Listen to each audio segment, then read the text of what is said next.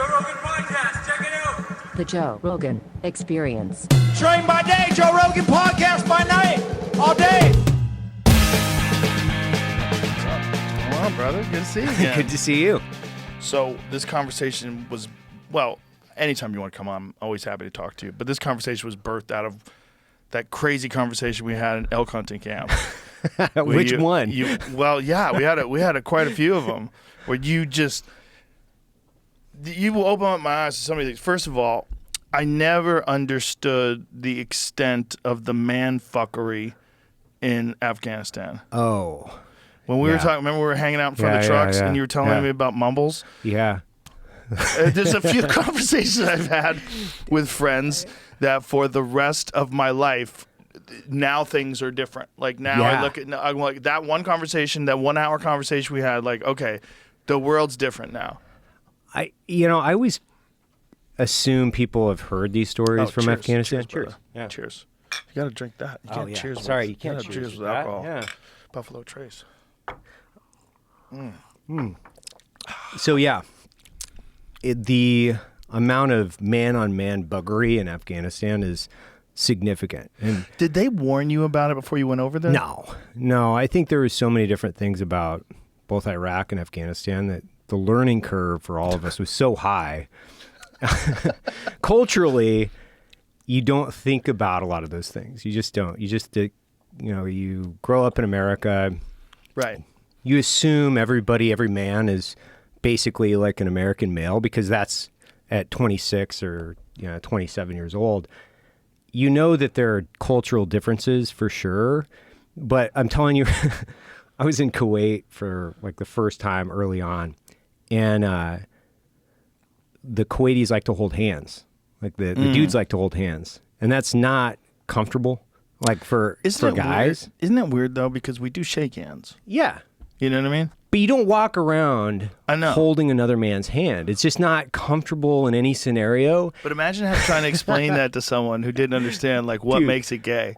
Like, at what point in time does, like, holding onto a hand, does it get, like, there's, like, a meter. Like, you can kind of, like, hold onto a hot potato for a couple seconds, and then it'll burn your hand. After a certain point, you're walking around holding another man's hand, and you've never really done it, probably since you were a kid, maybe holding your dad's hand when you're, like, 3 or 4 years old. And in special forces, they tell you, you have to work with the cultural differences, and they're just talking in generals. Right. Like they're not specific because they don't know where you're going, and you're going to have to work by, with, and through the host indigenous force. So you have to accept some of the things, the cultural differences, and just go with the flow. Right. So as a new Green Beret, SF guys, you're just walking around holding another man's hand. You're so freaked out about it. You're like, oh man. You're like, what the fuck does this mean? Like, you're questioning all your reality. Like, oh my God, and then after a few years, time and repetition and war or whatever, somebody goes to hold your hand and you're like, get the fuck away from me. I'm not doing that, bro. Come on. No, I'm not doing that. So you gave up after a while. Oh yeah. There's a lot of things you give up, right? You're taught in SF, drink the tea, eat the food, do everything assimilate. That they do. Yeah. Just completely assimilate. And honestly, like a lot of that is really good because it does teach you to be a lot more open as far as listening to what they're going through from their tribal plights. Like, what are they going through from a combat experience? What do they need? And you want to build rapport. That's what you want to do. But rep after rep in a war zone, you kind of get fatigued with that. And then you're like, yeah, let's just get to the dirt here, man. Like, who do we want to kill? Like, let's get to that. And got it. You don't like that tribe. We don't like that tribe. We don't like this. You don't like that. Cool. Okay, so I'm not going to eat with you because every time I eat with you, I can't shit for like a normal shit for like a year. So we're just going to not do any of that. And you're telling me you literally it. Didn't shit anything but diarrhea for, you said, more than a year? Yeah, it was years, man. I was living and working with the Afghans, and I went from Iraq, and I did the invasion with Special Forces from the South, and I did multiple rotations in Iraq, both with SF and then with the agency when I went over there. And then when we shut down Iraq in 2009, I turned around and basically went to Afghanistan in 2009. So I went from Iraq to Afghanistan, and then I went from Afghanistan, kind of finished up my CIA combat, I guess, experience, and then went back to the States to do a training thing. But by the time I got to Afghanistan, I had lots of time in Iraq. I had like 4 years on the ground. And Afghanistan was way different, but I was living and working with the Afghanis. I was eating with them. And your job is to not only train, assist, and advise, build rapport, but you're trying to figure it out. So you need to be on the ground with them, living, eating, breathing, sleeping, like the whole thing. And they're what we call the chow hall facilities aren't the cleanliest. You're trying, like you're working with them, you institute different things like soap and water is like a good thing. And it doesn't really matter. You're still going to get sick based on, the water, where is it coming from, what type of well source, like there's lots of different variables, obviously. But dude, I didn't have a solid shit for 2 years. And it was just kind of got normalized to the point where, you're, it's such a gross thing to think about, man. You could not trust a fart ever. I got this great story. So I came in off the gun trucks and I'm tired. I'm like, went into the embassy and I had a meeting with somebody in Kabul. And, I had this like titanium mug that was like the size of a toilet bowl. And I'm filling it up with coffee. And I haven't slept for, I don't know, let's say 20 hours at the time. I'm fucking dirty. And I'm filling up this coffee toilet bowl basically because I'm getting ready to go into a briefing. And I let out a fart, and it wasn't a fart. and the dude behind me was like, I didn't even turn around, dude. I knew there was somebody waiting for me. And I shit my pants. And I didn't even turn around. Didn't even blink an eye. Didn't even like lift up the handle because it's just normalized. And he goes, "Did you shit your pants?" And I was like, "Yeah." And I just turned around and walked off. It was the deputy ambassador or somebody. It was like the ambassador, right? And I'm just like, whatever, dude. I got shit to do. I'm out of here. Yeah. That's to the point of which I had a permanent stain in like my combat, my fatigues, right? It's just so bad. But I was like, you know what, man? You got shit to do. Like, people adapt. You don't sweat little things like that. And honestly, you're just trying to like get through you're trying to get through any and all things. And it's not like we're in trench warfare or anything like that. It's just like, dude, I had shit to do. I had people to train. We were going out and I couldn't let that, like, you can't pull over if you can at times, but there are just times where you just can't. So you just got to keep moving, and it sucks. It's like the less glamorous side. I don't know if there's a lot of books out there telling all the cool stories about that. So I mean? When did you find out about the buggery? Was it something that you need to lie to? Yeah, it was. So it started in Kuwait, and I had a Arabic linguist, and he was a younger kid. He was blonde hair, blue eyes, a Mormon kid. And he literally joined the Army at 18, 2 years later after going to the Defensive Language Institute in Monterey, California. You come out and you're speaking Arabic, basically. And young kid, blonde hair, blue eyes, good Mormon kid comes out, and he's with us.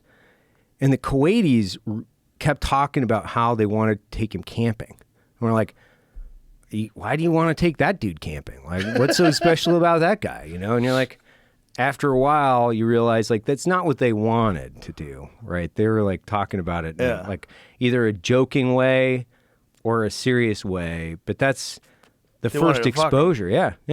And then did it take you a while to figure that out? Yeah, because you're so naive. Like, dude, I'm 26 years old. Like, I don't fucking know. I don't think this is a thing. I grew up in Idaho. Like, I know, it exists, but I'm so, blithely like moving through the world, like thinking everybody's an American male, right? Like, right. This is weird. And then, you go to Iraq, or I went to Iraq and multiple rotations over there, and you start to assimilate with the Iraqis you're either working with or you're training with, and then it kind of starts to fall apart, where it's like, oh, this is somewhat normal for them. Now, they don't talk about it, and I'm not saying it's like everyone, by the way. I'm saying like it's at least relevant enough culturally where it's somewhat normalized and not talked about. It's very strange. Is it similar in Kuwait as Afghanistan, or do they vary? Iraq is different? Yeah, they're all a little bit different. I mean, the Afghanis, we had to have, depending on where we were in their barracks living situation, like you had to put really hard restrictions, like, no butt fucking guys for the majority of this, because this is a health issue. We weren't like, it's not like we were putting Bibles on their beds or something. Right. We're just saying, hey, this is really unhealthy. You guys are going to spread a bunch of different diseases to one another. And like, we've got a mission to accomplish here. And every SF guy, every guy that's like been in Afghanistan knows what Man Love Thursday is. And it's kind of a thing that they do. Is it just Thursday, or is it? That's just a thing. It's just a to thing. Say. Yeah. But it's just they fuck each other. Yeah. They like it. So there's the kid with the blue eyes, and after a while you're like, hey, they don't really want to camp with him. They're trying to fuck this guy. Yeah, exactly. And then you start thinking like, hey, how much of this is going Yeah. on? That's exactly right. Yeah. And then as you're exposed to not more of it, because you don't really see it, you hear about it. So as you build rapport, build confidence in your friendships, and people start to talk about, but it is fairly pervasive, and it's one of those things that you just kind of accept that that's happening from a good portion of the guys. And 50%, 60%. Well, what we talked about, like kind of rewinding, it's the more disturbing factor is it's socially indoctrinated in the children, like the sexual exploitation of children. So it starts early and then it moves into the adulthood. Bachabazi is a real thing, and it's dressing boys to look like girls, and they have some Afghanis. When I say some, I don't know how pervasive it is, but it's a big percentage. And the adult male stuff, that's like one subsegment of their culture, but it's the sexual exploitation of children, that when you find that out, that's when things really turn for you psychologically. You're like, this place is really fucked. Yeah. And it's very pervasive. If you go back and you read The Kite Runner, when I read The Kite Runner when I was in Afghanistan, I realized that, it's not only the story about this kid, but it's also the story of Afghanistan. It's very, very, those stories run parallel, because children are sexually exploited regularly, and it's mainly the boys, from what I understand, to the point of which I was driving out on this op, I guess, from Kabul to Jalalabad. And when I first got to Afghanistan, I used to see these truck drivers, and I thought, my dad was a truck driver. It's really cool these truck drivers take their sons out with them on the road. That's such a really cool cultural thing. And my interpreter turned to me, he's like, those aren't their kids, dude. That's how fucking horrible it is. It's so horrible that they're on display. Yes. They're on parade, even, Yeah. You were saying. The guys would parade around their harem. Kandahar and different areas, they'll have parades, and they're on display as to, this is my harem, and they're proud of it. And that was one of the most disturbing things that we would talk about, specifically between like the departments, between Department of State, CIA, and the military. Is like, when you're out with the guys from a tactical and combat role, you see them and you interact with the way they are from a tactical level every day. And you'd bring this up to management, And they would say, what do you mean? That doesn't happen. That doesn't happen. Or they pretend it doesn't happen. But if you were on the ground in Afghanistan during the times I was there, honestly, from 2001, we'll say, to the time that we pulled out, everybody uniformly would agree with what I'm saying. If you spent some time in Afghanistan, you knew that it was happening. Jesus Christ. And did you see these parades? No. But National Geographic, I believe, did an article on it several years ago. See if you're on it, Jamie. Yeah. Bachabazi. I could be getting the pronunciation a little bit off. But it turns for you emotionally and psychologically, because you're like, okay, now I've got some hate. Right. Right. Yeah. Makes your job a little bit easier. Right. Yeah. Yeah. Makes your job a little bit easier. Yeah. It also makes it harder for you not to want to change the entire government system where you want to completely, rewrite the entire DNA of the cultural infrastructure. Right. Because it's sad and it's evil and it's all of these like really horrible things. So as much as you want to help the Afghans and their plight, yeah, there you go. Inside the lives of girls dressed as boys in Afghanistan, the cultural practice of bachaposh. Bachaposh. I think that's the flip. That's the reverse. Encourages parents to dress their daughters as sons for a better future, but often it only makes life harder. That's a different. So it's boys as. Oh, dressed so that's as the girls. opposite? That's the opposite. Yeah. Girls dress as boys. Mm-hmm. So this is a different thing. Yeah. Why do they do that? What's that about? Girls dressing as boys. Well, I think because. Well, one, there's a very low education rate when I come back to so they can get the kids educated if they pretend they're boys?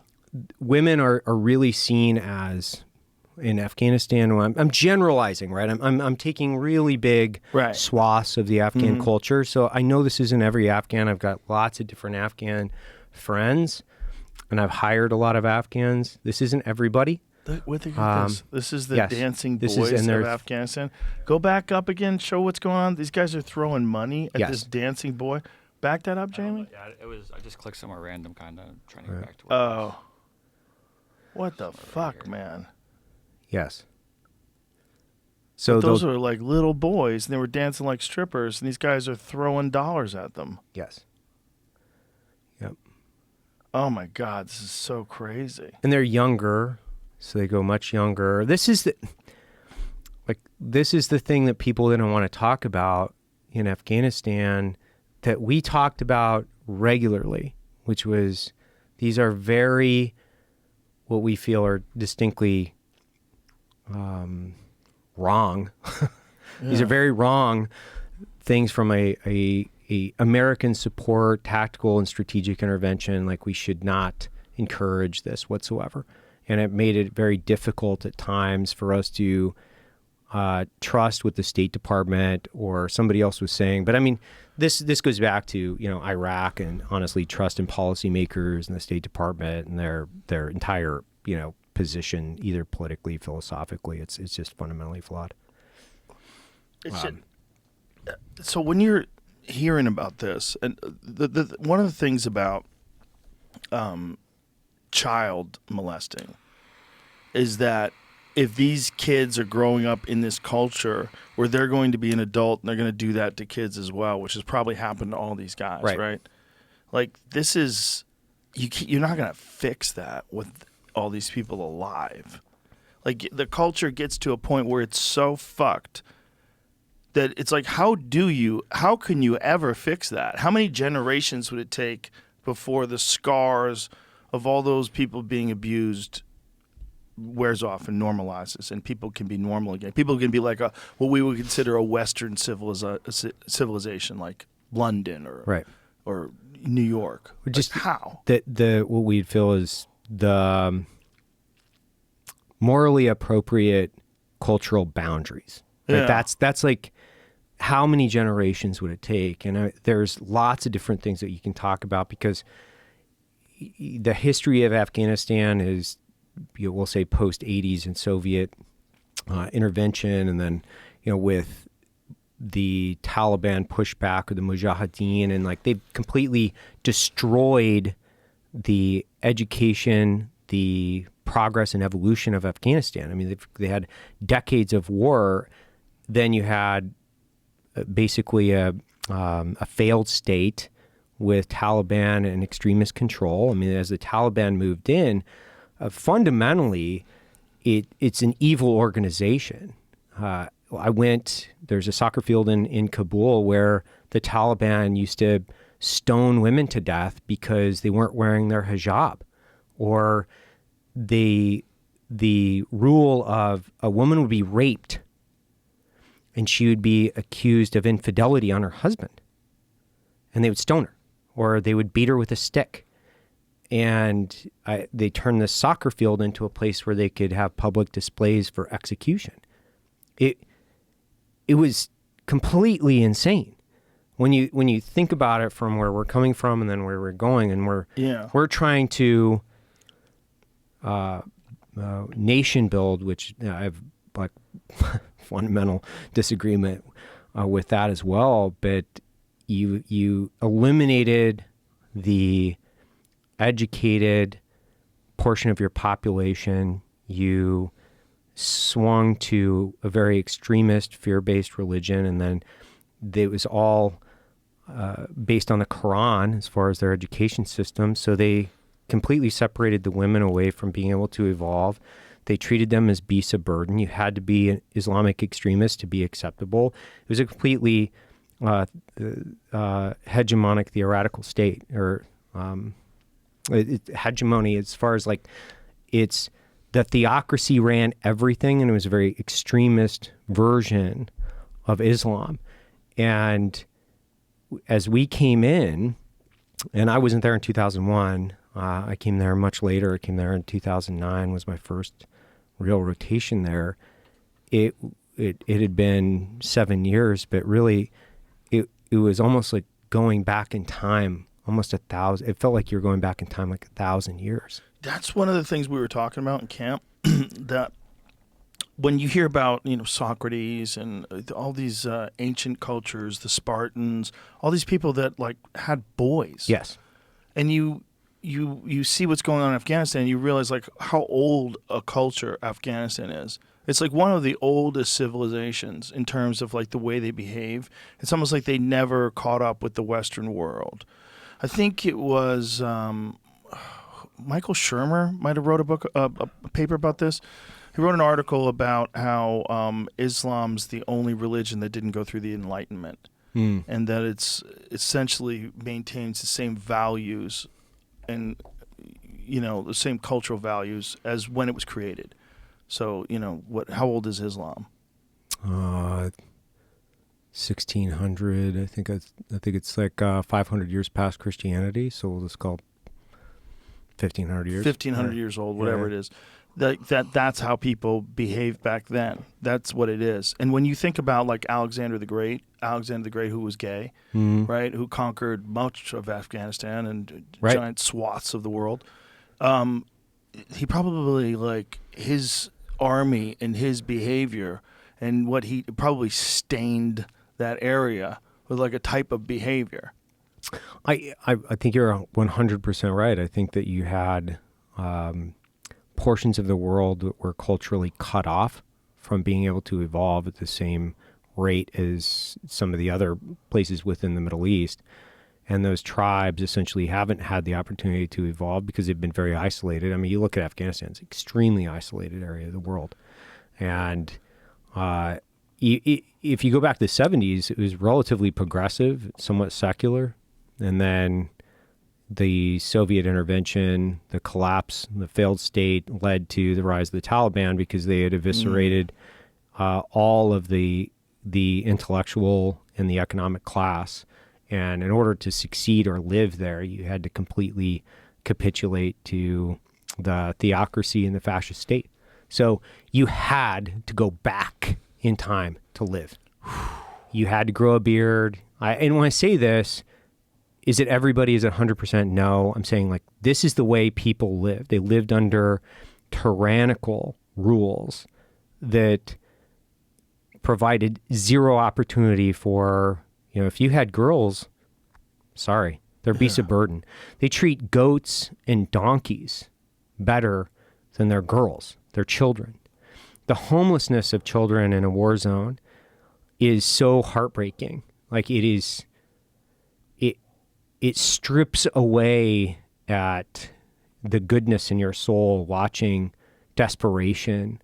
And when you see homeless children every day in these cities that are dirty, starving, and there's really not a lot you can do because you have a war to fight, and you not only think about it from the homelessness position, you think about the exploitation position. Like these kids are so fucked. They're homeless. They don't have parents because maybe their fathers were either, killed in the war. Their mothers can't afford to keep them, and they continue to have more kids. And especially if they've been raped, then there's a cycle of not only exploitation and violence, but then it's also it keeps them down economically. So you have massive amounts of children that were homeless and exploited, and they're starving. And it's you from my perspective, when you live in that environment and you can't think about it. Like you have to shut that stuff out. Because if you think about it, it's like opening the door of the submarine. All the water's coming in. All the water's coming in and it's going to fucking sink you. So you have to build a, for a lack of a better term, man, you have to build a callus on your soul. Oof. Because you can't function and meet and exceed your mission success criteria if you're gonna if you get steamrolled by depression on what you're seeing every day. Oh my God. Time and repetition, which is one of the big problems I think with the GWAT community, or at least what we've had in the last 20 years. I mean, there's lots of different compounding factors that I think contribute to the acceleration of veteran suicide, which I don't want to launch into some rant about the issues that I think we're all faced, but it's definitely something that I'm extremely passionate about. Yeah, I'm really hoping, we've talked about this a bunch of times in this podcast, but I'm really hoping that something's going to change with RFK and about psychedelics and veterans. I really, really am hoping that they open their eyes to this stuff. Well, I was talking to Marcus Capone, and he runs VETS, which he's the guy, his organization is the organization that takes the guys to Mexico to do Ibogaine. And Marcus is a retired SEAL. I was talking to him yesterday, actually. And I'll go off on this, which is, we as a subculture from the global war on terror community, the veterans, we're under an epidemic of suicide and depression. And the VA has not been a help to us, especially the war fighters, the guys that we have rogered up time and time and time again. They've gone overseas. We've done the bidding for the country. We've watched our friends get killed and fucking torn in half in very ultra-violent ways. We've been exposed to overpressure and chemicals and all these other things. And then we come back, and within the VA system, their answer is, here's your pills, here's your retirement, shut the fuck up. And it's not working. Marcus and I were talking about this yesterday. He was on antidepressants for 7 years. 7 years, antidepressants, and they weren't working. And he, just by chance, his wife, I believe, said this might work. We need to go to Mexico and do Ibogaine. This might work. So here's a guy that did it one time, has never been on antidepressant since. Did he have to get off them before he went there and did it? I don't know exactly what the protocol is as far as you have to get off and then you have to get back down there. I know that most of my friend group now, they've done it, and they have an extremely high success rate. VETS has done 1,000 former warfighters, and they have an extremely high success rate where they're eliminating pharmaceuticals. So they'll go down, they'll do it one time, maybe they've done, subsequent sessions, and they have this really high success rate. And this is Better part than of anything. this is part of the issue. Yeah. Is we're under an epidemic of veteran suicide, like more so than we ever have. And the worst thing about this too is it's also affecting our family and our kids. Like our kids are 4 times higher to commit suicide than our peer set. So it's not just the GWAT veteran community. Now it's our families and our children. You have something that has such a proven track record to help heal vets. And we can't do it without breaking the law. We have to leave the country. It's insane. So you can send me to Iraq under false pretenses, and you can have Wolfowitz and Cheney and Rumsfeld and all this like orchestra of fucking idiots can send us all to Iraq for weapons of mass destruction. We can go fight the wars, come back, and now we have to break the law to go fix what's wrong with our heads or our emotions or not only our psychology, but dude, we're broken. Like we've been beat up and kind of shoved in a closet, and then we're sedated and told to shut the fuck up. And meanwhile, Wolfowitz and Bremer and all these other guys, they get to walk around and provide, public speeches about how fucking great they are because they're, strategically important. Whereas my peer set, we're under an epidemic of suicide. Our kids are committing suicide. The VA's no help to us, and we have to go break the law. It's like you get to go flip a fucking coin and paint some paintings, and you think that everything's okay. And that one doesn't make any sense. No. Out of all the ones, that's one that mushrooms you can do recreationally. No one's doing recreational ibogaine. I've never done it before. Have you done it? No. I've never done it, but everybody that I've talked to, they said it is one of the most like ruthlessly introspective journeys in your life. It's not fun at all. Dakota Meyer told me, he's like, I fucking hated it. I couldn't believe someone made me do it.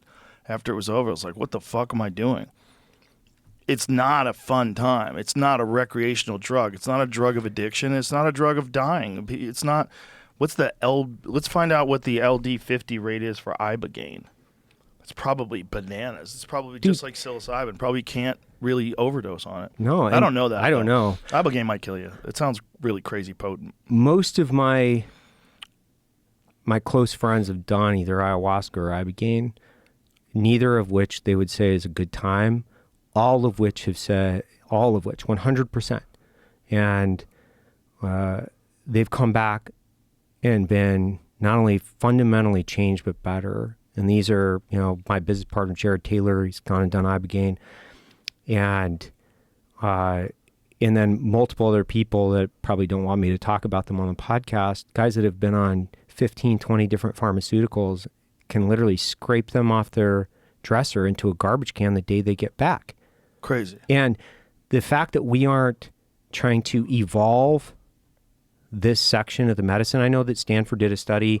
I'm not exactly familiar with all the data associated with it, but the fact that we aren't leading the charge as a country to come up with dynamic, out-of-the-box solutions for the guys that have gone overseas and, done the hard and courageous task for this country, and then they come back and they can't get help, and we're not pushing the envelope. Right. That's a crime. I mean, it's a crime. I got lots of issues with Iraq at this point, right? I mean, it's fundamentally, and I've told this to people, like Iraq is with me every day, right? Afghanistan was a part of my life, but Iraq fundamentally changed me for the rest of my life, and I think about it every day. It's not going away. It'll never go away.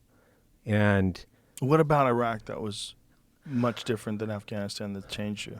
Well, it's the first war experience I had. And, for me, I was like hook, line, and sinker. Regime change, move. We've got to find weapons of mass destruction. We've got to eliminate the threat. We got to fight them there so we don't have to fight them here. Everybody thought it was real. Hell yeah. Yeah, I mean, there was nobody more motivated to go to war than me, Yeah, I mean, I'm sure there was, but you know what I'm saying. You were in right? that group. You were gung-ho. Oh, 100%. It's not only, hey, we're going to go to war, we're going to do something good for America. These guys attacked the United States. We're going to eliminate the terrorist threat. And war is such a strange and surreal circumstance because it changes you for good, it changes you for the bad. And I've looked at this a lot. And I looked at like life experience like a radio wave, almost like a band where you have highs, you have lows, and most people, we'll call it 90+% of the United States, their frequency only gets so high and only gets so low, and it basically stays within, we'll say, a fairly small band within the center. Combat, what happens is you go really high and you go really low, and it forces you outside of social norms on a second-to-second basis. And then you do that over and over and over again. And so one person might get in a car wreck in their life, and that goes really low. So it's a really high adrenaline dump, and it goes really low because they have an injury. That's like one thing. Well, going out in a combat zone multiple night, like not only multiple nights a week, sometimes you're doing multiple targets a night. You might be getting in what the rough equivalent of an adrenaline car wreck, what the rough equivalent of a car wreck from an adrenaline dump and a high and a low. You might be doing that 3 or 4 times a night. And then you're doing that night after night, week after week. And it fundamentally changes you because you have to chop all of this down, because if you get too ramped up and too chaotic, you're going to lose control and you won't be able to complete your mission criteria. If you get too low, you also won't be able to achieve your mission criteria. Your survival instincts kick down, so it chops your ability to feel all the way down to a normal person's bandwidth because it's a survival mechanism. And this is just my own assessment. So from a combat experience perspective, the first time you feel it, and I'll tell you, I mean, the first time I was in an ambush, I was losing my shit. I mean, anybody that tells you they're not fucking scared, they're either like fundamentally flawed. They're like Travis Pastrana, doesn't have like a fear portion of his brain, or they're just lying. Like, you're scared out of your fucking mind. Like going north, like driving north into Iraq, you're looking into the deep, dark abyss of the unknown. And you're like, what the fuck? Am I going to be a coward? You know, am I going to live? Am I going to die? I mean, our projected casualty rates was that we were going to lose most of our ODA. So you're stepping into a situation where you're going, okay, well, I know out of this 6-shooter that I'm going to play Russian roulette with, there are 4 bullets in this. Oh my God. And you're driving north going, okay, let's fucking do it. So you've already capitulated and given yourself up to die, which is, it's actually a very cathartic, and I think personally an experience that you can evolve from. Because at that point, if you're dead, you can live uninhibited. Like, everything I do from this point forward is gravy on the steak, man. I'm already dead. Right. I was driving north in Iraq, and I like through like the desert, and my best friend and I are like driving north, and you have like hours to stare off into the fucking sand. You know, you've got night vision goggles or whatever. I had a whole fictionalized funeral for myself. I just fucking, what else am I going to do, right? You're just like driving north, you know, and there's nothing going on. So I had a whole fictionalized funeral. I buried myself. And so I was already dead, or at least I felt like that. And then we get in our first engagement, and the world starts cracking apart, and your mind can't keep up to what's actually happening. You'll hear the gunfire, and you know, I felt the explosion. I looked in the rearview mirror of the Humvee, which just sounds crazy. I looked in the rearview mirror, and I saw this like car-sized chunk of fire flying behind the vehicle. Like, so distinctly remember this. And I'm turning my team leader, And I'm like, we gotta get the fuck out of here. You know, I'm like losing it, right? It's so stupid. It's so stupid. We gotta get the fuck out of here. You know, I'm like losing it, dude. I'm just fucking losing it. And he's like, and he's cool, man. He's like calm, cool. He's on the radio, you know, he's like, you know, vehicle 1, you know, or vehicle 3, this is vehicle 1, vehicle 3, this is vehicle 1. And we're checking to see if we have comms between us and the other vehicles. And I'm fucking losing it. I'm like, we gotta get the fuck out of here. You know, it's like, okay. Because, I mean, you know, you're used to like watching movies or whatever, and it's the first time anything like this has ever happened. Right. And at this point, you know, the full insurgency hasn't kicked off, that we're hunting Fedayeen. These guys weren't the most sophisticated cats on the planet. They weren't that good. So, but we end up pushing through and then consolidating at the end of this. And fundamentally, this like changed my tactical experience in combat forever, because my team leader, who I respect and loved, he was killed 2 years later. He's one of my best friends. Was my best friend. He turns to me and he goes, "Hey man, if you don't have a solution to the problem, just shut the fuck up." That's great advice. I know. That's great advice across the board. Yeah. And I was like, okay, roger that. You know, I was like, okay, fucking roger that, man. And then it became a practice discipline. When shit's going super sideways and, you know, bullets, when bullets are flying. I hate sounding like that. I don't want to sound like that at all. But that's what it is. Dude, you keep your shit together. And then I became, by the time my last ambush in Iraq I was in was I'll bookend this experience with ambushes. I was in Mosul, and I was in a little BMW trying to work my way, and I was working it was basically a low, like you're trying to fly under the radar, you're low vis, CIA at this point. So we're trying to blend in. We got hit at a checkpoint and they light us up. And so now I'm alone in a car with another guy and the CIA chief. And the entire Iraqi army in Mosul, Iraq, is essentially pursuing us through Mosul is the size of Los Angeles. And I started at the north end of Los Angeles, basically, and had to work my way to the southern end of Los Angeles being shot at. And I'm trying to sort through the problem, man. Like, I got a fucking map sheet, and you don't know. I mean, this is Mad Max in the fucking Thunderdome. I mean, Mosul was one of the most fucked up cities in Iraq. Like, it looked like going back to Stalingrad in different sections of this place. It was a complete shit show. And I'm alone with the guy I was with, and I'm trying to navigate through the city and help the driver. We're being pursued from literally north to south. Yeah, being shot at, and we're going, okay, right turn, right turn, right turn.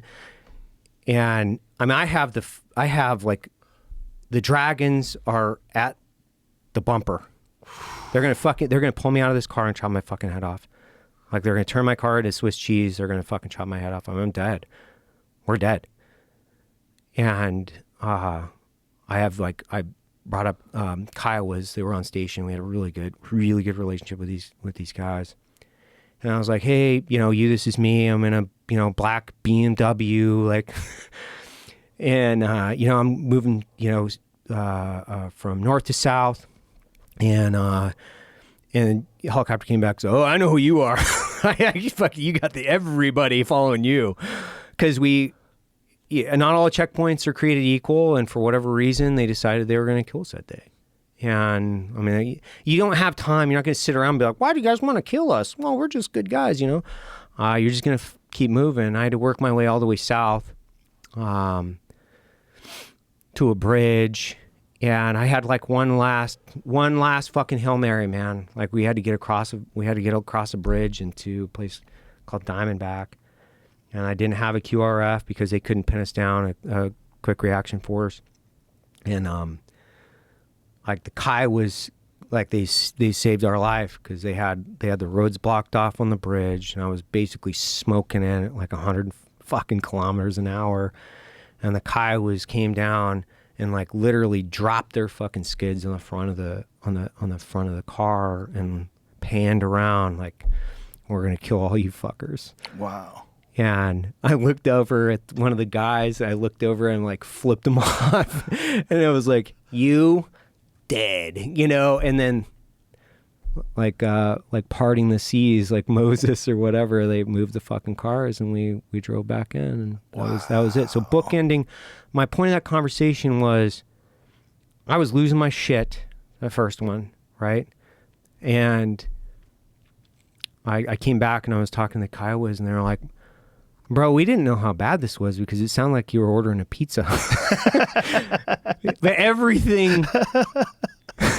everything in between was like rep after rep after rep after rep was like calm down, keep your shit together. And one of my really close friends, this guy Jeff Kirkham, my first team sergeant, like awesome fucking guy, like one of the most tactically relevant people in my life. He's like, psychology is more contagious than the flu. So when you start losing your shit, that's so true. It infects everybody else around you. What a great quote. And psychology is more infectious than the flu. That is a great quote. Yeah, man. That's so real. So real. That's so real. That's so real. With everything. Everything. Everything. It controlled every piece of what I would do from that point forward. Like, lose your shit in a gunfight, and then you infect everybody else around you. Yes. Rise to the occasion, be the calm in the chaos, become even if you don't feel like it, even if you're a wigging out, man. Like, of course. Internally, you can barely keep your shit together, but what you do is you're like, okay, but I gotta project this, because if I infect everybody else with my chaos, I'm injecting more chaos into the equation, and we're all going to run the possibility of dying because of this, because of my actions.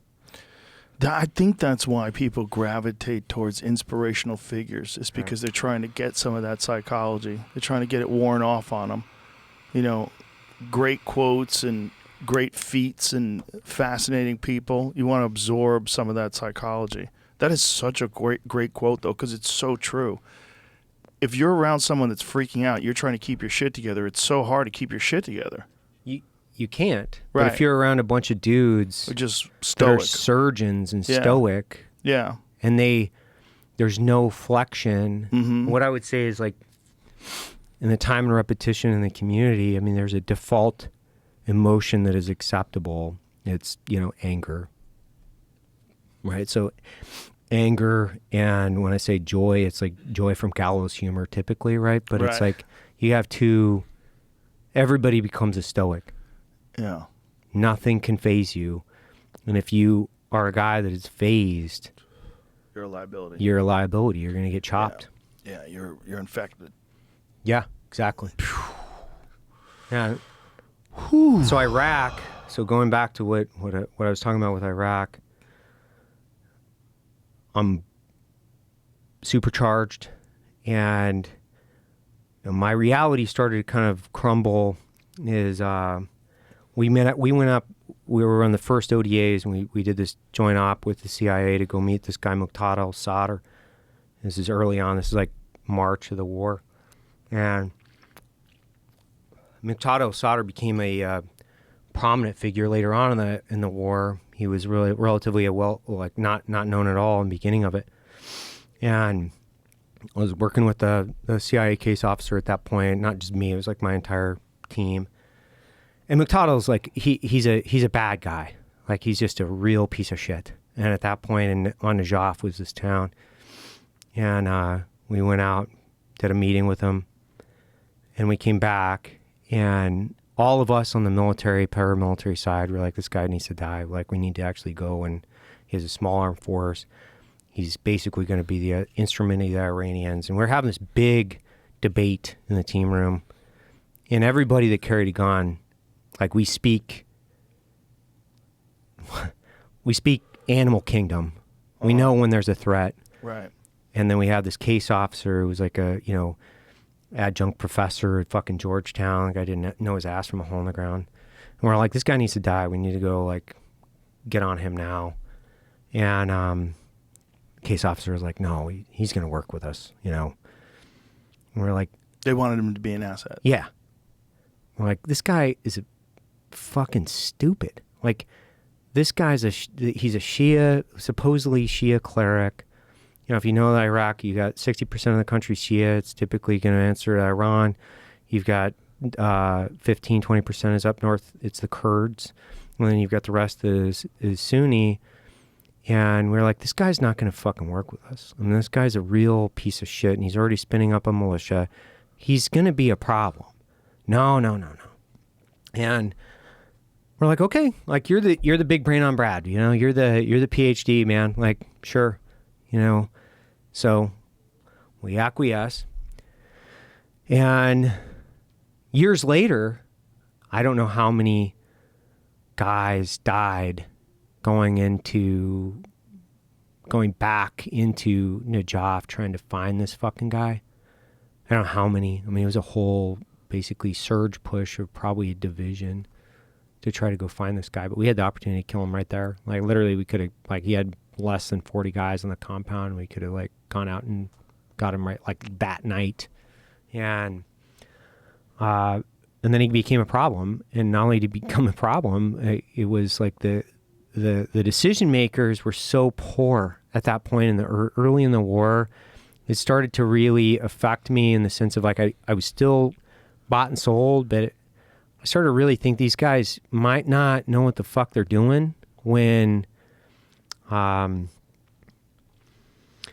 was like Wolfowitz and Rumsfeld and Brennan when they de-Baathified Iraq. So after we invaded, they did this thing called de-Baathification, which was basically they fired the military and everybody that was involved in the Ba'ath Party. And we're once again we're in the team room, and we're watching CNN, and it's Rumsfeld talking about we're de-Baathifying Iraq, we're firing everybody, and I'm not exaggerating. Everybody in the team room was like, "What the fuck? Like you guys are going to create the insurgency?" Like it was on the ground, that moment, that second, like I wanted to throw, like I wanted to throw a fucking brick through the TV. Like I was like, these guys are paint by numbers creating an insurgency. They have no fucking clue what they're doing. And that was like that moment, which is fairly early, where I lost a lot of confidence in the decision makers. But okay, the question is, well, why'd you keep going back? Well, because you want to try to search for meaning, and you're trying to find the actual purpose. Like, what is the purpose? Like, are there WMDs here? Like, are there, like legit direct traces back to 9/11? Are there things that we're doing that are going to directly affect and protect America? And you're kind of searching for it.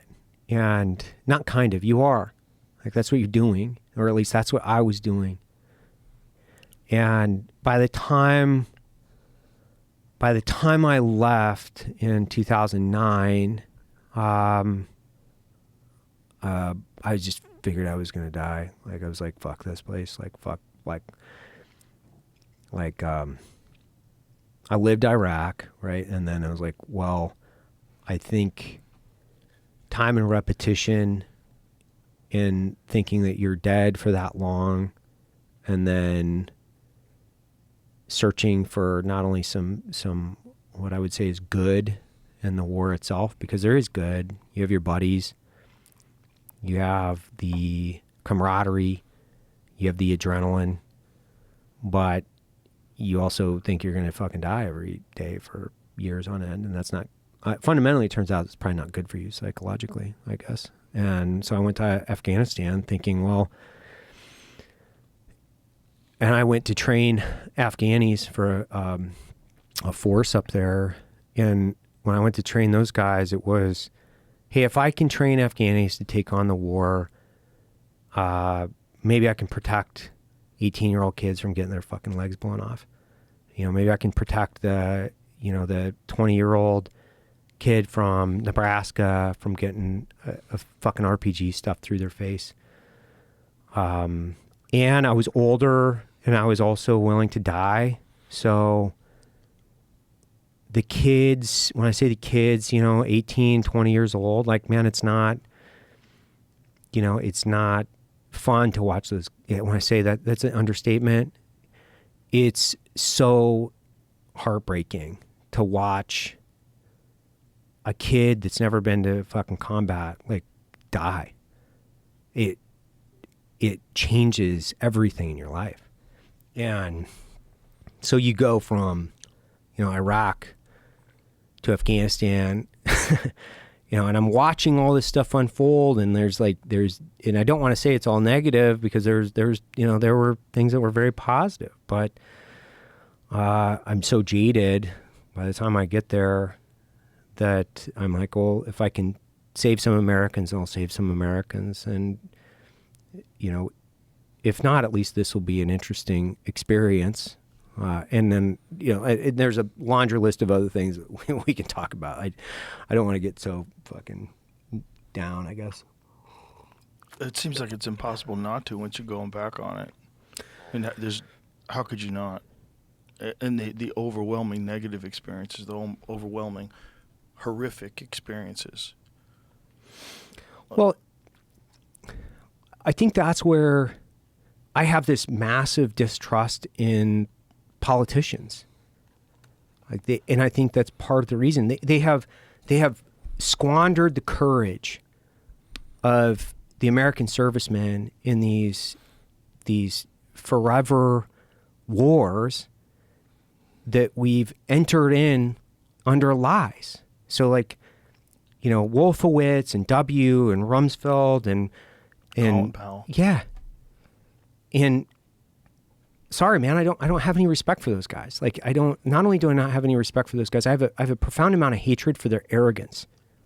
Because I'm in my 20s. I'm not making excuses, but there's plenty of guys like me that were not only hook, line, and sinker, and I'd still sign up for this country. I think service is a remarkable courage. It's courage and service back to our community is something we have to cherish, like we do. But when you have an orchestra of idiots that are manipulating the courageous men and women of our country to go into these wars based on a neocon pipe dream, and there's no consequences. You can pull out of Afghanistan only billions of dollars of equipment. Who the fuck got fired? But if I made a mistake, if me and my buddies made a mistake, we lost our lives. We go to jail. Like, we lost our clearances. And I'm not trying to sound like a whiny bitch. I'm just saying, like, no consequences for these guys. Nothing. They get to go paint paintings and they think it's okay. Imagine no consequences for lying about weapons of mass destruction. And has there ever been a large-scale investigation as to what led them to either believe or to push the narrative that there was weapons of mass destruction? Well, I think if you read, I mean, there's a lot. I think there's a lot of there's a lot of books out there, obviously, and whether or not you have to kind of sort through the actual documents and figure out like where these guys were at. And I've spent a little bit of my life trying to understand from their perspective, and I honestly think big part of it is the guys who are making the decisions. Their hubris, their utopian belief that they were going to be able to rebuild Iraq like Houston, like, oh, it's an oil country, and, they really believed that if they didn't rein in this rogue nation of Iraq, that Iraq was going to eventually contribute to terrorism. And you had guys that were so consumed with their intelligence when it flipped to not only hubris, but they didn't have wisdom. They had intelligence. Wolfowitz is a smart guy. He's not an idiot. the problem is he's not wise. These guys weren't wise men. There's a difference between having a high IQ and having the experience and repetition, seeing death and destruction, seeing people's lives fucking torn apart, and then understanding something from reading a book or thinking about it from an economics perspective. And, you know, I think Wolfowitz, Rumsfeld, Cheney, they had this belief that they could do anything they wanted to validate this. And they did. They had to data mine information and pull and pluck from different analysts that agreed with them. But most of the intel community didn't agree with them. They're like, we had defeated the Iraqi army to the point, when I say defeated it, like if we go back to the 90s, we say Desert Storm was 91. And then from that point forward, you can basically say, you know, HW to Clinton administration with the economic sanctions and with the integrated bombing campaigns that they had led throughout the 90s, we had essentially stuffed that guy back into a hole where the only thing he could do was sell oil on the black market. And he had a fascist state where he and his family had, you know, complete control out of the country. But he wasn't going to be a threat from an international terrorism perspective. That's just false. It's not only false, but it is patently false. And they had to mine the data to validate it. They had to lie. They had to sift through and find and pick and pull the pieces of information. And they really thought this was going to be a fucking cakewalk. They did. Because of Desert Storm, you think? They thought because of Desert Storm and they were listening to these assets like Chalabi and some of these former Iraqi exiles, and they're listening to these guys who, by the way, were also manipulated by the Iranians and paid for by Iranian intel guys. They were Iranian assets. They're listening to these people, and they were living in their own echo chambers, validating this idea that it was better for regime change, for the international, not only the international economy, but it was going to be, you know, a stable petroleum-based country where we could integrate democracy. And none of these guys were Arabists. None of these guys actually understood the Middle East, not one. They didn't have any combat experience. They didn't really have any combat experience from the long-term, low-intensity conflict, guerrilla warfare perspective. They were given not only the information, but they were given most of the information they were given was saying this is going to be much more complex than you think it's going to be. And they denied not only the opinions, but the information, and they went ahead with their fucking plans anyway. Rumsfeld single-handedly dictated how many people were going to participate in the war. Like, he was dictating how many divisions it was going to take. And he's like, actually, I think you could do it for half that. Like, he was like trying to negotiate how many guys that Tommy Franks was going to use to invade Iraq. And Tommy Franks didn't have the balls to say, actually, I need 2 more divisions. So a lot of this is just like fundamentally, these are professional politicians and bureaucrats drinking their own piss. Like I was saying earlier, you know, like you can drink your own piss once or twice before your kidneys start to shut down and it'll fucking kill you, right? These guys are all sitting around in their echo chambers talking to the same types of people, defining how they were going to send servicemen and women to Iraq, and they were wrong.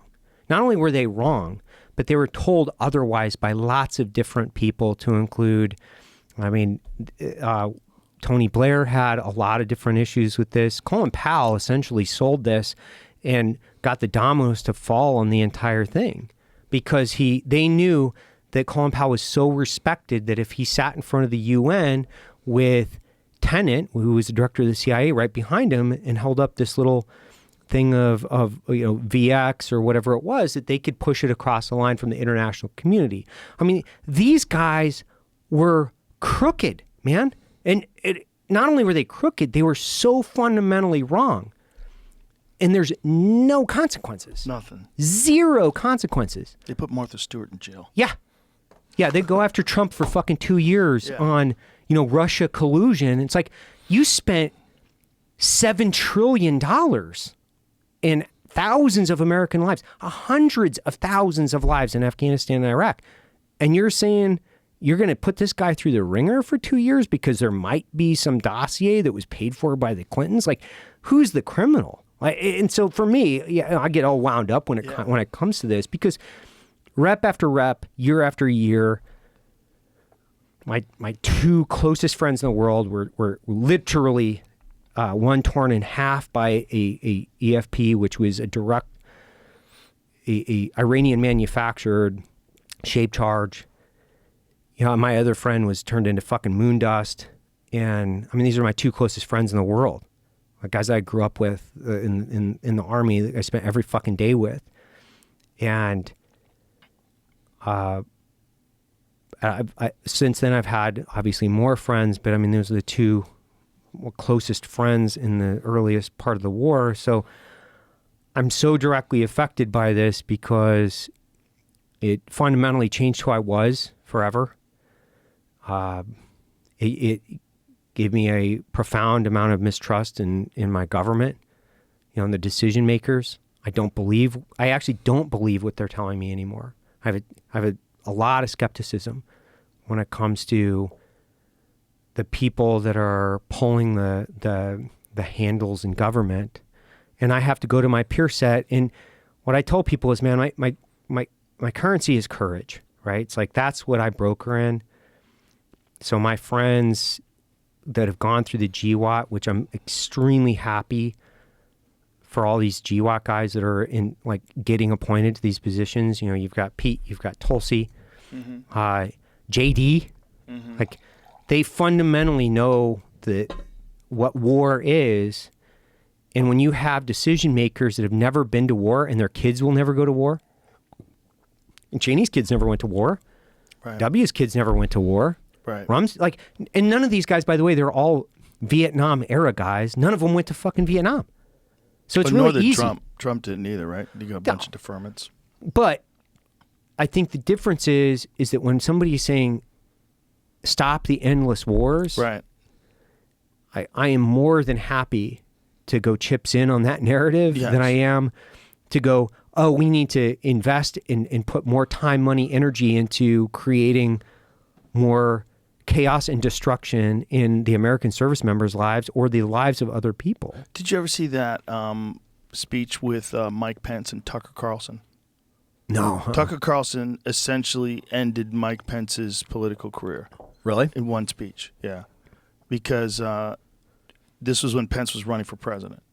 And Tucker was sitting there with him, and Pence was talking about getting helicopters and tanks and weapons to Ukraine. And he was explaining how they were being incompetent because they weren't providing them with what they needed. And Tucker went on this rant. See if you can find it. I bet you could find it under that. Here it is. Listen to this. This is the whole thing. You should make sure the Tucker part, because it's 4 minutes long. Let me hear what he says. Look, just start right where your cursor is. Click where your cursor is. January, we'll let somebody transfer some jets. I'm sorry, Mr. Vice President. Yes. Have you? I know you're running for president.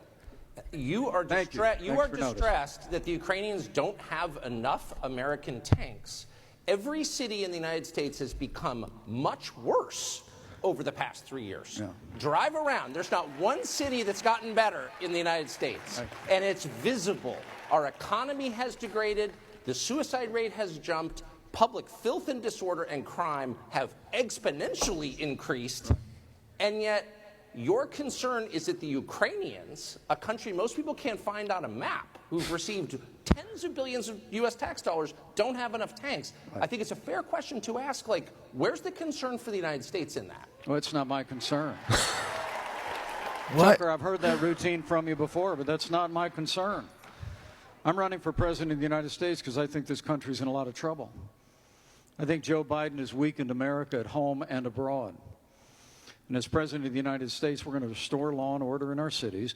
We're going to secure our border. We're going to get this economy moving again. And we're going to make sure that we have men and women on our courts at every level that will stand for the right to life and defend all the God-given liberties enshrined in our Constitution.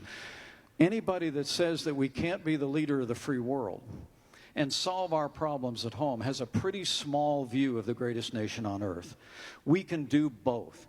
And as President of the United States, we will secure our border, we will support our military, we will revive our economy and stand by our values, and we will also lead the world for freedom under my administration. I promise you. Amen. Vice President Mike Pence, thank you very much. Just that. That's not my concern. That's not my concern. What the fuck are you talking about? Why? How would you ever answer anything that way? That is not my concern. That's not your concern. No. You don't think he just made a really good point that we're really confused as to, first of all, aren't we like $1 trillion in debt? How do we have? No, we're $35.5 trillion in debt. Like, it's crazy. It's crazy. How do we have the money? How do we have the money to send to Iraq and we don't have the money to fix our cities? How can you say that's not my concern? What that is the opposite of what Trump is. Yeah. That is nonsense talk. I mean, not that he doesn't have nonsense talk, but that is not a person's real feelings. No. That is just political speech. That's just, we're going to clean up our country. We're going to preserve the right to life. It's memorizing sound bites. Exactly. Like, and that's the entire problem with Washington right there. Yeah, exactly. They memorize sound bites. They say one thing, they do the other thing. Exactly.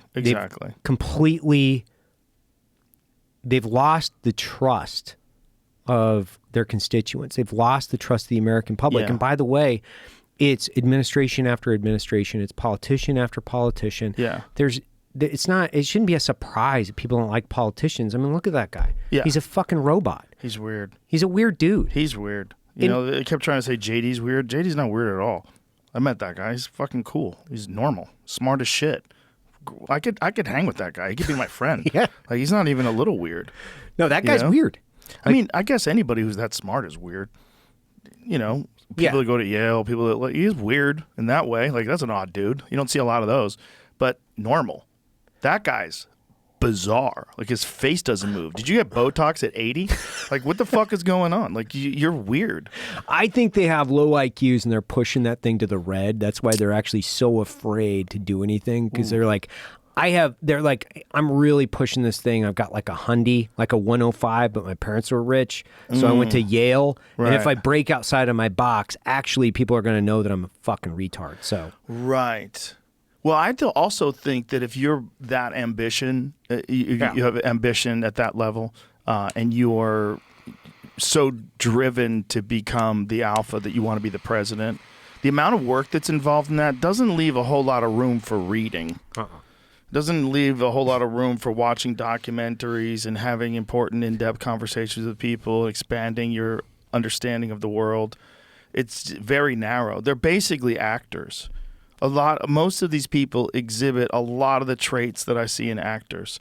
This desire to morph oneself to please the people around you, the saying the things that you think people want to hear because you want to get ahead. It's all like very similar. They're actors.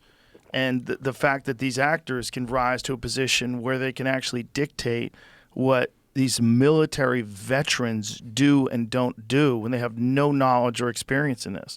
No. That's the fact that that's a real thing is fucking crazy. It's really crazy. I mean, I think that's, by the time I left, I was so jaded, and the motivating factor was, I was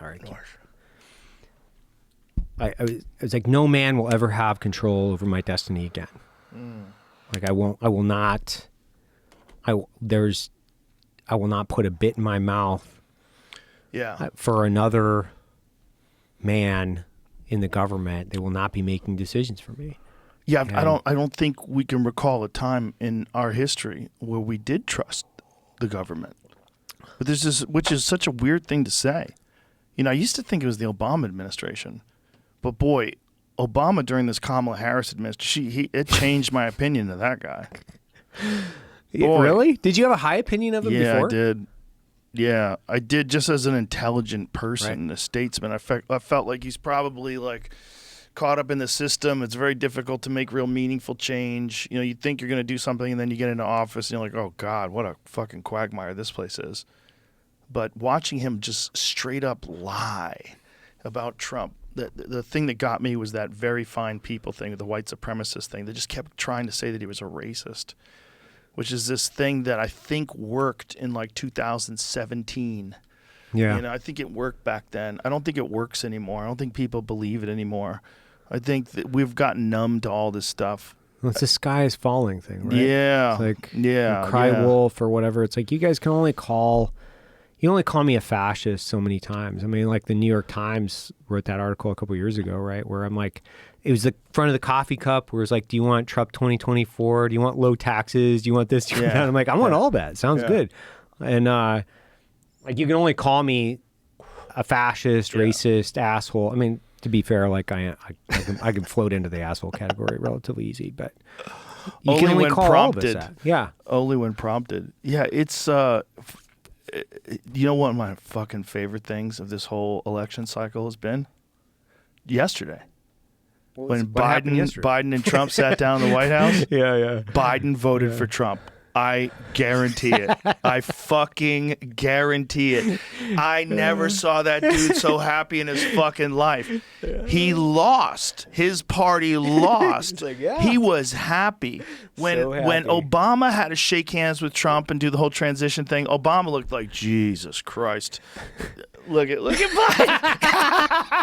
Look at his fucking smile, dude. Trump's like, whatever. Dude. Look at his him. fucking smile, man.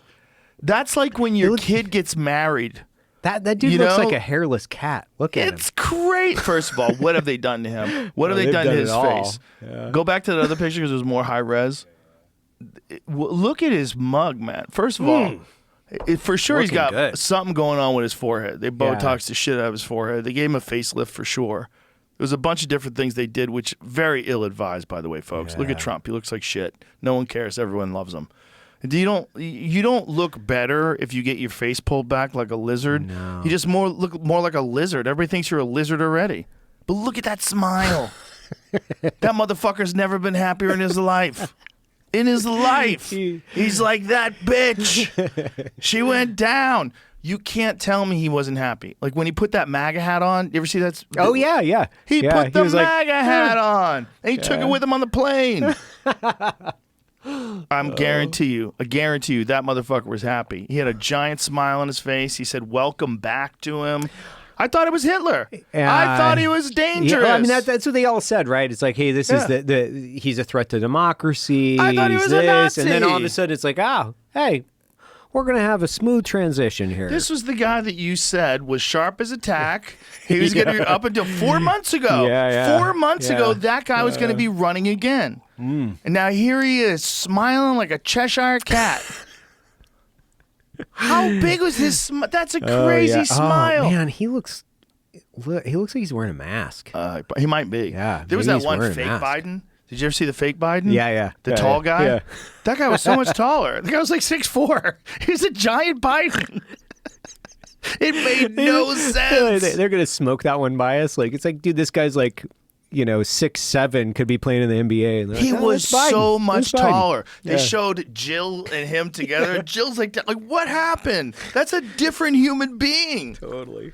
It's so nuts, man. It's so nuts. All the different things that happened during this election are wilder than anything you've ever seen in a fucking movie. It brought so many more people into politics too. And people, yeah. like, the more people pay attention to what's going on with politicians, with the country, I don't think that's a bad thing, because Right. I think bureaucrats and politicians alike, they directly benefit from people not paying attention. Yes. And so they only want you to pay attention once a year when they're going to try to get everybody galvanized around a couple little stupid things and then get them out to the voting booth, but not too many. Like, we don't want a lot of complex thought out of the voters. We don't really want them to think about too much, Right. because we still got a national deficit that we got to increase, and I got to line the pockets of all my buddies. Yeah. Raytheon, Northrop Grumman, and Lockheed Martin. Like, we don't want them to get in too far. Yeah. Like, don't start talking about the reserve, or don't start talking about any of that other stuff. Yeah. Like, I think that's what it is. Well, I think that's also why politicians are, some of them at least, are terrified of podcasts. Yeah. Because you do have to talk about that. But that's what makes guys like JD and guys like Trump unique.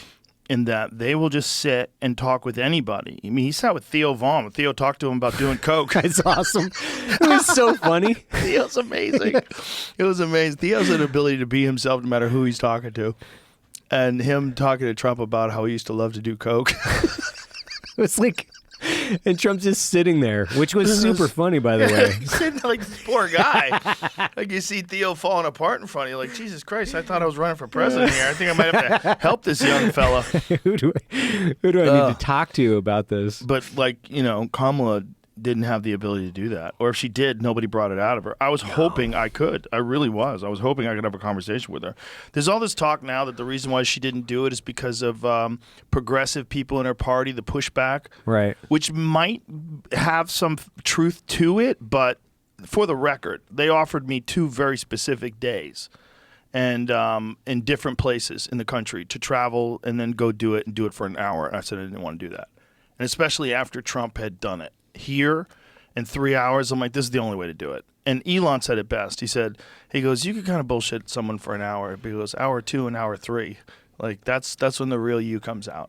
Yeah, you're gonna get. It's the real you. You're gonna tear the layers off the onion, right? So 100%. it's like 100%. It might make you cry. Yeah. And the more you peel it, the more you might be like, oh, this person's fucking stupid. How as shit. much are you bullshitting the world, right? And the quote about Trump or the narrative about Trump has always been that he's bullshitting everybody, that he's a con man. He's definitely very persuasive. Scott Adams has wrote about this pretty much in depth about how well Trump practices the art of persuasion. Mm-hmm. The art of the deal. He's great at making people his friend and making relationships. And if you're his enemy, fuck you, scorched earth. It's like this. And there's fear of that. You don't want to get on his bad side. There's all this there's this art of how he negotiates, and it's gone through this years and years and years of business. But that's him. That's the guy's right there. You could talk to him about everything and anything. He's right there. He's not protecting any of his ideas. He called a girl he allegedly slept with horseface when he was the president on Twitter. It's so funny. It's the wildest shit. So you're getting what you get. That's who the guy is, and I like him. I've grown to like him. I had a much more negative opinion of him back in the day because it was. There's only so much you can pay attention to and do deep dives on before you lose your fucking mind. And with him, I was always like, oh, that guy, the grab him by the pussy guy, it's probably not good for the country. That seems crazy. But as time went on, I was like, oh, you need a guy that is completely crazy to expose how corrupt the whole system is and how they all collude together and how they all say this. There's all these montages of clips of news organizations saying the same narrative outright over and over, verbatim, word by word. They're getting fed this by someone, some entity, they're somehow or another they're collaborating. And they're all choosing this very specific narrative, and they're running with it, and they're trying to destroy people with it. And I saw them do it with me. Yeah. I saw them do it with me during the COVID thing. And it was all motivated by the pharmaceutical drug companies and the profits. And they were terrified that someone's going to come along and somehow or another put a notch in this little thing that they've created, which is a devious little thing that they've done, where they eliminated all sorts of other remedies. They cut out all these generic drugs that possibly could have been used to help people. They denied people the use of monoclonal antibodies. They pushed the fucking shit out of this one thing so they could make money off of it. And they did it in collusion with the media. No one acted like a journalist. No one looked at the excess deaths. No one looked at the instances of myocarditis in young people. No one looked at any of that. There was no journalism. It just showed everyone that the whole system is bought and paid for. It's all corrupt. And the only way you could find out who a person really is to listen to them talk for long periods of time. It's the only thing, it's the only truth serum we have left. Right. And even that's not 100% effective, but it's pretty good. It's pretty fun. Your brain knows bullshit. You ever met some guy and he's dating this girl that and there's just something about it's like, what, he's shaking my hand, he's being nice to me. And I'm like, I don't trust this motherfucker. Something's gross about this guy. And then you find out he's a piece of shit.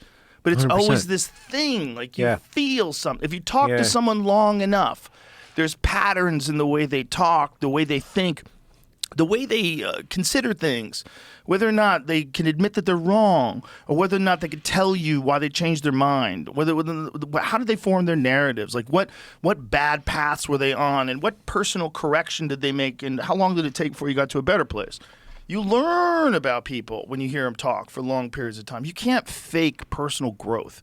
You can't fake like stuff you've learned. You can't fake flaws that you're willing to expose to people so that they could perhaps see them in themselves.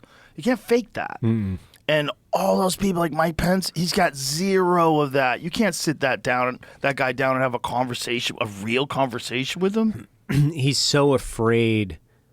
Honestly, I don't think he even knows who he is. Probably doesn't. Guys like that don't even know who like they are. Like an actor. Yeah. They're like actors. Like my buddy Dave, we were talking yesterday. You met him the other night. Like I've known him for 20 Great years. Guy. Like he was a lot of fun. Dude, we met in Kabul back in the day. Dave and I, like, we go way back. And he's good friends with Bruce and with my friend Kevin. Yeah. Crazy. Like, because he was a team guy, right? So he's like former SEAL, CIA guy. And Dave and I were talking about this, and when you can just be authentically engaged with people, where you can just be yourself, and that's part of the issue with, I think, a lot of vets is, and why they connect really well with vets, is because you can just authentically engage with people and say, this person knows I'm a little bit broken. This person knows that I've probably done shit that I'm not super proud of, and they know that I've got a dark sense of humor, but I can like just kind of I can open my heart and just have a real conversation with somebody. And that's the shit you chase. Yeah. Where you can just be yourself and you can talk about stuff and you can like try to evolve the way you're thinking and feeling. Right. And these artificial bullshit conversations that we have throughout our day with people we don't give a shit about, or these like, inauthentic, unreal, veneer people. It's like, I have no interest in having a conversation with a fake person. They're stupid. The best thing that I took out of moving to Texas, from moving to LA, I have way less of those conversations. I have almost none of them here. All my conversations here are like with normal people. Right. They're normal. So many people are infected by the rhythm of Hollywood, which is just about people trying to become successful. And the way you become successful in Hollywood is you get chosen because you have to go on auditions. Right. That's the primary, right? The number one, top of the food chain. Well, I guess rock star and movie star are number one and number two. Maybe interchangeable. Maybe they're the same. Same. If it's a 10, like biggest stars in the world, it's 10 movie stars and rock stars. And movie stars, everything you do is about your relationships with people and whether or not people think you align with them politically and whether or not you support the right causes, you wear the bow tie at the Oscars, you act proper, you do all the things that you're supposed to do. And if you do all the things you're supposed to do, then you get into the club. And if you don't do all the things you're going to do, then they're not going to use you. They're going to use Daniel Craig. They're going to use this guy. They're going to use that guy. They're going to use Dave Bautista. They're going to use The Rock. They're going to use... There's so many guys that want these roles, and there's only so many good roles. Right. Especially if you're going to be a male movie star, so no one can color outside the lines. And Dennis Quaid is like one of the rare few, like male movie stars who just fucking completely gave up. He's like, I support Trump. I'm a Christian. I sing gospel music. Like, fuck you. I quit. And he did this Reagan movie. It was a Reagan movie. Okay, it's about a 1980s president. They wouldn't let him advertise on certain social media networks because they said it was during the time of the election and it could affect the election. What was it? Was it Facebook? Like what kept him from? Was it YouTube or Facebook? One of the social media outlets kept him from advertising this movie, which is a great movie about Reagan, where he plays Reagan. He does a fucking amazing job. It has nothing to do with today.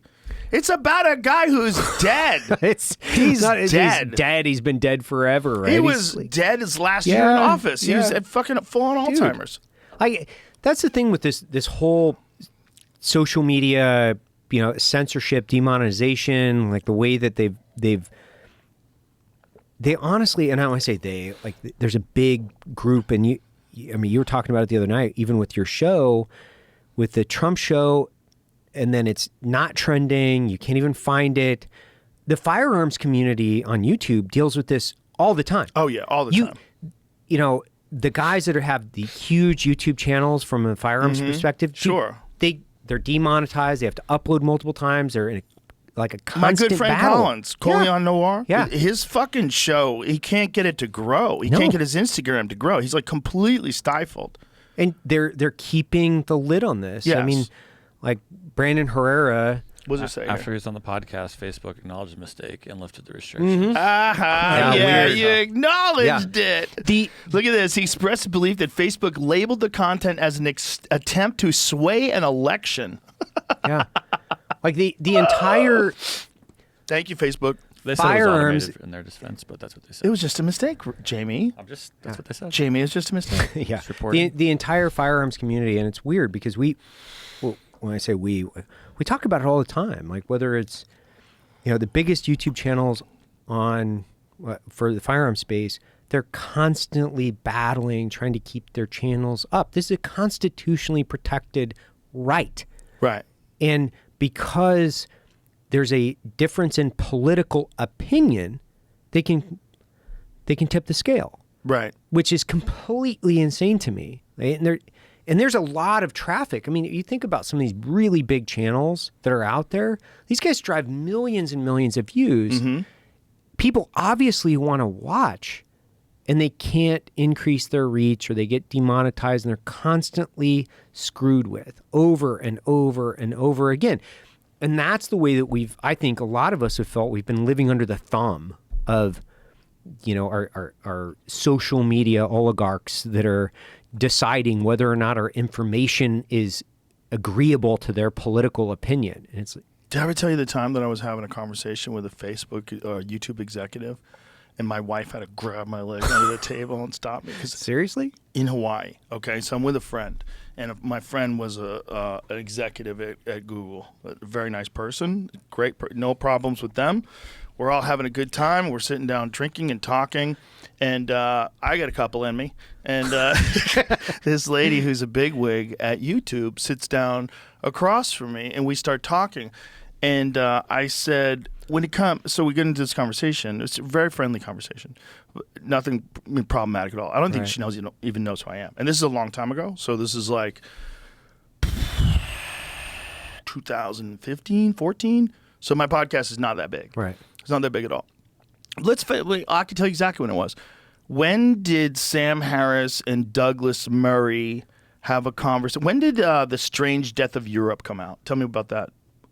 That's Douglas Murray's amazing book that has been proved now to be absolutely accurate in his assessment of what was going to happen to Europe with Muslim integration. Yep. Essentially, the guy nailed it. And him and Sam Harris. Okay, so you have two public intellectuals who are having a conversation about cultures and about what is different about these Islamic cultures and their desire to impose Sharia law, like at least in certain areas. So they're having this conversation. And it gets labeled as it gets flagged off this guy's account. So I find out about this video because this guy has an account, and I don't remember where he posted it, maybe Twitter, but he said, I got flagged on YouTube for having this in my playlist as something that I watch, like not even something he hosts on his channel. So I asked the lady, I said, why would someone get flagged for a conversation? She goes, it was hate speech. Just like that. Just like that. It was hate speech. I go, do you remember the conversation? Because I watched the conversation. I don't think it was hate speech at all. It was definitely hate speech. But it's between two public, and then my wife just clamps down on my neck because she sees I'm rabid. Now I'm like, it's two public intellectuals having a conversation about a real thing that's happening in the world, and there's no hate speech in that. There's no slurs. There's no degrading of people, in a generalization of people. There's no racism. They're talking about real cultural differences and how they're going to affect Europe, and this fucking lady it's hate speech. The arrogance of the way she said it to me, and she was a big executive. And then I was like, oh boy. I was boiling. I was boiling. And thank God my wife grabbed my leg. She fucking she grabbed the shit out of my leg because I was ready to go. Because the lady was going to engage with me. And I was like, oh, okay, this is a podcast. No, you're fucked. You're, fucked. You're fucked. You're just lucky there's no cameras here. What you're saying is absolutely crazy. Like, who are you to make that distinction? And do you have any idea how that affects us culturally? When a person like yourself who lives in this fucking San Francisco, this whole bizarre tech cult bubble. That's what you live in. Yeah. And you want to impose this crazy leftist perspective on everyone in the world to the point where you're not even allowing two world-renowned public intellectuals have a public discussion about this in front of an audience. Dude, I would deal with that all the time where I would talk about the Middle East. I spent most of my adult life in the Middle East. I was in Iraq. I was in Jerusalem. I was all around the Middle East and Africa. And I would just say, I just don't agree with the way that Saudi Arabia runs, right? I don't agree with the monarchy. I don't agree with Islamic Sharia law. I don't agree. Oh, you're a fucking racist. And you're like, what? No, man. I just don't think that it's the best way to go about it, right? Like, there's a bunch of different ways people live. It's like, no, I'm not a racist. I've lived there. I've Right. been there. I've spent a ton of time there. I think this is better. And these are the reasons why. And people didn't even want to have a conversation with, oh, you're racist. But this is what's crazy. You have to be able to have those conversations even if that person's wrong. Like if someone wants to get on YouTube and tell the world why Sharia law is better, I think they should be able to do that. Let them do it and let someone counter it and let them have debates. And Sam Harris has had a bunch of debates like that. Mm-hmm. You can watch them online. They're amazing. Let people figure out who they agree with. And if you just shut down discourse and say that it's hate speech, and you're defining hate speech as no slurs, there's no like, we got to kill all these people. There's none of that. There's no hate in this conversation. You're saying hate speech is disagreeing with a narrative that all leftists must ascribe to, regardless of any objective assessment of the facts. And you're just sitting down and looking at it and go, I don't think I agree with this aspect of it. Like, I think that like telling women that they have to wear a hijab everywhere, you're not giving them the choice. You're not giving someone choice is just fundamentally bad for the race. For humans, it's suppression. Anything outside of a meritocracy in the context of being able to evolve a conversation based on the best idea wins. Mm-hmm. And when you're chopping out 50% of your population and saying their beasts of burden and where they belong is just essentially basket of deplorables. Yes. Yeah. This is the problem that I have with this. Yeah. And anytime that I've had this conversation around the Middle East, where like these are the things I don't like about it. And I mean, there's lots of different things. It could be the Arab men will typically wear this very long, open bottom garb, right? It's typically referred to as a man dress. I'm like, God, I hate that thing. That thing's stupid. Like I've had to wear it. And I did you wear underwear? Did you wear underwear in it? Yeah, sometimes, you shit your pants. I've worn a hijab. Like we were talking about. Did you really? Yeah. I had like a tiny little like belt-fed machine gun, and I'd have to wear because I'm a small guy, right? I'm 160 pounds, and so I would often be the woman because I could be the fucking. I got a feminine frame, man. Yeah, I've got birthing hips, of course, but. I could get a little saw with, which is a squad automatic weapon, a little belt-fed machine gun, a couple frags underneath a hijab, and I could sit in the back seat. Oh, wow. Yeah, it's like, surprise, bitch, I'm not a woman.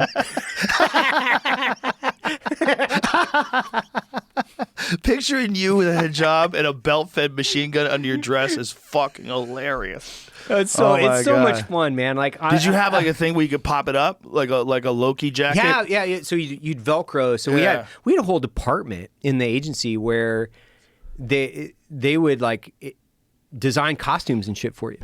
So I had this fake mustache. I got a picture of it. I'll fucking send it to you. But I had this fake mustache, and like they would put tanner and fake mustache and like sunglasses. So I'd like drive around looking like Saddam half the time.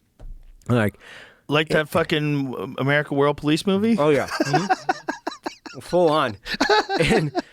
And it's so funny because like you'd have like no shit a person putting makeup on you before you like go out to do something. Got a fake mustache and or for me I'm like, just give me the job. I already know what I'm doing. Just give me the fucking Put me in the lady I thing. want to be the fat girl. Put Do they me in the make lady you- thing. Are we allowed to wear makeup at all? Are the Islamic women allowed to wear makeup under their hijab or no? Yeah, they can, depending on where they are. Some parts they don't let them do it. Some parts, yeah, depending on how extreme they are. But if you went to like, Kuwait or something like that, they would flash it. You know, How it's like a wild is it? signify that they're like racy. You know, Ooh, sassy. Yeah, little hussy. Look at these eyelashes. Yeah. Oh my God! I saw her nostrils. It's our ankles. This bitch is wild. Hot. Isn't it wild though that religion, the absolute most suppressive religion when it comes to women and gays, are the ones that the progressives are so vehemently defending?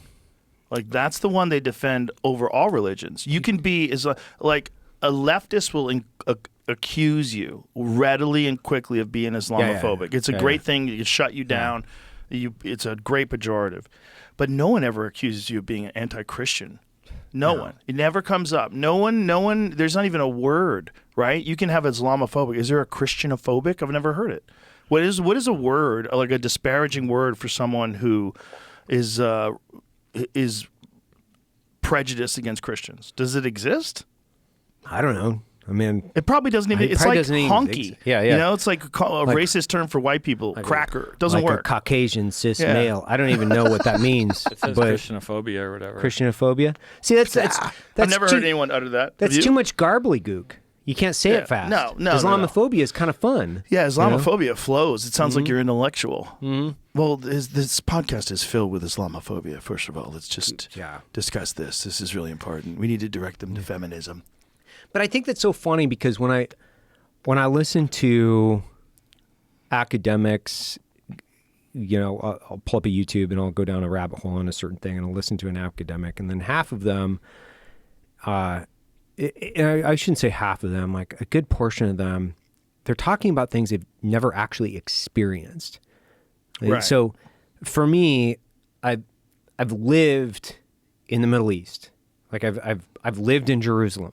Like I've lived and interacted and been in these cultures and seen them in a very vivid way. And when I say this, like tactical and combat experience, specifically in these countries, it's very vivid. And part of the problem with this differentiation, let's go back to it, but this differentiation between the decision makers and the people actually implementing the tactical execution on the ground is that there's a huge disconnect from the reality. They don't have the wisdom to understand what it is. And what I used to tell people is like, I was almost like a zookeeper where I would usher, depending on the person, I would usher them through the fucking zoo so they could see what's going on, but they would see it from afar. And I kept the lions from eating them. Right. And there's this very clear differentiation between the people in charge, and most of them shouldn't have been in a combat zone, specifically in the agency. They should have not have been in a combat zone. And when you unpack the agency and you look at, you have paramilitary guys and they're more than qualified to be there. And then you have like the cocktail circuit guys. And they're just trying to get their combat tour so they can get promoted to another fucking spot. But they actually have no business being there. Meaning they need guys like me to keep them alive. Like so they're just like getting in days for that's all they're doing. The ledger. There's a very famous, infamous case officer from Coast back in the day, and I was on the ground there, not in Coast, in Kabul at the time, and she was being groomed to be the assistant director. There's a great book on it called Double Agent, but I was on the ground when it happened, and she had this asset that she was trying to get in, which is an agency asset that she was trying to get into a base in Coast. Once again, this person has they should not be here. They should be in Germany going to a cocktail party, like pretending like they're really cool because they have high intellect, but they have no context to going down to the basis of reality. And these are like rules of the jungle. Like this power is the only language they speak. Like you can't intellect your way out of this thing. Like, 'cause a fucking bullet is a bullet. A bat is a bat. Like, it will win over your articulation every time. If you want to win a debate and you just put an axe handle through somebody's fucking head, that's how you win, right? That, like, it doesn't matter. Like, Right. it doesn't matter. So, Right. like, they bring in this asset, and she's like, oh, you know, this asset is the guy. He's going to give us the coordinates to bin Laden. We've been working with him for a long time. He's an amazing guy. It's his birthday. He wants us to bring him a cake. So she bypasses all the security systems, bringing in a guy from Pakistan. So she gets him, because he's like, I don't want to go through any security. I'm your trusted guy. I don't want to go through I don't want to go through any security. So she tells security, stand down. She doesn't tell anybody about it. She brings this guy in through the gate, like blows him through. Now the security guys, mind you, are like, what the fuck did you just do? They're running down to the situation to try to get ahead of it. He steps out and he looks like the Michelin tire man and fucking clacks off. Oh, God. And 3 of my friends were killed in that suicide bomb. She was killed ultimately. But that's a perfect example. And I mean, there's like multiple different examples of there's a different cadence mindset and capability associated with what I would say is the paramilitary guys versus the case officers, the spies. They're just totally different guys. Right. And they tried to intermingle because of capabilities and, more importantly, promotions to try to get people like promoted, which is another reason why like some significant things have to change over there. And they got so they guys just hurt. send people to you just to, you were supposed to protect these people. Yeah. And so they could be collection officers on the ground. I mean, like time after time, example after example. I had this guy in this town called Lashkar, out in the middle of fucking nowhere. And before we go there, so let's rewind to Iraq. I had a spy that we were working with, and they're called case officers in the agency. And we go out to pick her up from the airfield, and we're like bringing her to where she needs to go. And we pick her up, and she gets in the car behind. She gets in the car behind me, and she takes out her pistol. She points it, and I'm in the passenger seat. She's right behind me. She takes out her Glock. She puts a magazine in it, racks the slide right behind my head, like directly into the back of my head. Oh my God. And I turn around, I'm like, and I'll tell you exactly what I said. I'm like, what the fuck are you doing? As I turn around, I'm like, give me that thing. I'm like, and I called her some like very rude things, right? So I'm like, what the fuck are you doing? Don't take your pistol out. I go, if both of us are dead, then think about it. But I'm going to keep this. You just don't have it anymore. And so I actually gave her back the empty pistol. I was like, listen, if both of us are dead, feel free. Take one of our guns, take both of our guns. I don't give a shit because I'm dead. But I get back in, and the chief of base at the time pulls me in. It's a fucking super good dude. And he like calls me. He's like, hey man, heard you had quite an exchange with somebody, and you know, we don't really appreciate, you know, this, and you know, I might have to send you home. And I was like, did she tell you what she did? He was like, no, I just thought she got in the car and you told her like, you know, you fucking dumb whatever, and give me your gun. I was like, no, she racked her slide into the back of my head. And he's like, oh God, get out of here, I'll talk to her. It's like, oh God, get out of here, I'll talk to her. Like, oh, Jesus, she forgets. Christ. But it's like, do they even have to show competency in weapons use? yeah, but it Do they go through the same sort of program? everybody thinks there's like this Jason Bourne type person, you know, like spies are Jason Bourne or something like that. It's like, it's just not fundamentally correct. Like any soft guy is much more proficient at firearms. I taught a selection and vetting course for former soft guys that wanted to come into the agency, and I taught it for a couple years, and I was one of the main architects behind the selection criteria. And and we would have to go out and train spies. And I would shoot their qualification course with my left hand, like on 2 hours of sleep, still half in the fucking bag. Like it's just so like ridiculously ingrained. Yeah, and more importantly, that's not their job, right? They're Right. collection people, and I'm defending them to a certain degree because they're very high IQ. Their selection criteria in their course is They're very just not difficult. prepared for that. No, they don't belong in those places. Like when you go into a combat zone, and when it's a very complex, because there's different areas in combat zones, and some of them are more dangerous than others. You can't have some of those people there. It's too dangerous, man. You got to have collection people that are on the military side that can handle themselves unilaterally.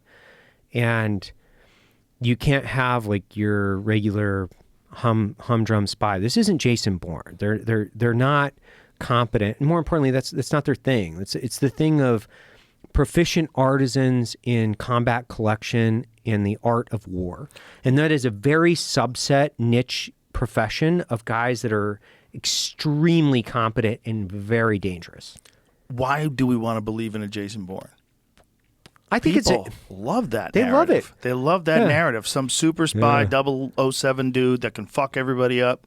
It's fun, right? It's Yeah. like, oh, we noticed you're a really good boxer in your local gym, and you went to Yale. We're gonna recruit you. Like, get the fuck out of here. That's so stupid.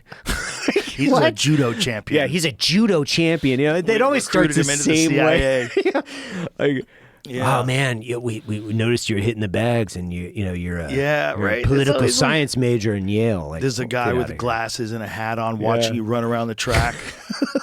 I think we found our man. If they only knew the bureaucratic steps that it took to like get into it, where it's just like so much paperwork and interviews, and it's like, who is this guy? What has he done? And Well, what's wild to me is the spies that infiltrate terrorist organizations. Like, there's people that are in the IDF that have infiltrated Hamas. Yeah. They live with them. They're Lots. in there. lots. Isn't that crazy? Yeah, You imagine so respectable. that life? Oh. That life is nuts, man. Worried you're going to be found out, and these guys Hamas knowing that a certain percentage of these people have to be Israelis? Well, That is so crazy that they do that. when you have those guys, and we need those guys. Like, I'm not Oh, yeah. like, we need those guys. Must be so exciting. The non-official cover, the Knox. Yeah. Like, that's that. I mean, that there's so much respect. Well, you were explaining that one guy that's a professor. Yeah. Well, Tell yeah. me- So, Yeah.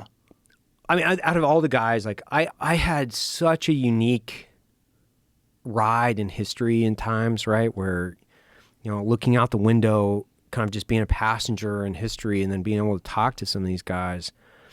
And I would sit down, and I would always find like the older guy that's in the, you know, we have like dining halls, where the agency has their own separate dining halls and Right. bars and shit like that.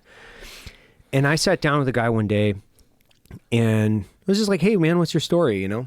And he was telling me he was an anthropology professor at the University of Washington, and he was finishing his PhD, and he was crossing the Mackenzie Traverse in Canada, and he did it in era appropriate clothing in a canoe and the whole fucking thing. Right? Is just completely insane. Oh, my God. It's like so insane. And I was like, oh, how'd you get in, you know? And so he's making his way across. He gets to a cabin. He's starving. He's going to die. He's explaining this to me. He's like, I'm going to die. I break into this trapper cabin. I find a bunch of old canned food. I just like engorge myself. And now I have the screaming shits. And I'm like wiping my ass with this National Geographic, and I pull out this ad, and the agency used to have ads in National Geographic. And he thought to himself, wow, that's really interesting. I should apply. So he applied. When he got back, Imagine this scenario. You're Yeah. fucking starving, then you're eating botulism-filled cans of beans with pork and shit. wiping your ass with the National Geographic. You see an ad. I mean, it's a fucking scene in a movie. It's insane. That's a scene in a movie. So right? He goes back to University of Washington, becomes a professor. The agency, he goes through the entire process. The agency recruits him. He goes through training, but still he has to keep his double life going. And so he starts a life as a double life, in fact. Mm-hmm. Becomes a professor while he's in the agency. Correct. Wow. So from the jump, he's got a double life. Mm-hmm. It's not like he gets recruited. He's some Nobel Prize winner, and they say, we need you to be for America. Yeah. Wow. So, in his first job, I'll never forget him describing this to me because I didn't know any of this. So it's part history, part just agency history. And he goes, my first job was I flew to Angola. And I just had a suitcase full of money. And they dropped me off in the middle of nowhere. And they're like, go kill Cubans.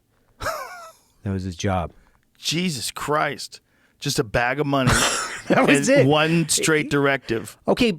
And so in defense here, that's cool as shit. Like, it's pretty wild. Yeah, it's wild. They trust that like, guy. Hey, here's a bag of money. Yeah. Go kill some Cubans because you had, it's a proxy war, right, between South Africa and it was the Soviets and the Cuban by proxy. They were both supporting each other. They were both supporting the communist revolution in Angola. So we were pushing back, from the state's perspective, we were pushing back against the Soviet intervention, which was driven from the Cubans. So you had a huge Cuban intervention, which is something most people don't realize. And I just thought it was fascinating because it was the first time I'd heard about it. And here's this guy that his job was, here's a bag of money, go kill Cubans. That's your job. While he's a professor. Pretty cool. While he's a professor. So he'd be like so he would go back to, whatever university and go, okay, kids, I know I've been out on a dig, and I've been building, atlatls in Australia trying to do this, but really we was in Angola hunting Cubans. Holy shit. That's pretty badass. That's way better than Indiana Jones as far as I'm concerned. Oh, that's yeah. pretty cool. Writing on the chalkboard and shit. Thinking about gunning dudes down. Okay. And then plus the 5. Yeah. Who here can answer this?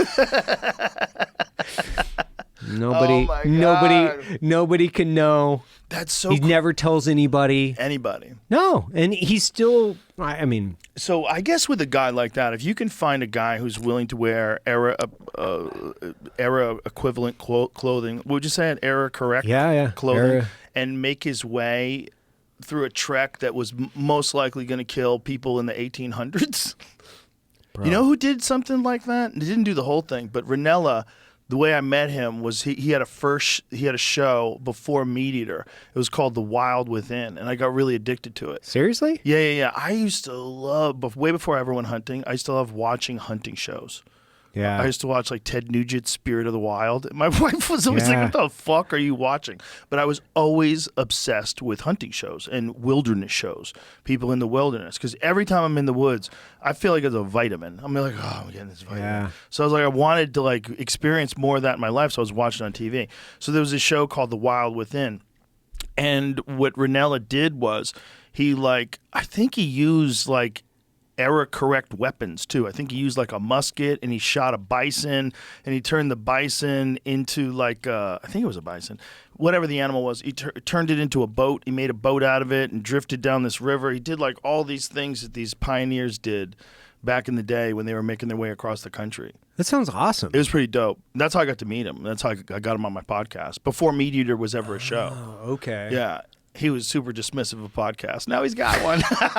He was like, I feel like there's a lot what of... am I doing here? I'm in this comedy club with this fucking dude who's smoking weed. Like, this is ridiculous. I feel like there's a lot of people that probably dismissed it. They're like, oh, what the fuck is Joe doing? But now he's got a great podcast of his own. I love that guy to death. No, he's awesome. He's such a smart dude, too. He knows so many things. He's a fascinating guy to talk to because he's like, super well read, and he can talk to you about all kinds of shit that you would not expect from a guy who's a professional hunter. No, he talks like a PhD. It's but also like a hunter. Very unusual dude, and like one of the very best guys to explain hunting. Like I saw a debate that he had. It was like I think it was a book that he had released. And he was doing one of those talks they do at bookstores, and this guy was a vegan, and the guy in the audience was a vegan, and the guy got upset with him. And the Ranella handled it so perfectly. Just the way he communicated with the guy and explaining his perspective, and you have a different perspective, and I'd love to have a conversation with you. He didn't do it with any like bullshit. Ted Nugent's like, you pussy, grow another vagina. but Ranella's like the perfect answer to people that objectively they look at it, they go, wait a minute, I do eat meat. Like, I am a hypocrite. I am hiring a supermarket hitman. Like, why am I upset at this man who not only hunts his meat but cooks it and writes cookbooks and cooks it on television? Yeah. And like, this is the same thing. Like, what are we doing here? This is so stupid. And then you've got the people that really believe that you shouldn't eat anything but plants. And my problem with that is I think plants are smart. I think they just move real slow, and I think they have a way of interacting that is noticeable and measurable. I think there's probably a consciousness to plants. I think life eats life, and I think that's the only way it survives, and I think that's just the way it goes. That is just the way it goes. And you can choose to just eat plants, but I don't think you're going to be as healthy. I think it's too hard. I think people can kind of survive on vegan diets and do well on vegan diets. There's athletes that are on vegan diets. I don't think they hit peak performance and thrive. I think that's all people who are consuming nutrient-dense meats and fish and eggs. Those are the people that, when you look at athletes, the best athletes in every sport are all consuming protein. They're all consuming animal protein. There's so few that are vegans that hit elite status and maintain. A lot of them get injured when they switch to vegan too. There's just so much in there. It's collagen and B12 and fucking, there's so many different aspects to different amino acids. You can have this ethical thing in your head, and I get that ethical thing. Like, I don't want to see a thing suffer. I think plants suffer, you just don't feel it. Right. I really do. I think there's a communication with them that's probably similar but different to the way we feel about animals getting killed by other animals. I think it's just a part of this whole process. I mean, they've shown that you can take the recordings of beetles eating leaves and play recordings of beetles eating leaves near a tree, and the tree will experience distress to the point where it changes the profile, the flavor profile of the leaves. It releases chemicals, these phytochemicals into the leaves that makes it disgusting for the bugs. And they do it with giraffes. Like when giraffes eat, I think it's acacia trees. When giraffes eat acacia trees, the trees downwind all become disgusting to the point where the giraffes will starve because they won't eat it. They change their flavor profile to protect themselves. They release some sort of chemical and makes them inedible. Well, I think that's so interesting. Because you can see it with who's that? Paul Stamets has like, you know, when the fungi is like talking and communicating, and the health benefits to like fungi and different plants. Like, I think anytime you have this edict where no meat, no plants, no, I think that's just another version of religious extremism. Where if you were just to say what makes sense, what's morally, what am I going to have to coalesce in? From me, I don't want to be a hypocrite, so I hunt.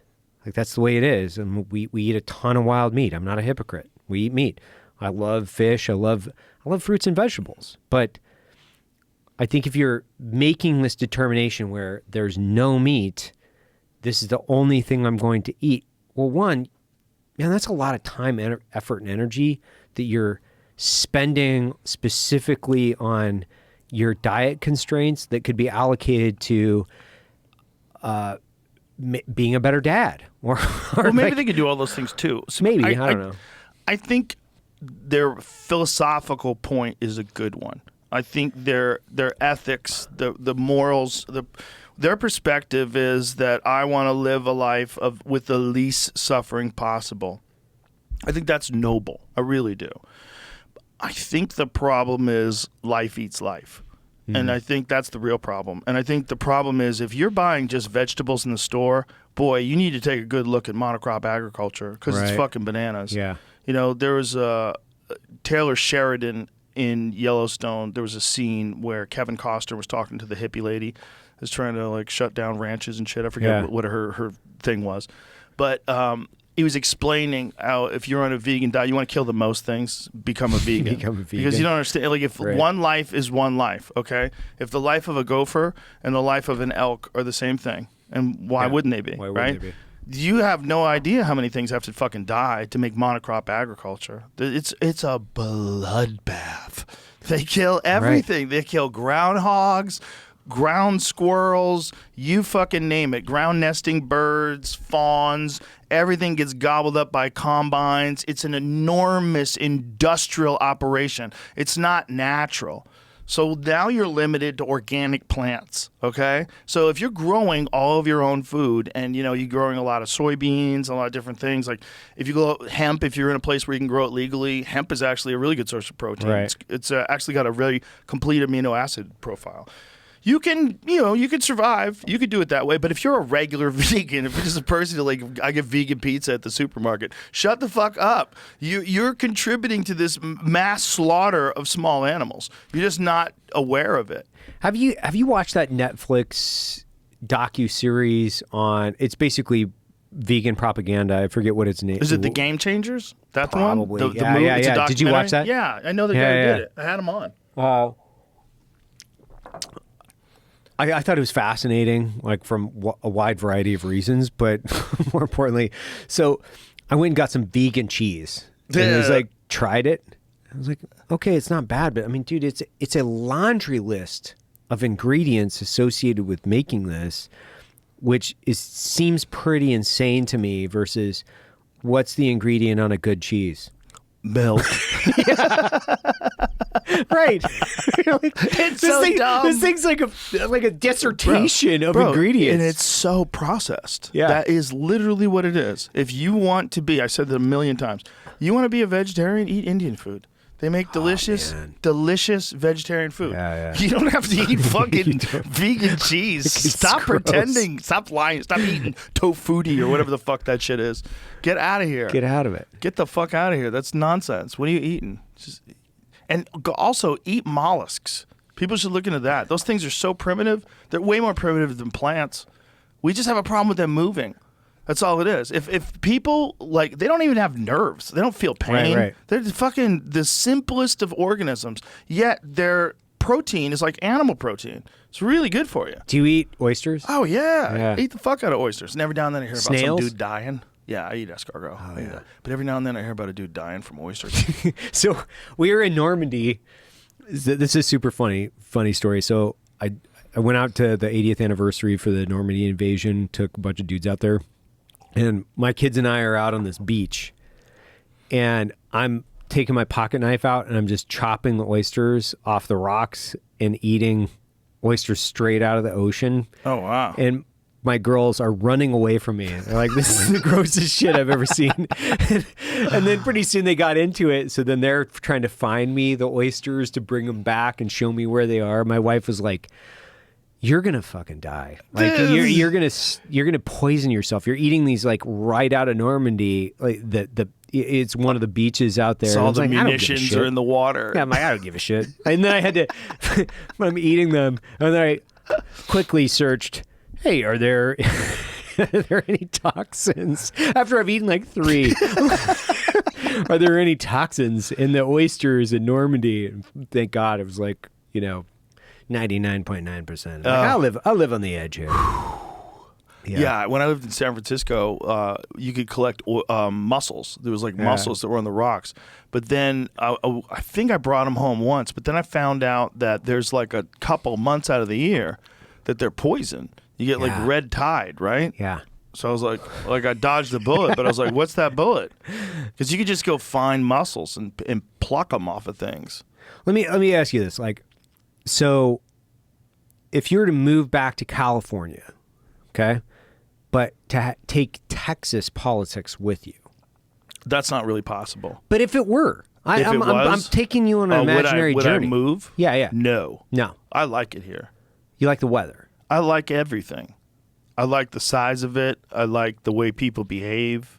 People are super friendly. I like the scene here. The restaurant scene's amazing. The comedy scene's amazing. Live music.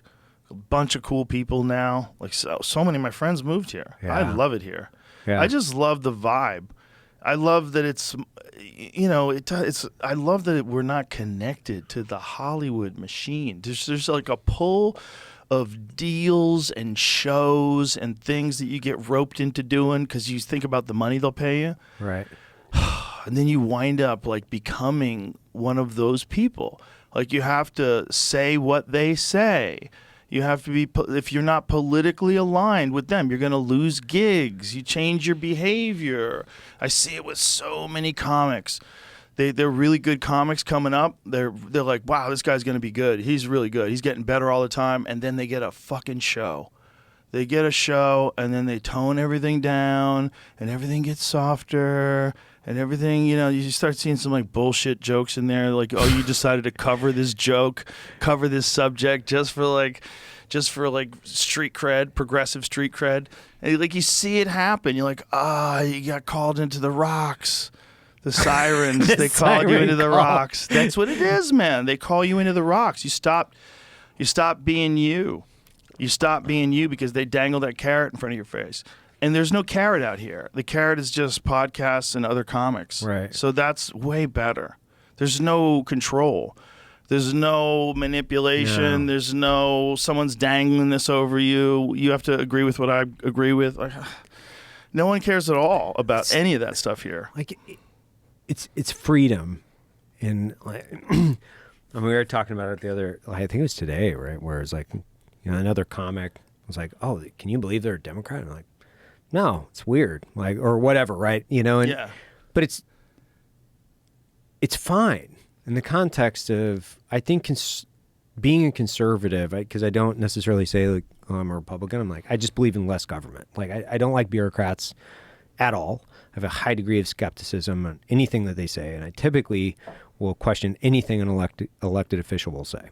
So, for me, I'm like, I don't care if the guy next to me is going to vote for, whatever alternate politician. I care about, like, what are their ideas? Why do they think a certain way? What are they doing? What kind of a human are they?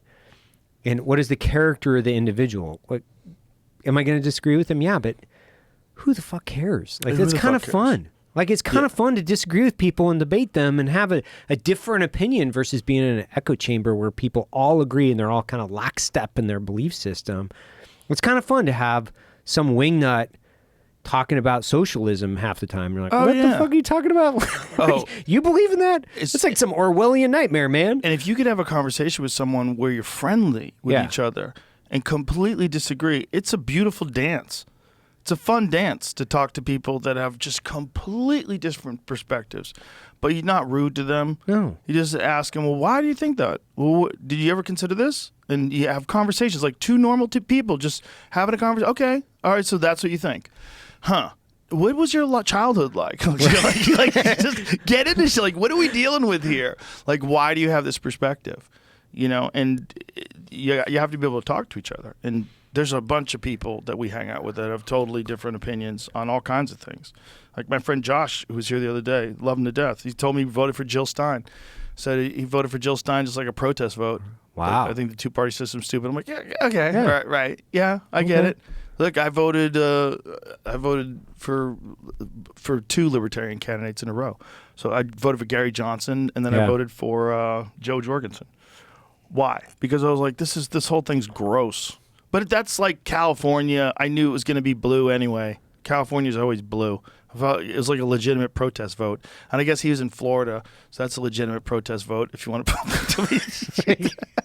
It's going to go red anyway, whether you like it or not. It's going to go red. Yeah, Florida goes red. Hard. when they saw Miami go red, they were like, Yeah. "Oh boy, Yeah. oh boy." And one of the things that they were saying is like the whole like what goes red and what goes. Like, if you look at the country, like, California is way more red now than it's ever been in the really? last 4 years. I didn't know that. Yeah, it's a big difference. If you look at, there's a map of California, how it voted from 2020 to 2024, it's a giant swing. It's like, the red's going like this. See if you can find it, Jamie. It's very interesting. And that's not because people have been radicalized. No. That's because the left has gone fucking cuckoo. You guys have gone crazy, and you're authoritarians. You want everybody to behave and believe and think and talk the way you do, or else. I've always look at that. Look at the difference. Holy shit. Holy shit, dude. That is wild. Yeah, it's most of California by landmass. By far. Yeah. It's probably 70% by landmass or 60%. What is that blue up there on the east side? Like, what is that close to? Is that like Tahoe? That's probably where they grow the weed, son. Oh, yeah. Okay. What is that? What is that? Where are you guys at? You guys got to be like Tahoe. What is or, that one? Like, that's got to be like Truckee or something. You got to shut off ad blocker. These fuckers. There it goes. Oh, these fuckers. Oh, you have to get a sig. Yeah. Go to the other, just the image real quick. See, I've thought about this because I always tell people California is my favorite climate in the nation. It's period. the best. Yeah, that's it. So what's the one in the upper? Well, it's not I can't click on it. the one that's blue. Oh, I yeah. don't know. It's county. I don't know. Yeah, I guarantee you that's where they grow the weed. Yeah. They gotta be want to like keep everything nice and quiet up there. Shut the fuck up. Shut the fuck Everybody shut the fuck up. Hey, man, we don't want these guys to like criminalize weed again. That's what they're fucking Where's talking Humboldt, about. Jamie? Where's It's Humboldt? up north. It's up here somewhere. Up Yeah. there. That's where they grow all the best weed. That's where they have problems with the cartel, too. Cartel grows weed up there, too. The cartel grows weed in California? Oh, yeah. That's what I was going to that's what I wanted to ask you was Yeah. about the cartel. Do you think that they're really going to That one was Humboldt, the one you guys were asking. There was Humboldt. Oh shit. Okay. There we go. You're right. Yeah, they grow all the weed, son. Yeah, there you go. Yeah, there's a dude named John Norris who's been on the podcast. He wrote a book called Hidden Wars, and he was a game warden. So he's just thinking he's going to go around checking fishing licenses and shit like that. And then one day they find a creek that's been diverted, so they have to follow the creek. They thought maybe a farmer had dammed the creek somewhere and done something to get water illegally. He goes up there and he finds these PVC pipes and it reads this giant grow op, and it's all cartel guys. And so this guy's job changes from being a game warden, let me check your fishing line, to running a fucking tactical unit. They had attack dogs. They had fucking shootouts with the cartel in the woods over weed. Because here's what happened. California made weed legal in the state, but made growing it a misdemeanor if you grow it illegally. Okay. Yeah, So yeah. if you are a person who's doing it legally, you can grow it and you can sell it if you have a license. You can open Right. up a shop and you can sell it. They tax the shit out of it. It's great for everybody.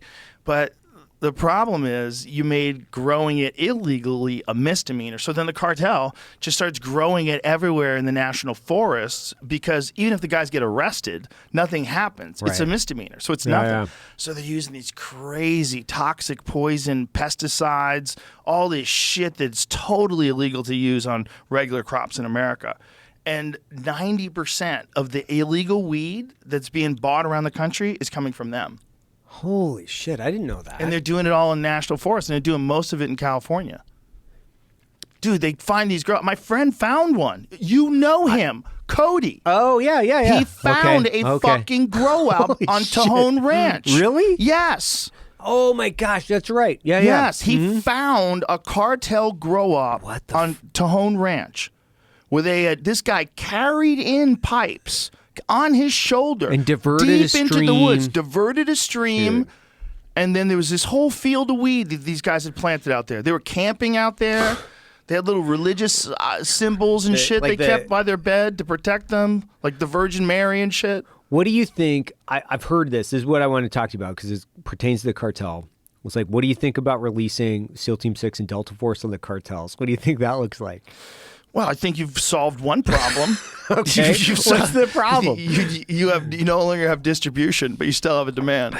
You still have a demand. Yeah. The real problem is there's always going to be a demand. The real problem, and I don't think there's anything wrong with that idea, by the way. Okay. I like that idea. Yeah. But the problem with that idea is you're always going to have a demand. And if you're going to have a demand, someone's going to fulfill that demand. And who the fuck is that going to be? How are they going to get the coke in? You're not going to just not have coke. So here's the question. By having prohibition of alcohol in the United States, it's widely agreed that led to the rise of the mafia. Right. Bootleggers, the mafia, criminal organizations that were organized crime that went on to do a bunch of other horrible things inside our country, and they were built up with money because alcohol was illegal. The moment alcohol stopped being illegal, you still have these people with all this money now. You fucked up. Now they're organized gangsters, and now, okay, alcohol's legal now, so they're just going to sell it legally. Right. And they have millions and millions of dollars from a life of crime. You've already done that with the cartel. You got to do something. You got to do something. And you probably also should legalize drugs. I don't think you should take drugs. I think coke is probably terrible for almost everybody. I think meth is probably terrible. Do people still do cocaine? I thought, absolutely. Really? Yeah, like it's I know, really a I thing know still? people who do it. The growing thought that Chinese ended. investment in illegal American weed. Of course. Why wouldn't they get in on it? Check out this number that it says here. Of the 2,000, of the 800 farms, the OBS in Oklahoma, the Oklahoma Bureau of Narcotics has shut down in the last 2 years. 75% were linked to China. Oh my God, China's growing weed here. They're growing weed here. Oh my God. I was thinking about that Wizards. I was thinking about this from a thought exercise where I'm like, because I know these units. I'm intimately familiar with them. Bro, if we declare war on the cartel, like these dudes are not going to understand what the fuck is going on. No, like, of course not. They are going to be, because God, You'll God stop the bless those distribution. guys. That's going to be, They are in for a world of like ultra violence they've never actually felt before, because obviously this is a very capable ultra violent organization. They have fucking no clue.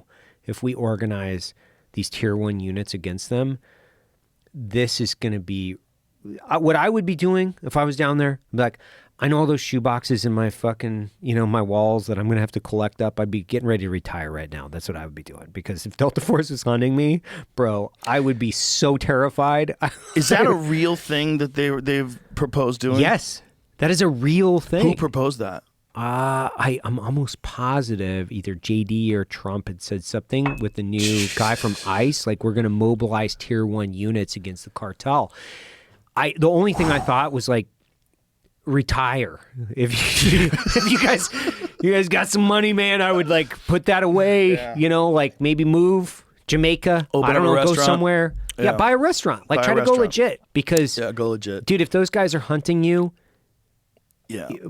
by the way, like you're done.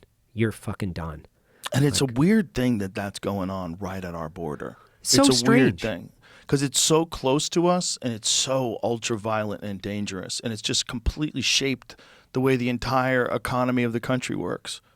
They have so much power and control, and it's a criminal organization that is almost entirely at least funded by us, by our desired.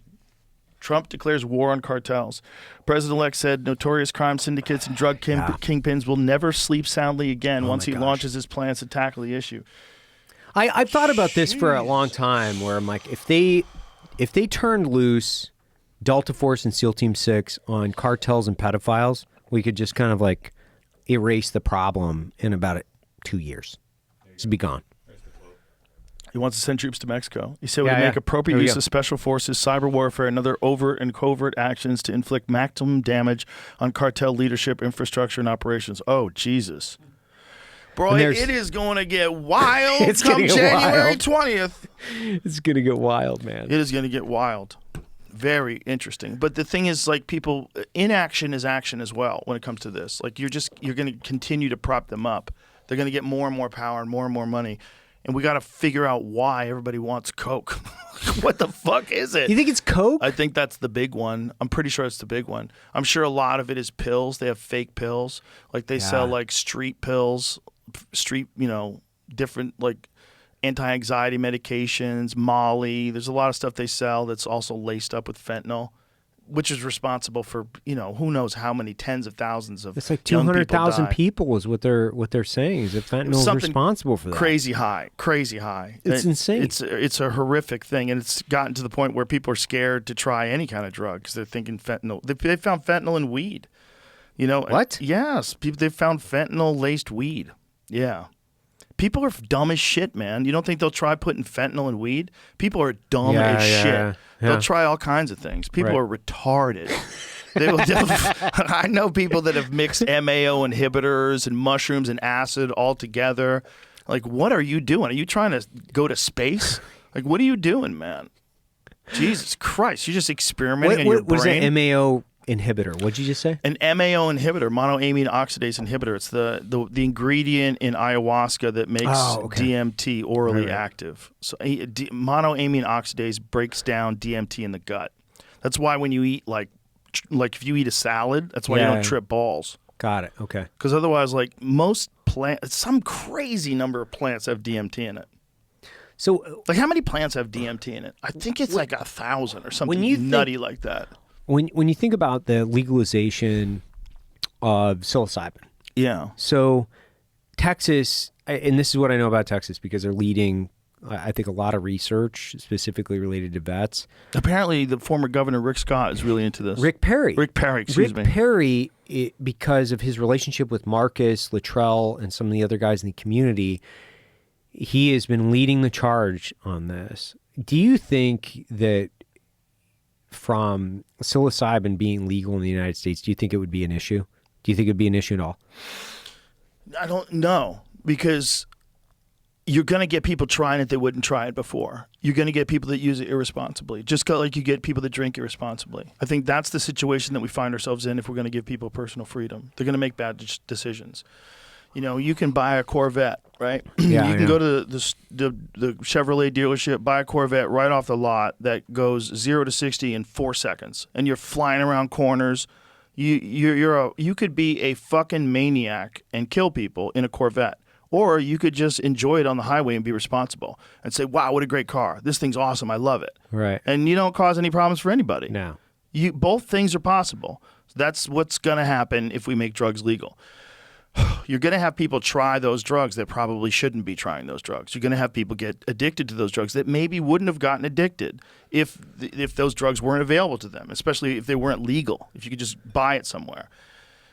But if you don't rip the fucking Band-Aid off of this, like, infantilization of society and let people know that there are things out there that they're telling you can't do, and the people who are telling you can't do them haven't even experienced them. And when it comes to things like psilocybin and psychedelics, like, if you haven't experienced them, you really shouldn't be talking about them. You have no idea what you're talking about. You just you can't possibly know. You can't know. And if you have experienced them, then you're probably going to agree with me. You're probably going to agree that there's some serious benefits to it. 50. Yeah, God, I thought it was a lot more than that. At least 50. I had read something that was like in the hundreds. I can't find a solid number. I mean, it's in a lot of stuff, but So the point is, like, I know phalaris grass is like really rich with DMT, and there's that's also the acacia tree. That's what when they connected, there's like a university in Jerusalem that connected this idea of Moses and the burning bush to a DMT trip. Oh, right. Because the acacia tree is like rich in DMT, and the idea of burning it, you see God, and God gives you this message and tells you what to do and what the rules of behavior are. I think anybody telling you that these things should get you locked up has clearly never experienced them. No, they never have. Like, I spent all of my life with a top secret security clearance, like most of my life, like from my 20s to like my 40s, right? And my personal experience with them, this is before we went public, but my personal experience with them was my problems were rep after rep, cycle after cycle of combat after like relatively high stress scenario after scenario after scenario. And I was having a really, really hard time trying to directly connect with love. I actually could not connect with that experience. It was really difficult. And my wife and I were going through this ongoing debate and dialogue with it. And she's like, you need to try it. And we tried it. It fast forward probably 20 years of talk therapy for me personally. And it gave me this like direct connection with this feeling that I hadn't felt for years. And this is the feeling, and this is my point with vets, and especially from the combat vets, the guys that got rep after rep after rep with overpressure and explosions and a lot of violence, is that they lose context with this really important feeling that you have to have, which is you have to have direct love for your family, for your spouse, for yourself. And if you've killed that by all of the things that you've done, you've built a scaffolding, this artificial scaffolding on top of this, it creates a callus, and you got to be able to break through that. From a psychological perspective, an emotional perspective, it accelerates that back, and you can kind of reset. You really can. Yeah, I can't imagine. I was thinking about this from like my dad's like 80 years old, right? I'm like, man, if he's got lung cancer now, and I'm like, gosh, if he could like coalesce around killing ego and past and try to understand himself from a different, more introspective way, this would take decades, maybe, of talk therapy or a session where you could really accelerate your growth as an individual. I think that's what for GWAT vets and for vets in general. I mean, I think that's what they're missing. This key component is being able to retouch with their emotional strength and be able to balance these things out where you can evolve and live your life. Yeah. Do you think, you've said it before, I don't know if you said it on a show, but do you think society would benefit from it? I think a lot of people would benefit from it, but I think a lot of people wouldn't. I don't think people with real psychological disorders should be doing it. Right. You know, I think people that are really fucked up and having a hard time with schizophrenics, people, I don't know. I think it's probably dangerous for you. I think it's probably a bit of a stress test for your psyche. You know, you hear about these stories like the guy from Pink Floyd that dropped acid and freaked out, never came back. There's those stories. Like, we hear those stories of guys who just go out there and kind of, you lose them. I've kind of seen it with some people. I've seen it with one kid who was just like smoking a ton of weed and just lost his mind and became schizophrenic. And you don't know, like, did he have a tendency towards schizophrenia already? Did he fall prey? Was it just his unique biochemistry and how he interacted with weed? Was it just inveterate weed? I mean, he was every day, he was smoking weed constantly. What is it? Like, what caused him to crack? You know, I don't know. But I don't have that problem. And I think it's very beneficial. And I don't like when people tell me that because someone has a problem with something that I shouldn't do it. I don't agree with that. I think you should be allowed to take chances as a person. I think if you want to do BMX jumps and fucking do flips on your bike, you should be allowed to do it. You want to do jiu-jitsu and have grown men try to kill you? Go ahead, go do it. Do whatever the fuck you want to do. I don't think anybody should be able to tell you what you can and can't do. But why does that change when you talk about substances that someone puts in their body? Well, because those people could do those and then they could commit crimes. But those are already crimes. Like, you already go to jail for those crimes. So, like, if you do something violent because you're on a drug, you're going to jail because you did something violent. Mm-hmm. Like, there's a crime, you committed that crime, you go to jail. So, like, we already have laws to fix, like, that address all the problems. And you're assuming that more problems would occur. We don't know that. We don't know that more people won't chill the fuck out and wouldn't have a dramatic decrease in violence across the country. Imagine that. Imagine you have a few people that lose their fucking mind, but you have a dramatic increase in consciousness through the entire country where people develop like a mushroom culture and people start like microdosing all the time and people get way more comfortable with talking to each other, way more creative, way more like community oriented and love oriented. That's not a bad thing. No. That's a real possibility with something that exists right now. There's a happy pill. It's out there, and it's illegal. And it's God made it. God made it. And it's probably the source of most religious experiences. There's probably some sort of a connection to a lot of those religious experiences, and what was probably some sort of a psychedelic adventure that they went on. And who's to say that that's not even how you talk to God in the first place? We don't know, because it's been held back from us. It's been kept from us like we're a bunch of babies. It's something that human beings have used for thousands and thousands of years. The Greeks used psychedelics to start democracy. And yet here we are in the greatest democracy the world's ever known in 2024 with full access to the internet, all the data that's available, all the anecdotal stories, and it'll get you locked in a fucking cage. That's nuts. That's really crazy. It's completely insane. That doesn't make no sense. I've tried to look at it from all different ways. I do agree with you when people say if you make cocaine legal, people are going to die. Unfortunately, I agree with you. But if you don't make cocaine legal, people are also going to die. I don't know which one is more. And I don't know if it was just real cocaine versus cocaine mixed with a bunch of other horrible shit, if like the real cocaine wouldn't kill as many people. I don't know how many people are dying just of cocaine and how many people are dying of fentanyl-laced cocaine. I bet it's way more fentanyl-laced cocaine. So if you had just pure cocaine and the same amount of users, you're going to get way less deaths. So that's a net positive. Then you take taxes from that sale of that legal cocaine and you use it to sell at rehabilitation centers where you give them Ibogaine. Give people the ability to break addictions. It's possible. People do it. They go to Mexico, kick opioids. People do it all the time. My friend Ed Clay did it. That's how he got into it. He started his own clinic because he went down there because he had a pill problem. You get an injury. You're doing jiu-jitsu. You're always fucking hurt. Right. These guys get a disc problem. Their arms all fucked up. They take a little pill.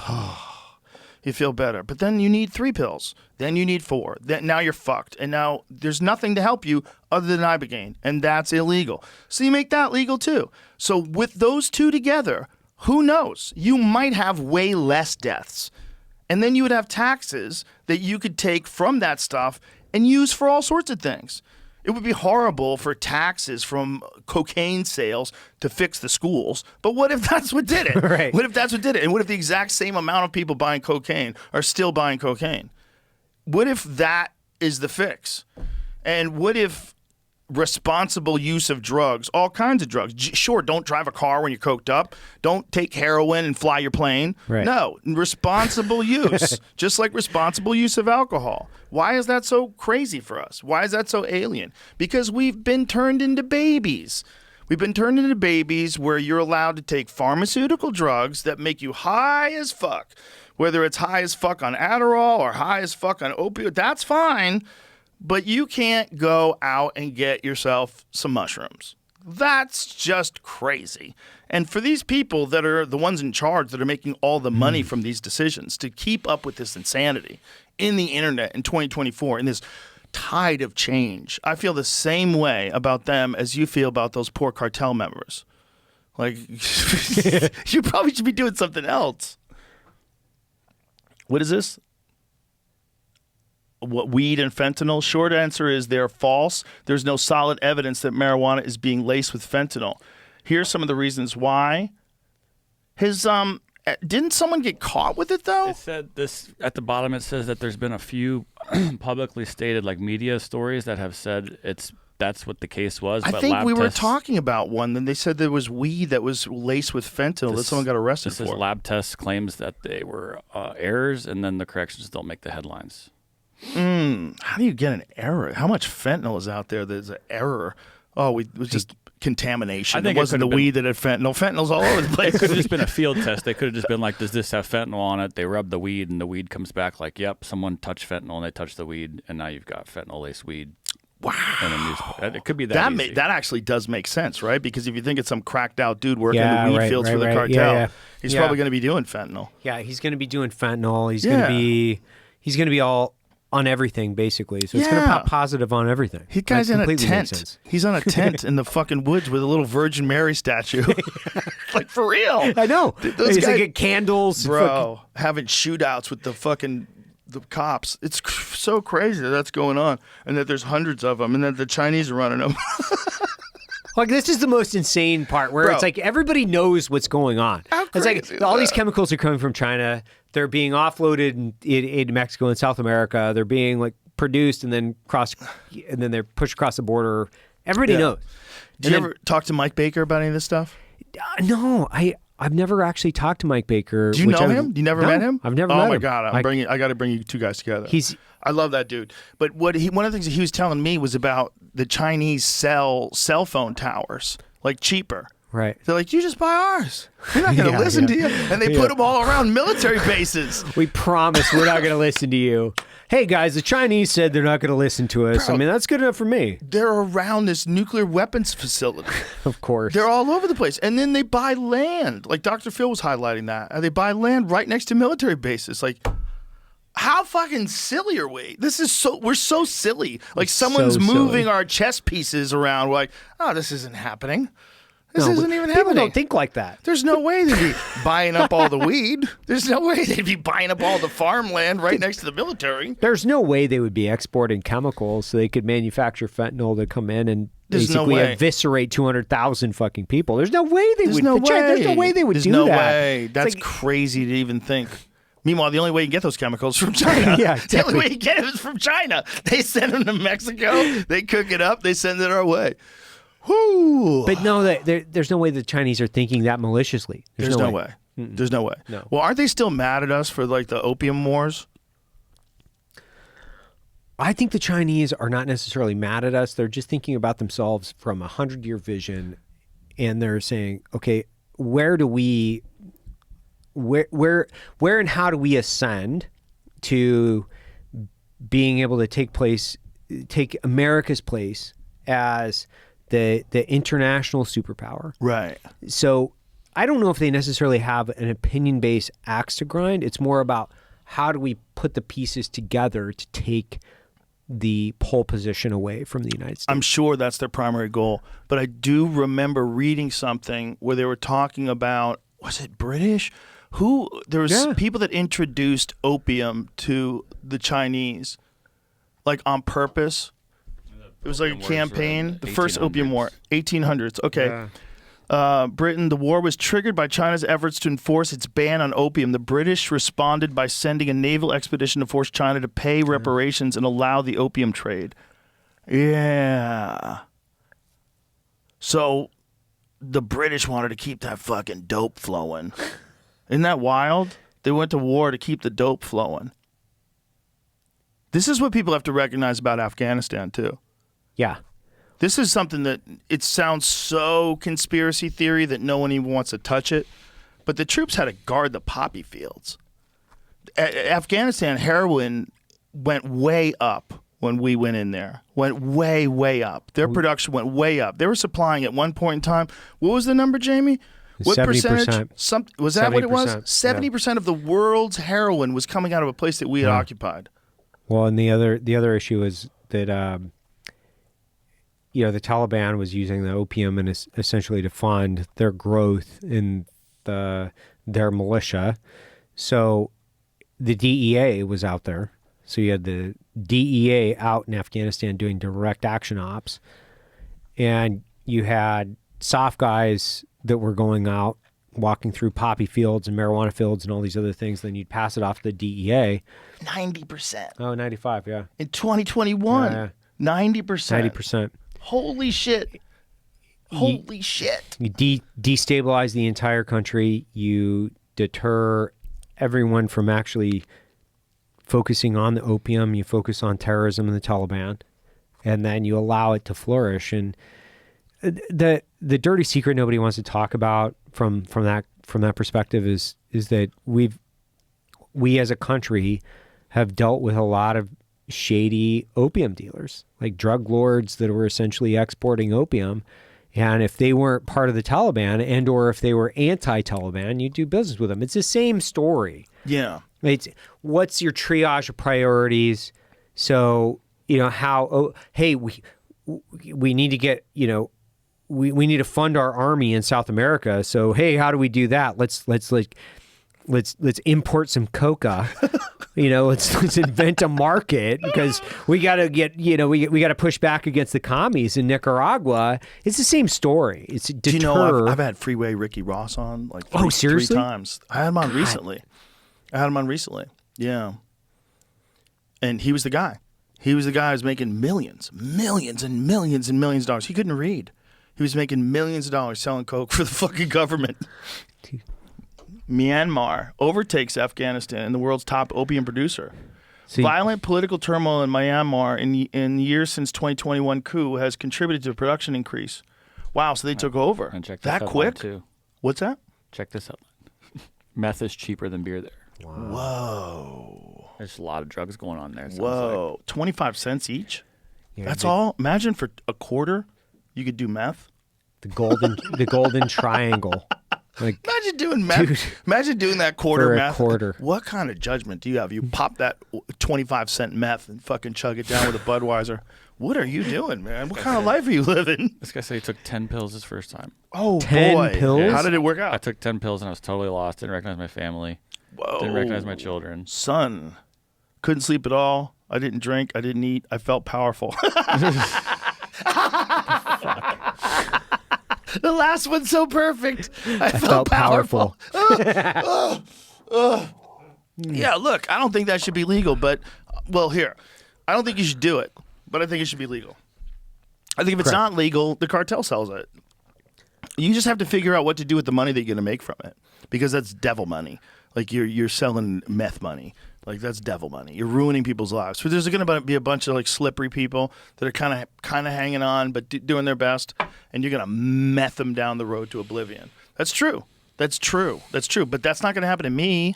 No. I'm not going to get methed out. I'm not going to try it. I haven't even tried Adderall. I'm scared of it. So some people are going to figure it out, just like most things in life. Just like drinking, just like driving, just like doing jiu-jitsu, just like riding a BMX bike. Some people are going to get hurt.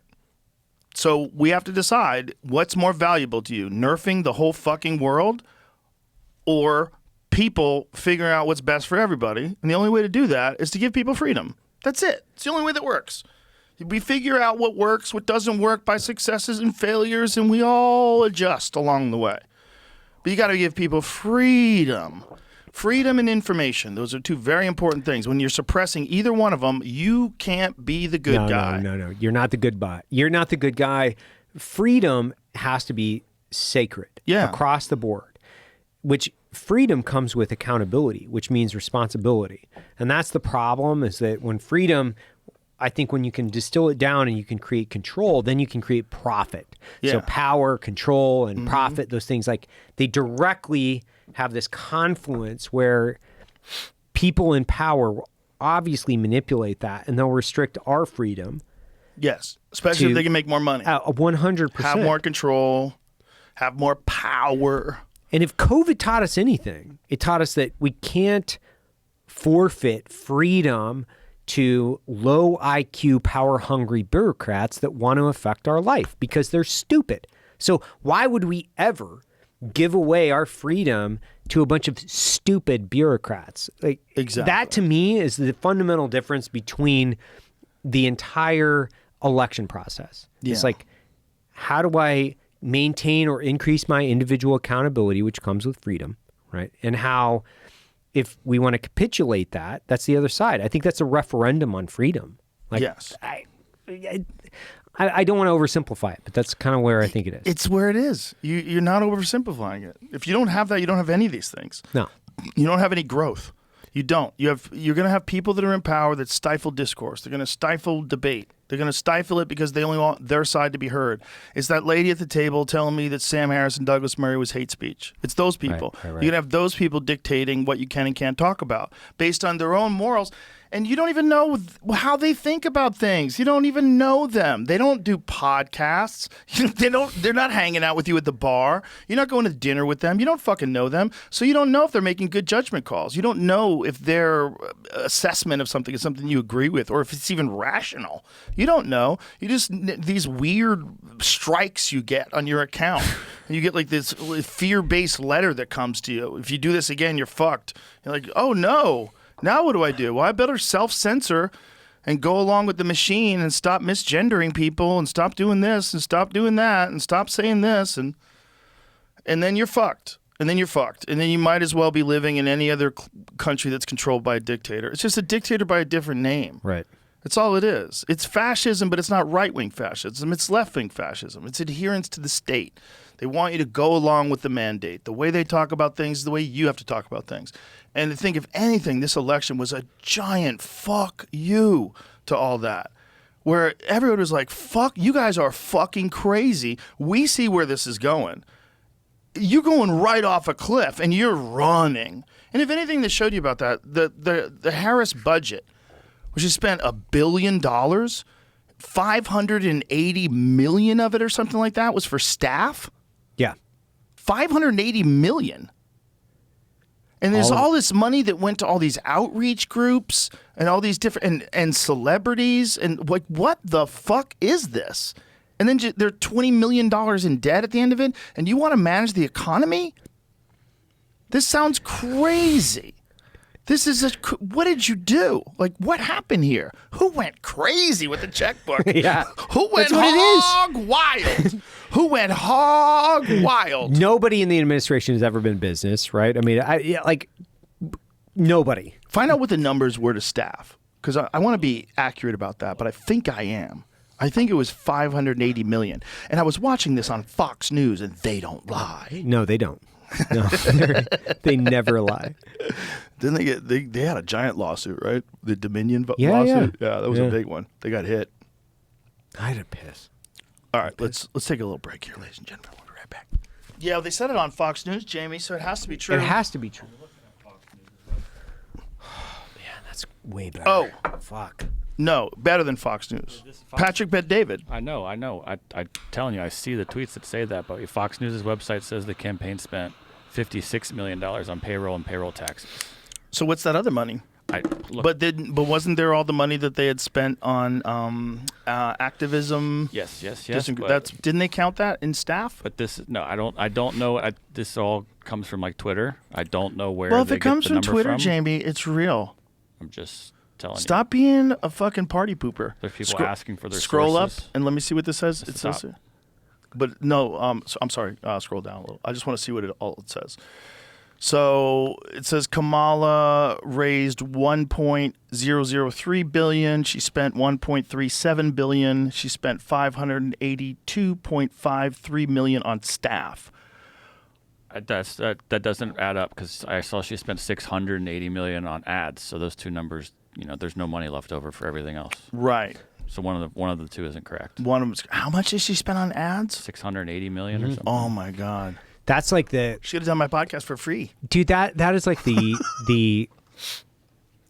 secret. It's not even a secret when it's campaign time, and you have all these ads, these ad guys that are out there. Yeah. They're buying up all the ads, and it's a wash in money. It's hundreds of millions of dollars, and they're just pipelining campaign donations into ads, and it's like loading up their money guns and just shooting it into space. That's what they're doing. They're doing. That is what it's like, right? I know. And they've been telling people that this is effective. Yeah. And so they have this business going. It's just complete absurdity. Which, don't get me wrong, I actually, politics is so fun for me because I think it's really interesting, and it's like I can't get into football or anything else because I like the data associated with things, and if I got into football, I'd be like one of those fantasy football dorks, and I can't get into it. And so politics is one of those things where I'm like, I follow it, I love it, it's interesting, just trying to understand the strategy behind it. I've changed my opinion of it a little bit since the election. I don't think the control, the grip of the control of the country is as strong as I thought it was. I thought this concept. So everyone has a concept of they don't want you to know things. They're controlling things. I have a feeling that in times of crisis, like what we find ourselves currently in, it's like when the lights come on and roaches scatter. That's what I have a feeling. I have a feeling there's no way that they can trust each other. and that they all know that a certain percentage of people are going down for corruption. There's a certain percentage of people that did some dirty shit. Yeah. There's some connections with organizations and corporations and some emails. Save your emails. It's one of the things that RFK said. Yeah, that was one Preserve of the best. your records and pack your bags, Dude, so epic. Yeah, that's epic. Preserve your records because we know you're all a bunch of liars. Yes, we've caught you already on emails lying about stuff. So you've all perjured yourselves.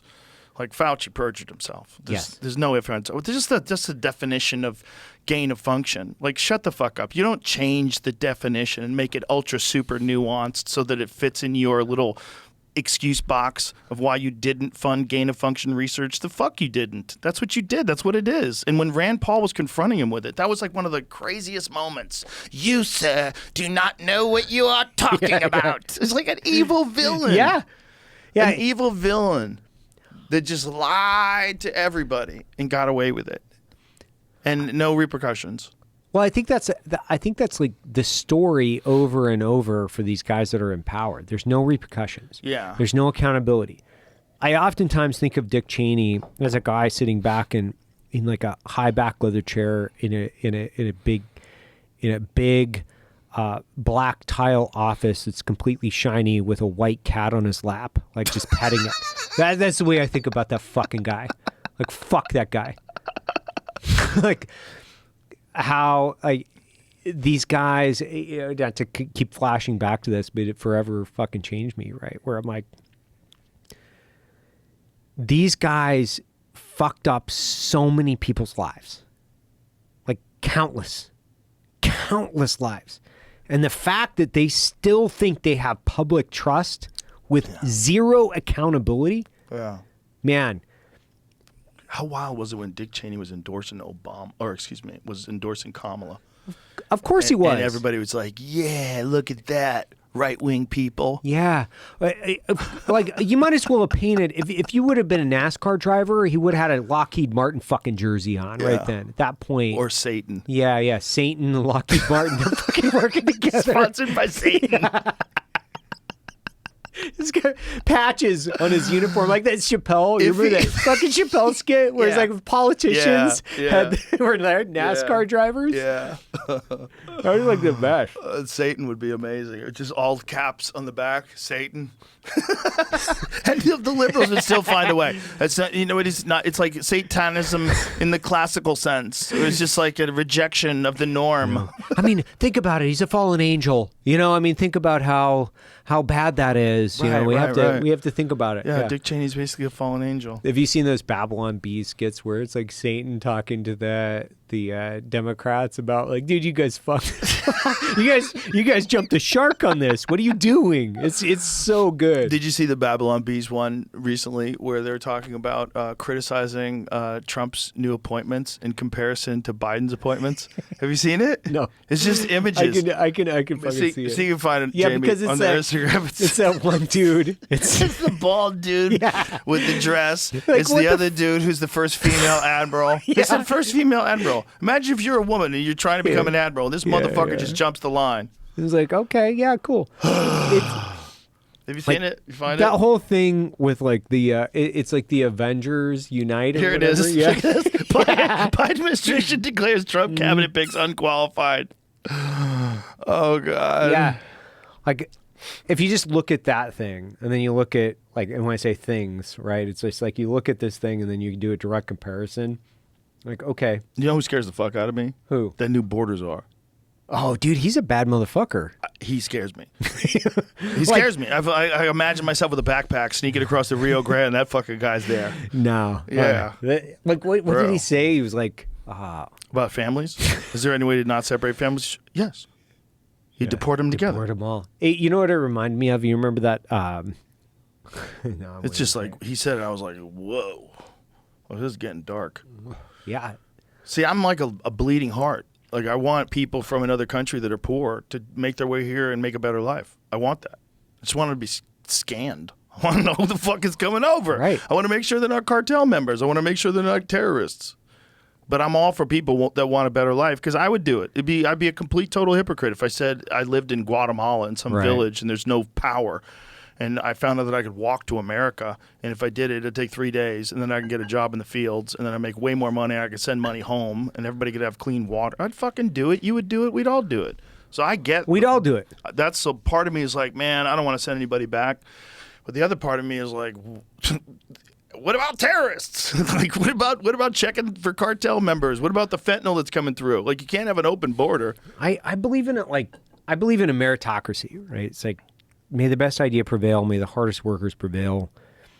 The problem is when we export all of our manufacturing to China, when we have like South America, we have a border crisis. Mm-hmm.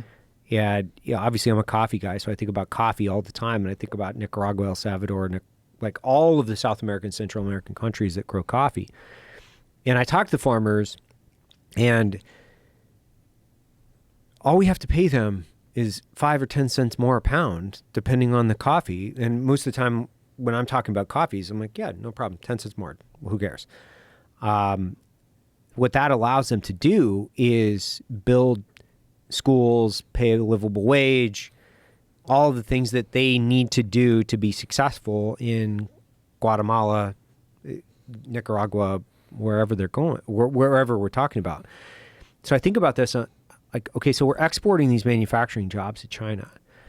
And if we're just concentrating on economic policies in this hemisphere, where from a national security perspective, if we're exporting jobs to South America, we're creating economic opportunity and mobility in South America and Central America. We're creating jobs, economic stability, generational wealth, and we're also solving one of the issues that we're having, which is a border crisis. It just doesn't seem to make a lot of sense to me to say, hey, we want to export, and I know this started with the Nixon administration, and you have essentially slave labor, which I'm 110% against, which I don't think in any way, shape, or form we should support economically.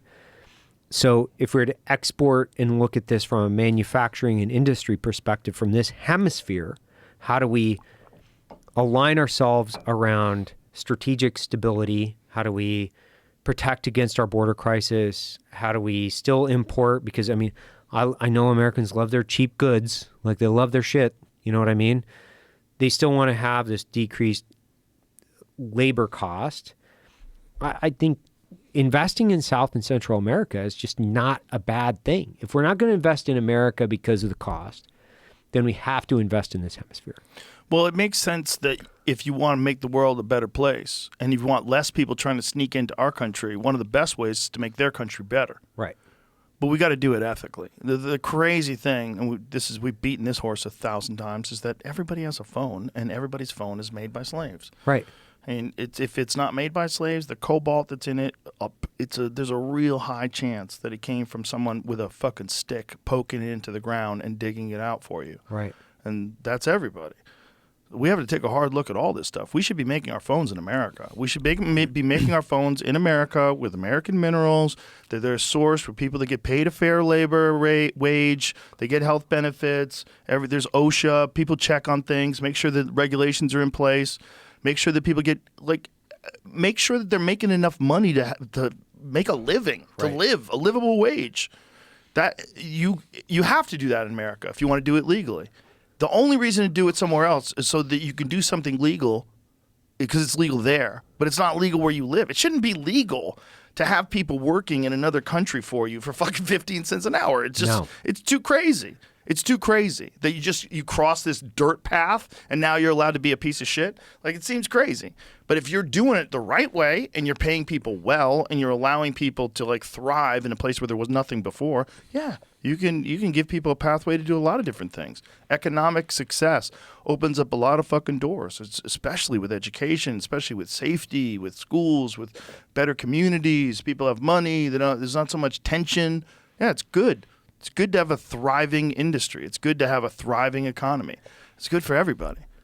It's just not good for everybody. There's always going to be people that suffer in every kind of economy, in every kind of situation in the world. There's going to be people that suffer. And like we were talking about on the way here, some of it's just luck. There's a lot of luck. There's a lot of luck. Luck's a real thing, good and bad. And That's one of the most important things about having some success in this life, is having the humility to understand that you just got lucky as fuck. You're lucky as fuck if you're alive, especially you, right? You're lucky as fuck you're alive. Lucky, dude, yeah, you know how lucky I am is like tenfold order. I got all my fingers and toes. It's great so family, incredible business. Like, I think good friend of mine. God, man. Like, it's so incredible when you think about like the birthplace lottery of hitting the jackpot. Like, holy shit, I think in won. this time too. Yeah. I think we're so lucky in this time. I think I'm particularly lucky because I grew up before the internet was at all. Like, how old are you? 47. So I'm 10 years older than you. So when I was like I think I was 27 when the internet became like a normal thing to have in your house, and you had a dial-up. And you turn on America Got Mail, or You Got Mail. You've got mail on AOL. So from that point on, the fucking world changed so wildly and so quickly that we weren't even really noticing it while it was changing. And now here we are. Here we are in 2024, where it seems like the most chaotic, the most weird. Trump just won again. Somehow or another, I helped him. Like, all this fucking crazy. Like, this is the wildest timeline ever. This is the most, we were talking about, this is the most optimistic I've been in our country. Yeah. This is the most optimistic I've been in my adult life. Yeah, the moment that he won like that in a landslide, I was like, maybe they don't have such a grasp. And maybe this will open up the door to making things more rational and balanced. Right. And we could stop a lot of this fucking awful corruption that's just intertwined, like the mycelium that's under the soil. Yeah. The corruption is just intertwined, and a lot of it's legal corruption. Dude, it's insane. When you think about, obviously I'm super interested in the military-industrial complex, but when you think about, we had, we'll say, 50, 60 military-industrial contractors at the start of 9/11, and then now we're down to 5. And we think of $860 billion of annual debt associated with the defense budget, which has gone up since our height in the world on terror, or the war on terror. And we have 5 big companies that are basically taking 50% of that 860, and then 50% of that is profit. And how is it happening? When you think of this triangular effect between the military-industrial complex and, okay, you have the revolving door between the Pentagon. So every star that comes out of the Pentagon goes back into the military-industrial complex with X amount of years of disassociation, blah, blah, blah. It's okay.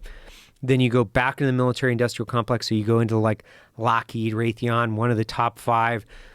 Then you have congressmen and senators that are making decisions specifically related to the budget and the military, the defense budget. They're lobbying to increase defense spending, but then they also have factories that are related to like the F-35 or some big military contract where they're making 50% in profit. So they're the guys that are lobbying to increase the defense budget.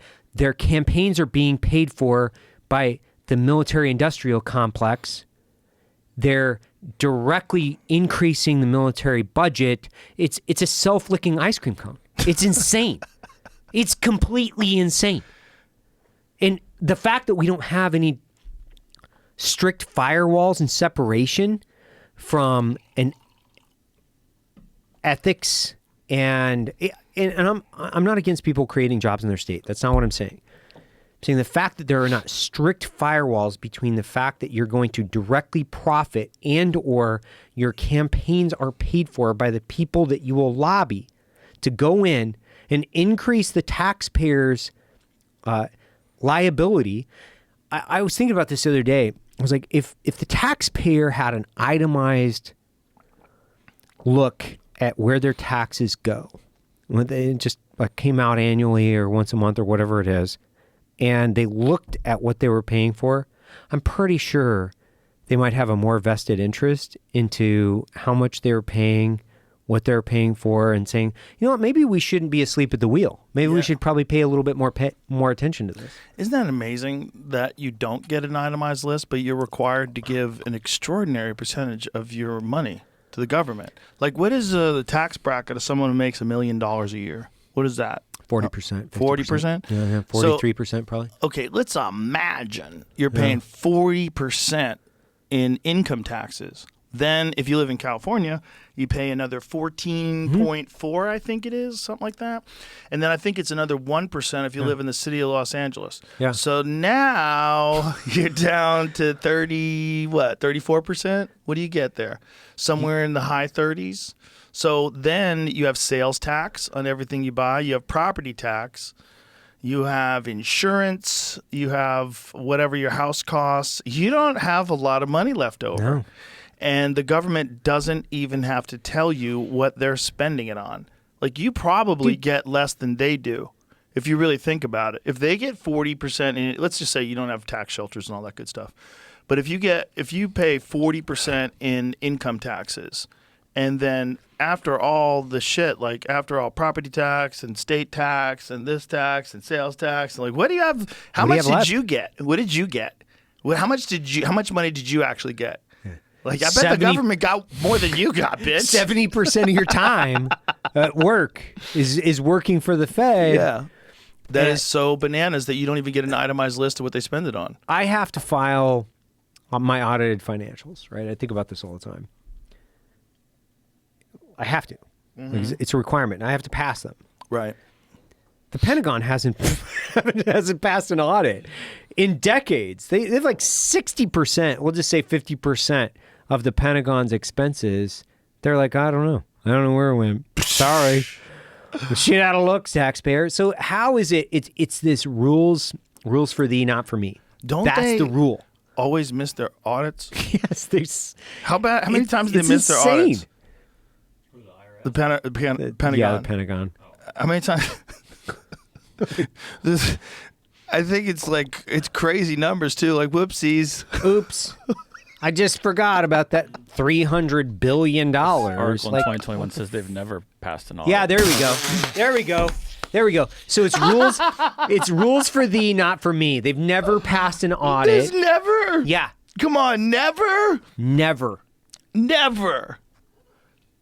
The Pentagon's accounting records are so convoluted that billions of dollars cannot be accounted for, charges a new government report. Oh my God.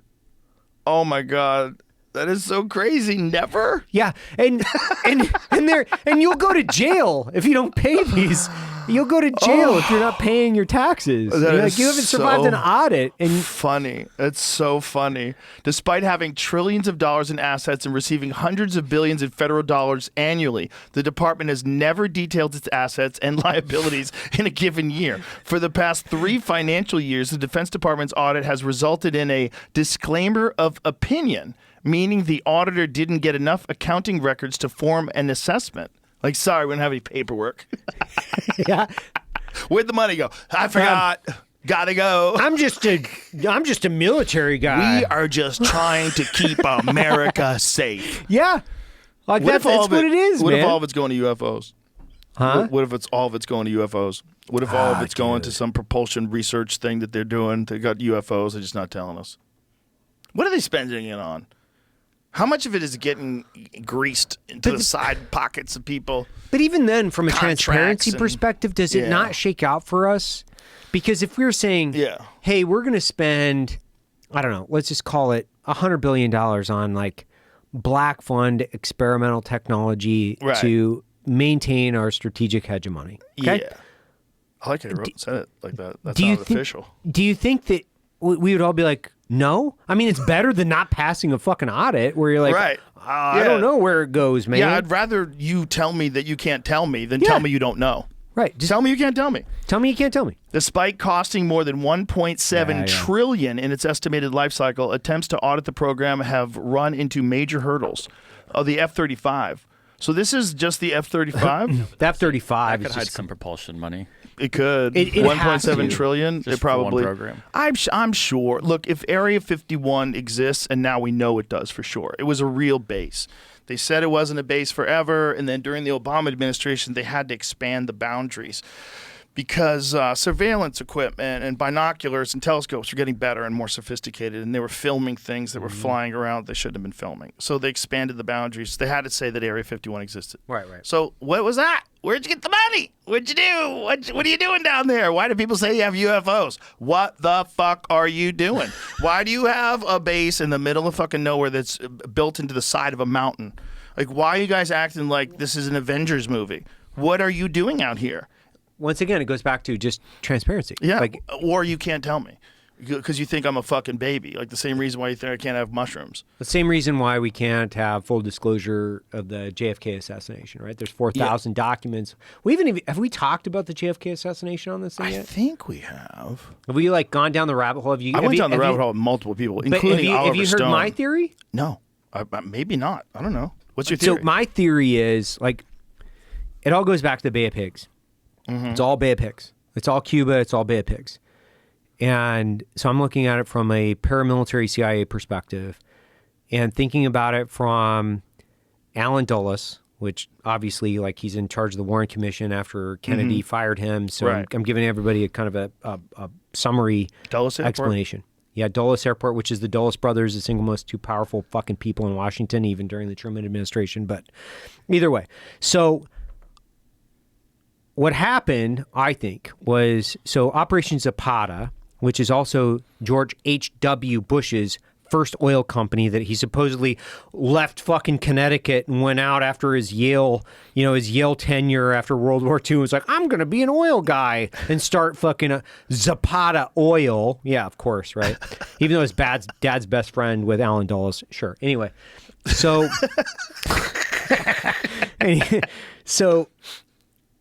Operation Zapata, which it turns into the Bay of Pigs, and Kennedy gets read in on this. He says, yes, let's go. And then when it comes down to the day, like, I mean, you've built 1,400, let's say, 1,300 man force that's a CIA former Cuban exile army. You've built it, and Alan Dulles has been the main architecture. He's been the main architect behind this. You've got all these guys. So let's even go back. These are all OSS World War II guys that let's create a clear delineation between what they're doing and what they think the president is doing. The president's like, yeah, he's elected. Fuck that guy. We're the agency. Like, that's the way Alan Dulles actually ran things. Half the time he wouldn't even brief the president on what he was doing. So he puts together this thing, clears it through Eisenhower. Eisenhower says, yes, let's go take those fucking, Cuban commies out. They put together a 1,100 man force. They've been training on this. They've got secret bases in Guatemala. They've got all these paramilitary CIA guys. They're ready to take the beach. They're expecting air support because without air support, that changes the entire tactical equation. Like, if you don't have air support, there's a lot of things you just don't fucking do, period. So the morning of, Kennedy denies air support for the Bay of Pigs. So the morning of. So these dudes are taking the beach. These are hardcore, like, CIA-trained paramilitary guys, Cuban exiles, and World War II hardcore regime change combat veteran. Like, these are the hardest motherfuckers on the planet that we have. He pulls air support.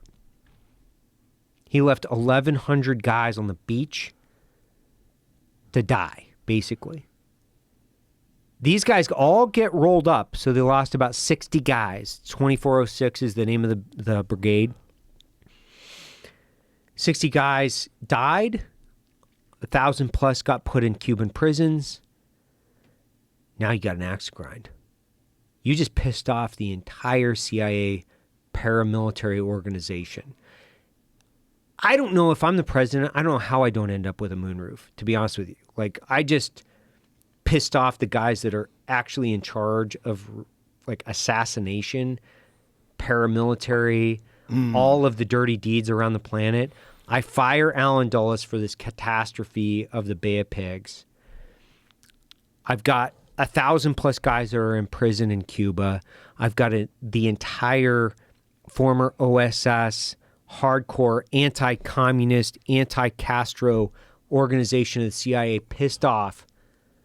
If you don't think they're not going to tee a guy up like some pro, commie Oswald guy in a multi-story building in Dallas, if you don't think you're going to end up with a hole in your head, you're crazy, to be honest with you. That's the way I'm looking at this.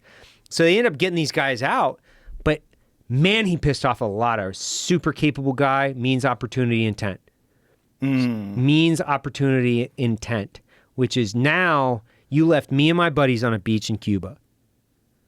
Bro, you are not going to get out of here unscathed. Yeah. That's my theory. I think that, along with all the other stuff, means there was probably a bunch of people that did not want him around. Oh, yeah. He wanted to get rid of the CIA. Yep. He had his eyes on the Federal Reserve. There was a lot of crazy talk about secret societies, and you've seen that speech about secret societies. Oh, yeah. Yeah. And he's a real threat. And as soon as you can get those killers to want him out too, well, now you got a problem solved. Well, you had a bunch of guys that thought he was soft on Cuba. He was soft on Russia. They had a bunch of dirt on him because he was banging a bunch of chicks, all of which, okay, well, maybe it's true, maybe it's false. I don't fucking know, but I think it's fairly validated at this point. I think it's pretty true. And you have a collection of people that are thinking this is a zero-sum game. This is a Cold War. If you're weak on Russia and you think that the guy's going to bend he's going to bend a knee to the bear, you've got a lot of you've got this confluence of interests where it's inevitable. And he was also not universally loved. We think of him as being universally loved because he's dead. Yeah. But when he was alive, like there's a lot of people that were not fans of his in the red states, probably particularly in Dallas. He's driving through Dallas.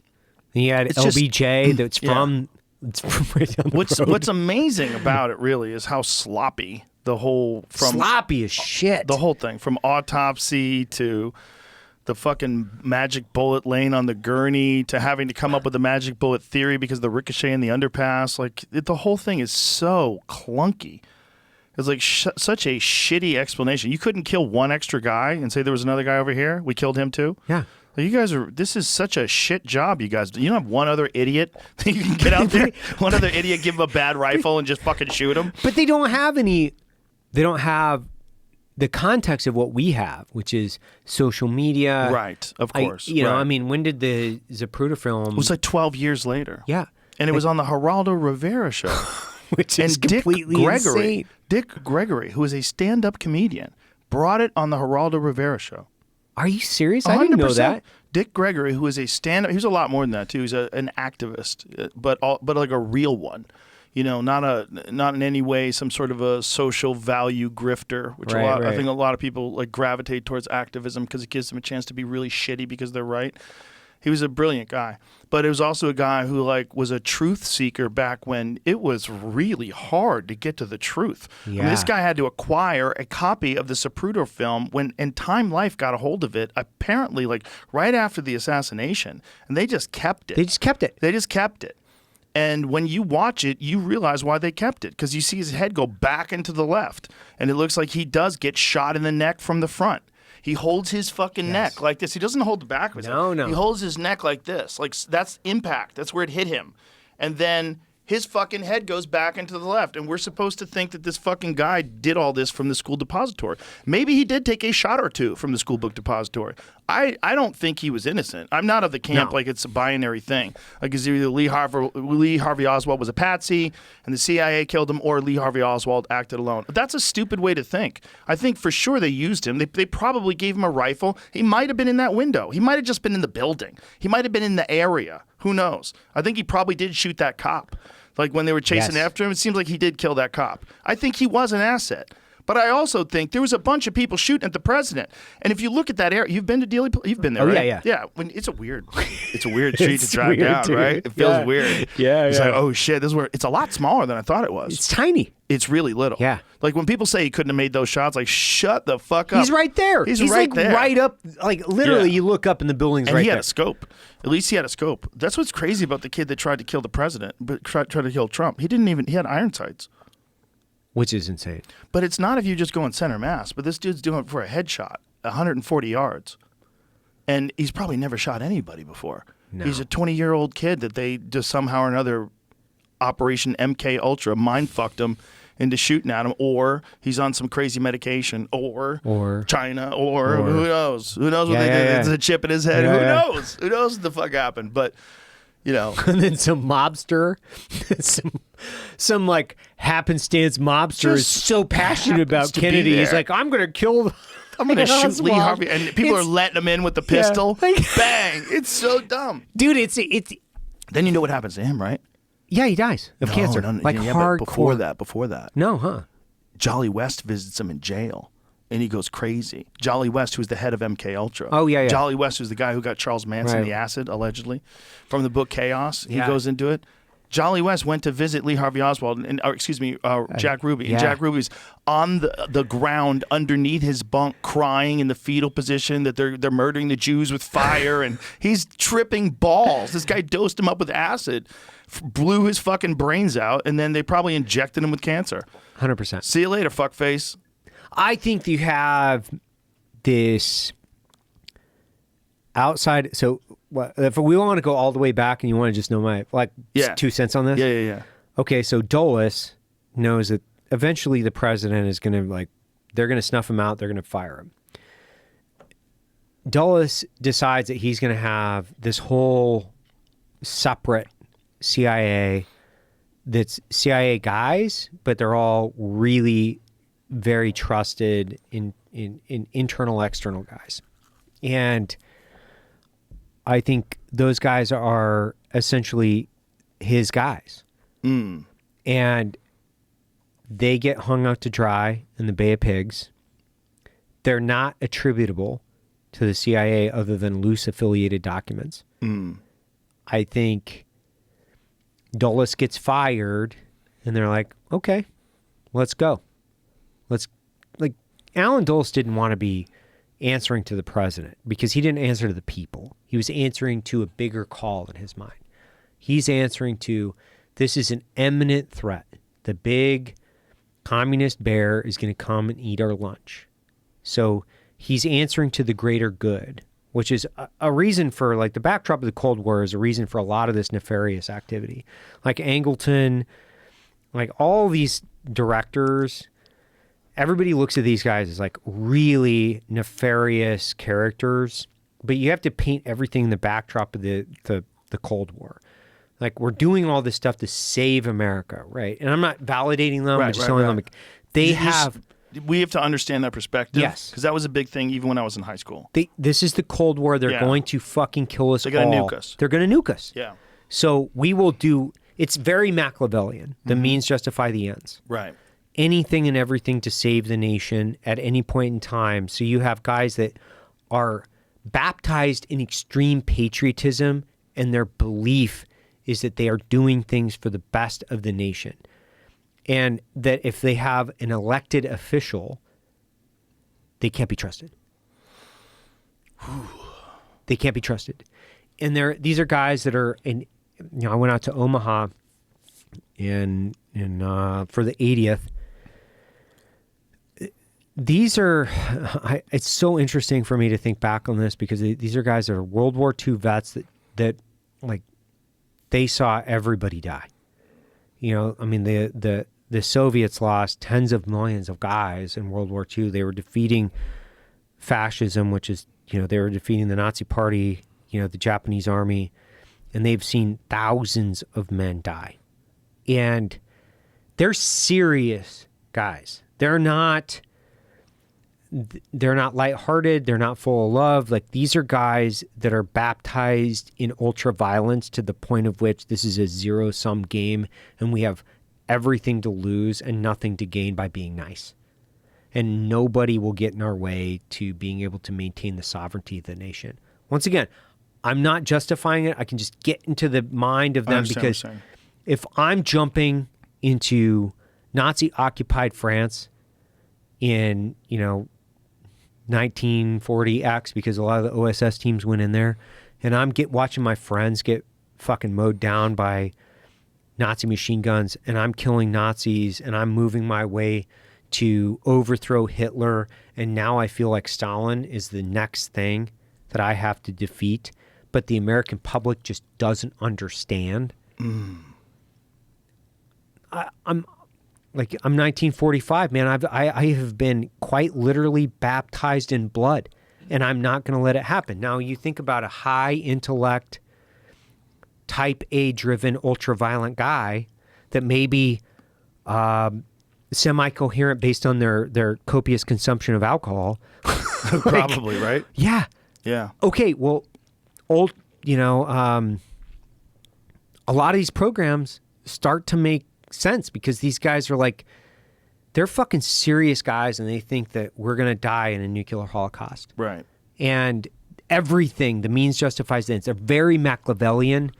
I don't necessarily, once again, I'm not trying to say that like every evil deed is justified. I'm just saying, like, I've seen the beaches in Normandy. I understand greater than a lot of people what combat and the direct psychological and emotional effects, what it'll do to people. And I can kind of see myself going like, hey man, if I'm a 26-year-old guy that just went and fought the Nazis, and I think that the big bad bear is coming after me, right? Man, you're a pretty serious character. That feeling of the big bad bear coming after us got lifted with the fall of the Berlin Wall, with the fall of the Soviet Union. All that stuff went away. The fear. When I was a kid, that fear was everywhere. You know, I've talked to so many people that are like my age or around my age that remember being a child and being worried about a war with nuclear bombs with Russia. It was constant. It was in the air. When Khrushchev banged his shoe on the table and said, "We will bury you," I watched that video on YouTube just like a month ago, and it's still scary. The two fucking banging his shoe, and when he said, "We will bury you," was that a direct quote or was that propaganda? That one feels fishy. I bet that's one where it's like a little bit I think more that was slippery than "we will bury you," because you know what I mean. Like when you're getting your translations. That was a direct response to when we agreed. We have this mutual agreement between the Soviets, and Khrushchev wasn't actually a Stalinist. He was making very big reforms in the Soviet Union. And so he felt betrayed by the U-2 spy missions that were taking place when after they shot down the U-2 spy plane in Russia, and because we lied, he was like, bang, bang, bang. And I'm fairly certain that's what that whole thing was about, because I think Khrushchev was a man of honor. And I see. like, these fucking guys are lying to me. And I mean, Stalin was a shitbag. Of course. But Khrushchev was like making significant reforms within the country. He was he was broadly condemned by a lot of the old the Stalinists as. Here it is. I don't see him banging a shoe in the video. He's banging. He's banging his fist. Yeah. I thought he banged a shoe. The video says, "Did he bang a shoe?" Мы живем на земле не милостью Божией и не вашей милостью, а силою и разуму нашего великого народа Советского Союза и всех народов. That's a scary language when they're yelling it. I know. Put that under a couple pints of vodka. Someone was saying this, but it's so true. There's nothing scarier than Russian Muslims. Like the fighters. Chechnya. Those guys are fucking bad motherfuckers. Fighters, Russian Muslims are the fucking scariest fighters, dude. I think if there's like one group that I would categorize, like what's the scariest? It might be Russian This is Muslims. from the CIA's website. We will bury you threat widely attributed to Khrushchev in Western press was reported to have been made at a send-off reception to Poland's Gomułka in Moscow, November 1956. According to Time magazine, Khrushchev was overheard to say at the final reception for the Polish leader, if you don't like us, don't accept our invitations, and don't invite us to come to see you, whether you like it or not, history is on our side, we will bury you. So he said that to Poland. But that was wasn't that in a Police song or a Sting song? The Russians love their children too. Wasn't that? Scorpions? No. I think it was a Sting song. Really? Sting song called The Russians. Yeah. Oh, yeah. Yeah, it was saying Khrushchev said he will bury you. So it was probably some fake news, just like how they said about Trump, saying that very fine people on both sides. It's always been it's been fascinating to me because I think about the Russians and how many tens of millions of people they lost in World War II. Yeah. And I think about very empathetically how they got fucked. They really did. You know, I think, and I'm not saying we did anything bad. I'm just saying like what we did was we delayed the invasion of Normandy, and we felt like a lot of people think this was that we were trying to soften up the Soviet Union because we felt that they were a follow-on threat in World War II, but we delayed the invasion intentionally, essentially to let a lot of Russians, millions of Russians, essentially die on the Eastern Front. And when you really think about it, when from those men, from my context in combat, from how I think about combat, how I think about death, like those guys had a significant axe to grind because they're like, we need fucking help. We need you to open up the Western Front.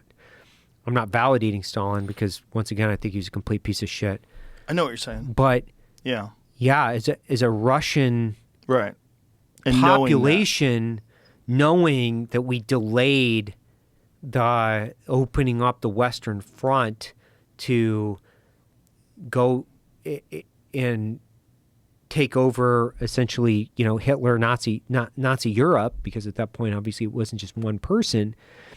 Yeah, we have a significant amount of mistrust with you guys because we lost, 20 million people plus the civilian population. I mean, some estimates 30 million fucking people. And you guys opened up Normandy, came through, and then you're telling everybody that you won. You're the reason you won World War II, and you're not even giving us any validated credit. They had invaded Japan before we dropped the bomb, and the Japanese were just as terrified of the Russians as they were the Americans. However, I can see from the Russian perspective going, man, we sacrificed millions of people to defeat the Nazis, and you guys are basically giving us no credit.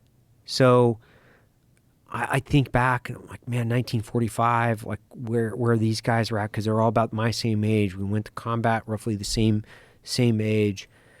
And there were a lot of people that were debating all of these issues back then. 1945, 1946, they were talking about, not only Stalin, but, Patton was talking about, like, we need to just keep going, right? Patton was talking about, we need to keep going. We need to defeat Soviet Russia. And Eisenhower was like, actually, no, you're crazy.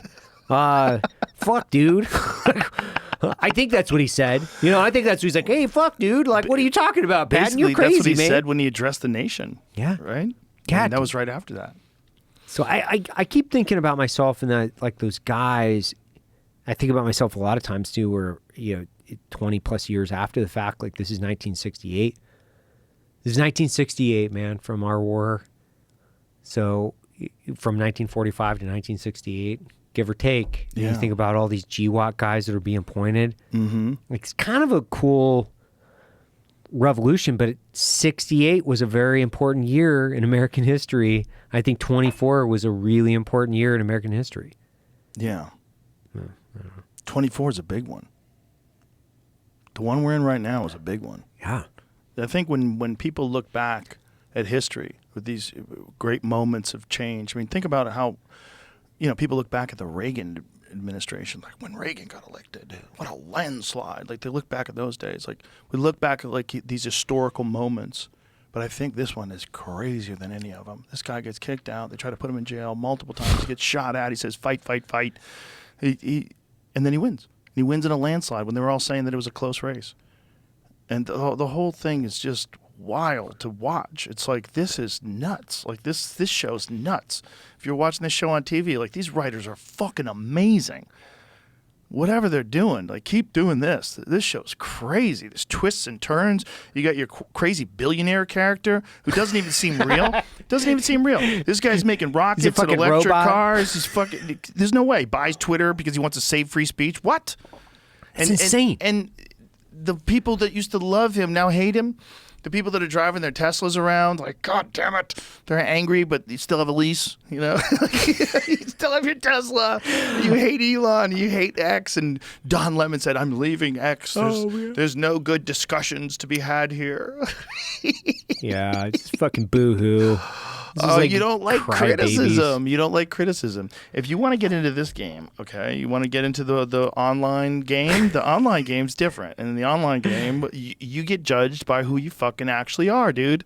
It's not about your producers and your teleprompter and shut up. No, you're on your own. And if people think you're stupid, you're going to hear it. And it might be because you're stupid.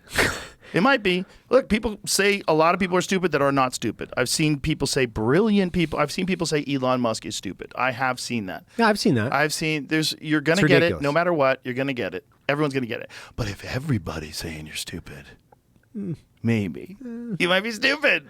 You might be stupid. You might have been protected from that stupid by these network shows. If you want to exist online and you don't like criticism on Twitter, or you think there's disinformation on Twitter, community notes on Twitter is the greatest fucking thing that's ever been created. Because people get to look through the community notes and find out, oh, that is bullshit, and here's why it's bullshit. Or, oh, that actually is true. Even though it sounds crazy and people are protesting, it's actually true. That's fun. That's good. We learned something. If you can't handle that, well, you can go wherever. Where do you go now? Where do you go? Threads? What? People go to Threads. Nobody goes to Threads. But they were for a while. Are you crazy? Well, they Seriously? were for a while. Yeah, it's not going to work, I don't think. No. Have you ever had? I don't know. Have you ever had Zuckerberg works. On? Yeah, I like Zuckerberg a lot. Yeah. Yeah, I like him a lot. I think he's a weird guy, but you have to be a weird guy if you're a super genius, 100 billionaire who's into jujitsu. He's a weird guy, but he's cool. I like him. I've had fun with him. Yeah, we played a fencing game together with virtual goggles. It was fun. Yeah. We both put on. He fences, so we both put on virtual goggles. You got online when he was like in Hawaii or San Francisco? No, we did it in the same room. Oh, okay. It was fun. Yeah. The new Oculus is fucking cool, and you got to wonder where that's going to be, because when I first tried the very first Oculus, it was kind of cool but kind of crude in a way, and with each new version of it, you get it's much smaller now. It used to be, we had a cable, and the cable was attached to the ceiling on a wire so that you can move back and forth with all these wires connected to you when you had the Oculus. So you had to be plugged into the computer, actually. But now you're not. Now it's just on your head. And now it's fucking resolution's pretty goddamn good. It's weird. Like, you do things like you can go to a comedy club and you sit in the audience and there's all these other people in there. There's a comedian on stage. It's fucking strange. There's all these little online games you can play with other people, 3D shooters and shit, and you got goggles on. You feel like you're in the game. It's real weird. And most people are kind of freaked out by it. So I don't think it's like they went with that whole meta thing. They thought everybody was going to dive into the metaverse. But I think there's this uncanny valley between, like, you put the goggles on and you're in the world and you kind of feel uneasy. Like, this is weird. This feels weird. VR feels strange. Like, a lot of people it makes them dizzy. They want to take it off. Yeah, my wife is like that. Yeah, mine is too. Yeah. But I think they're going to get to a point where it's not going to feel weird. Like, there's some commercial applications. Like, there's a company called Sandbox, and they have this fucking amazing game called Deadwood Mansion. And in Deadwood Mansion, you go into like this warehouse space. They have one in Austin. They have one in Woodland Hills where we used to go. It was right down the street from the studio. You put goggles on, and all of a sudden you're in a mansion. You got a shotgun, and zombies are running at you from everywhere. And you're blowing their heads. Seriously? Oh yeah, it's fucking amazing, dude. No one in my family wants to play it anymore. Why is it too intense? I get very intense. Oh, very intense when I'm killing zombies. They don't like it. They don't think it's gross. It's like I'm like, come on, let's kill zombies. Like for Father's Day, I made them come kill zombies with me. I fucking love it. That was your Father's Day present for you? You told your parents, go kill your zombies. family? Yeah, Daddy that's wants awesome. to kill zombies with That's everybody. fucking awesome. It's fun.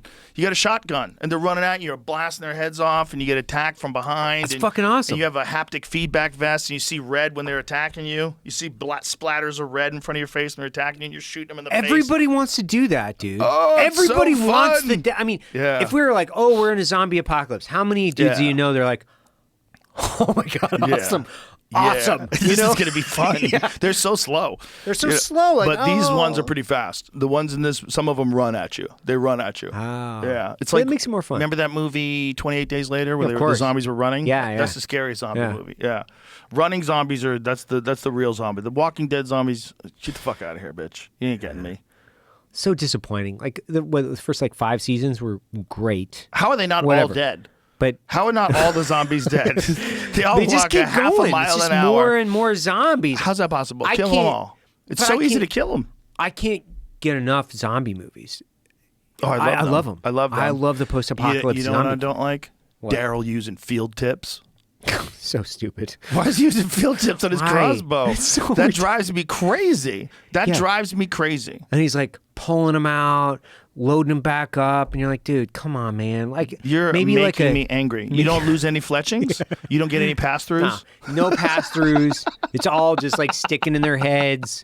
Like, what the fuck are you talking What the about? fuck are you talking about? This is the dumbest weapon ever. Yeah, Daryl, That fucking field tip's got to go, son. You don't have any broadheads? you got to put like a solid like tri-blade or something on there. Yeah, Like, yeah, get some yeah. good, like get a really A Muzzy good Trocar. Yeah. That's what you want. Like, Yeah, exactly. Yeah, like a Montec. One of those Montec carbon steels. Yeah. Send it. What was that one?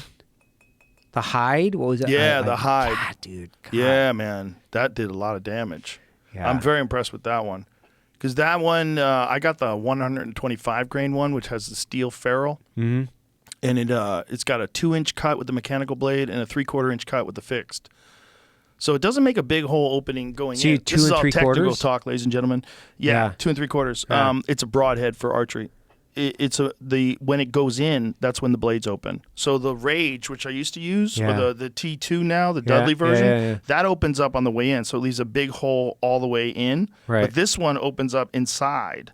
So really, you're penetrating with the fixed head, and then once you're passing in, the pressure is what makes those other 2 blades go. So they Right. really makes a pretty small entry hole. But the exit hole is a crime scene.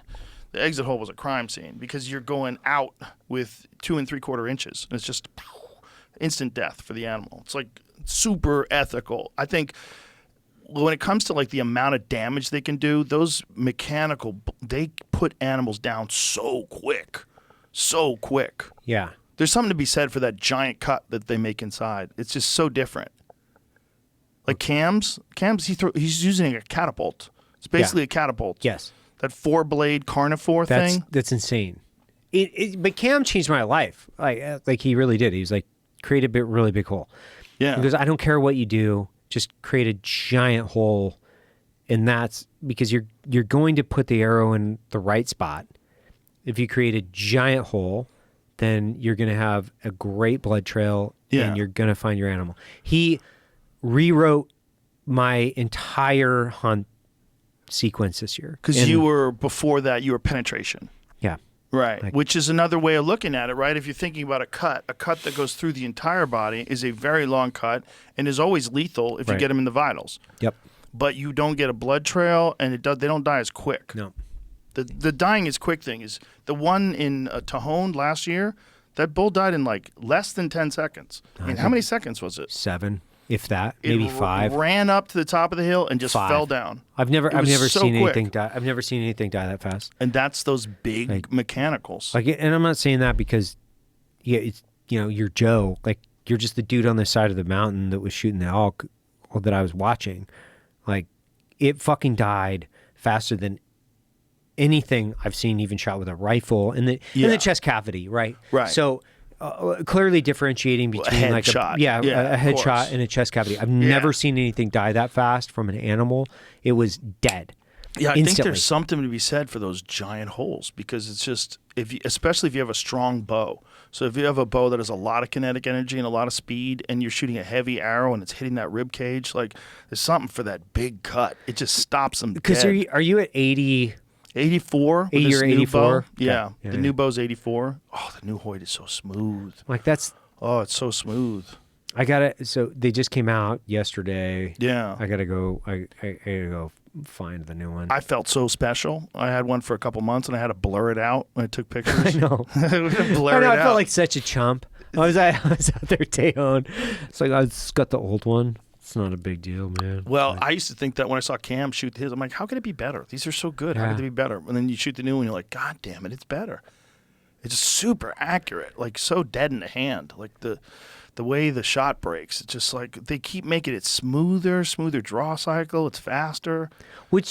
So you're doing 84. Yeah. What are you Garmin? What's your feet per second on it? Oh, it's 293 or 294. So what are you shooting? 450? 475. 475. Okay. Yeah, I bumped it up because I went to those 125 grain heads, but my bow went from 80 pounds to 84 with the new one, and then it kind of made up the difference. So the 25 grains, and it was basically the same kind of speed as with the last one, which I had a 450 grain arrow. So there's I think there's probably like a number you shouldn't go below. I don't know what that number is. You know, like grains. Like some people, they'll hunt elk with like a 300 grain arrow, and a lot of people are like, don't do that. Don't do that. You can get away with it because they're like, well, my daughter shot an elk, and it was a pass through, and she's got a 50-pound bow. Yeah. Okay, she got lucky. You need some force to get in there. Like if you're shooting 500 on an 84 on an 84 pound, 85 pound bow. So let's say you're doing. Even if you're doing 270, that's still boom, massive penetration. Yeah, massive kinetic energy, especially if you have carbon arrows. Yeah, I love those carbon arrows with the victories with the slick outside because you pull them out of target so much easier. Who's making those? The VAPs. What are they called? The TKOs. Yeah, I love those. RIP things. TKOs. That's it. RIP TKOs. Yeah, those are great. Their coating that they have on it is like. It's so easy to pull I got like out a of things. Teflon or some shit. Yeah, but on you got to think that aids in penetration too. It has to, right? Mm-hmm. I mean, isn't that why guys like the thin diameter? Like Cam shoots those. I don't know if he's doing it now, but he was for a long time. He was shooting those 4mm arrows. Right. Those real skinny ones, but the 4mm. I like lighted nocks, and the 4mm with the lighted nocks make me nervous. Like the Why? Because nocks break sometimes, and they're more vulnerable because they got that little light inside of them instead of being a big solid piece of plastic. Right. You know, like I always change them before hunts. I always put fresh ones on. I never trust ones that have been sitting around. Never trust ones that I've shot already. I'll shoot them a bunch of times, like for practice, but they break sometimes, and especially I'm not paying attention, so I might be accidentally touching arrows.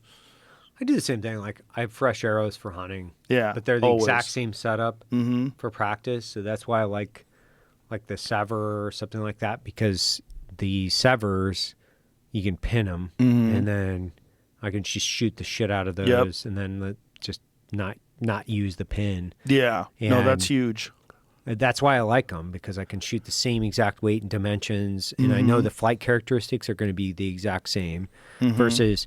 Sometimes when you get those practice heads, they're different. They actually have different flight characteristics because the way that they're put together is not exactly the same. And I believe in the fact that it's like, hey man, if you got a slight fin on the front and it's a different fin on the back, even though it's only an inch, you still have to be 100% consistent to maintain the same flight characteristics. Yeah, that's why when guys get real nerdy about like what helix, like what kind of helical you have on the veins, and like what kind of twist you put in your veins, and you have to have the a single bevel blade that twists for the broadhead in the exact same direction. Don't get a right twist with left veins, then you'll get all fucked up.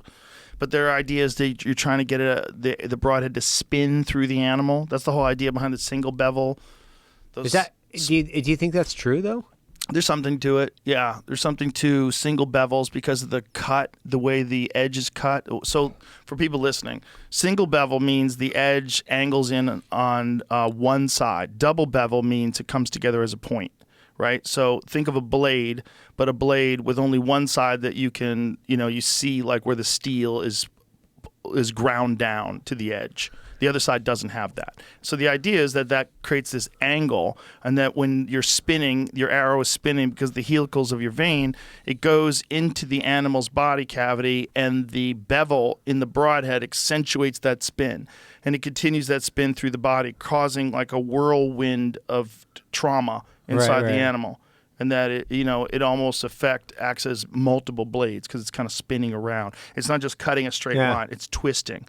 But the question is like how much twist, and is it more effective to have like a 4-blade thing, like a tooth of the arrow, like one that you could, those are. I don't think it's true. You don't think the bullshit. spin, the bevel spin? No, I don't think it does. I think it does a little because there's a guy named Archery, and he does these tests on these things, and he actually shoots them into ballistic gel, and you can see them spin. So some of them do spin, but I think it's too complex though. Once you have a rib cage, right? And let's just say you go through the ribs, even and the stops consistency of the rib cage. So we'll just say a perpendicular shot in the perpendicular shot from the rib cage, right, at 40 yards. So we'll just keep all the variables basically the same. Even then, there's no nicking of the rib. There's no variation of the actual animal skin. There's no slight cording away, start cording towards. There's no. So ballistic gel, I think there leaves a lot of questions for me. So even though it's twisting in the ballistic gel, because it's consistent, you're shooting it directly perpendicular into a very consistent format. Yeah. And you're getting a consistent result. You're not going to get a consistent result. I just don't believe you're going to get a consistent result through a rib cage. Well, that's the reason why a lot of people like mechanicals. It's one of the things that they say is that the cut is so large when you get into the body cavity that you take out all the other variables. Yeah. It's going to do so much more trauma than something that's just a slit blade that, let's say you do hit that rib cage and it does slice and only hit one lung because it deflected off of it and it doesn't spin at all, and now you lost the animal. Right. Whereas you get a mechanical, it goes in there, it creates this massive fucking hole. It does all this trauma going through 2 3/4 inches of trauma going through the animal. The odds of that animal surviving are gone. If you get them in the body cavity, they're gone. And I've seen people hit people with really good shots with small broadheads and not do much damage to the point where the animal runs off. They have a hard time blood trailing it. Even if the animal dies 30 minutes, 60 minutes later, you might have a hard time finding it. Especially if you bumped it. 100%. I've had that exact experience, like multiple times. With those little broadheads. Yeah, man. Yeah. Cam, like I said, he changed the entire... way you thought about it. Yeah. Because he's like, create a big hole. Well, he changed his thought about it too. He was always a fixed blade guy. Always. Yeah. And then who told him to do that? Oh, Wayne did from the bow rack. Really? Yeah, Wayne said, you got to try these carnivores. So just trust me, just try them. It's like, these things are crazy. This is, boom. Yeah. It opens up these 4-blade catapults. It looks like one of those turkey broadheads. You know what I mean? That's what it looks crazy. like. And because of the design, it's just like the hides. It opens up from the front. Yeah. So once it's inside, then it's doing all its damage. So you don't have to worry about it getting destroyed going in through rib cages and stuff as much as you do with other things. Because it's really just going to get a little hole going in, and then boom, once it's in, then it's opening. It's kind of a perfect idea. The only thing that people don't like Dudley doesn't like, it doesn't leave a big hole in the outside. Like, I talked to Dudley about it. He's like, I want extreme trauma. I just want extreme. I want it one big giant cut with all that energy just going through think of it like sticking a samurai sword, like through the animal's body. Right. And, obviously he's one of the best bow hunters on earth too. So like there's a bunch of different philosophies on it, but I think the idea of the mechanical blade is legit.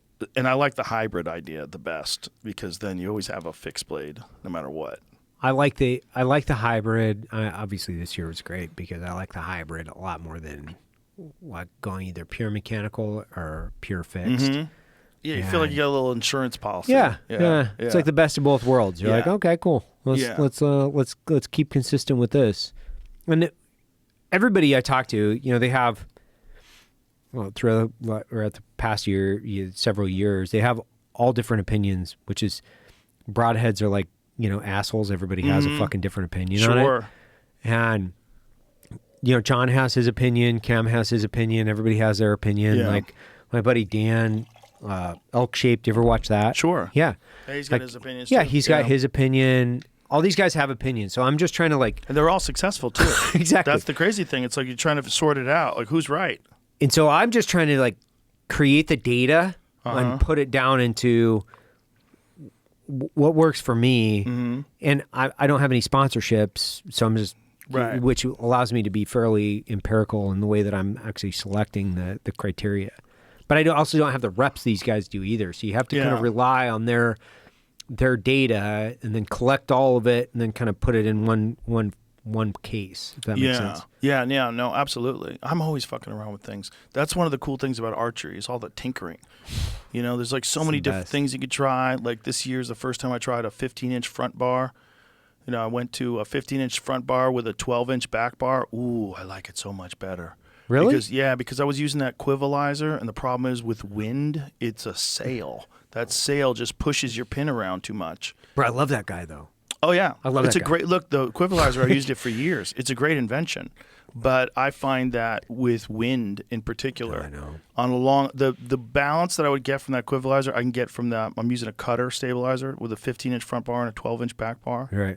and it's perfect. It holds so good. It holds so nice. It's just it feels so dead on. And this year I went with a 10-degree downward angle of the front bar. Yeah, I was going to ask you about that. Why did you go with it down versus what matters whether or not it's I know, it doesn't perpendicular make to any the ground? sense. It doesn't make any sense. But I was talking to these archers who do it, and Levi Morgan does it. His goes at a downward angle too. And I was talking to this archer, and he said it actually, for some reason, it helps you hold better. Like you feel it locks in better. Really? Yeah, the slight downward thing with when you're pulling back. There's something about the slight downward angle of it that it lets you hold better with the same amount of weight. Right. Because it's going in a different direction than just straight forward. It Right. doesn't totally make sense, but I really believe in it. Like when I started doing it, I was like, ooh, there's a little different feel to this. Well, I love that. I love all the tinkering. No, I love the tinkering. That's It's so my much favorite fun. thing. It's so much fun because it's like there's all these different ways to do it. There's all these different releases. There's all these different styles of releases. There's so many different things you can fuck with. You could just go down a rabbit hole after rabbit hole. That's what I did. You and I would say like 90% of their texts are around releases. What release were you Yeah, using? like what release Yeah. am I doing? And I think I bought 20 releases this year, like over the course of 23, 24 after, the hunting season. Mm-hmm. And it's fun. It's just fun. pure fun. Yeah. Because, okay, dude, I know I got it. It's like $250. Sure, you buy a release. And I fuck with it for, a couple weeks. I get the pros and cons about it. And then I pass it over to the guy that runs my little bow shop there at Black Rifle, Isaac. I pass it off to him, like, sell it on eBay. I don't give a fuck about this thing. And I got a box of them. yeah, I got a box of different releases. I've tried everything from 4-finger releases to 2-finger releases. What I really like is that one with the clicker, that onyx with the clicker. know. It's got this little click, and then I The feel weird- like I can shoot that as good as I can shoot a hinge. So you get the best of both worlds. You get like the ability to make it go off if you have to. If there's some weird situation where you have like literally a split second to make a very close shot, you can get away with that. Or you could shoot at a long distance target and feel just as comfortable as you do with a hinge.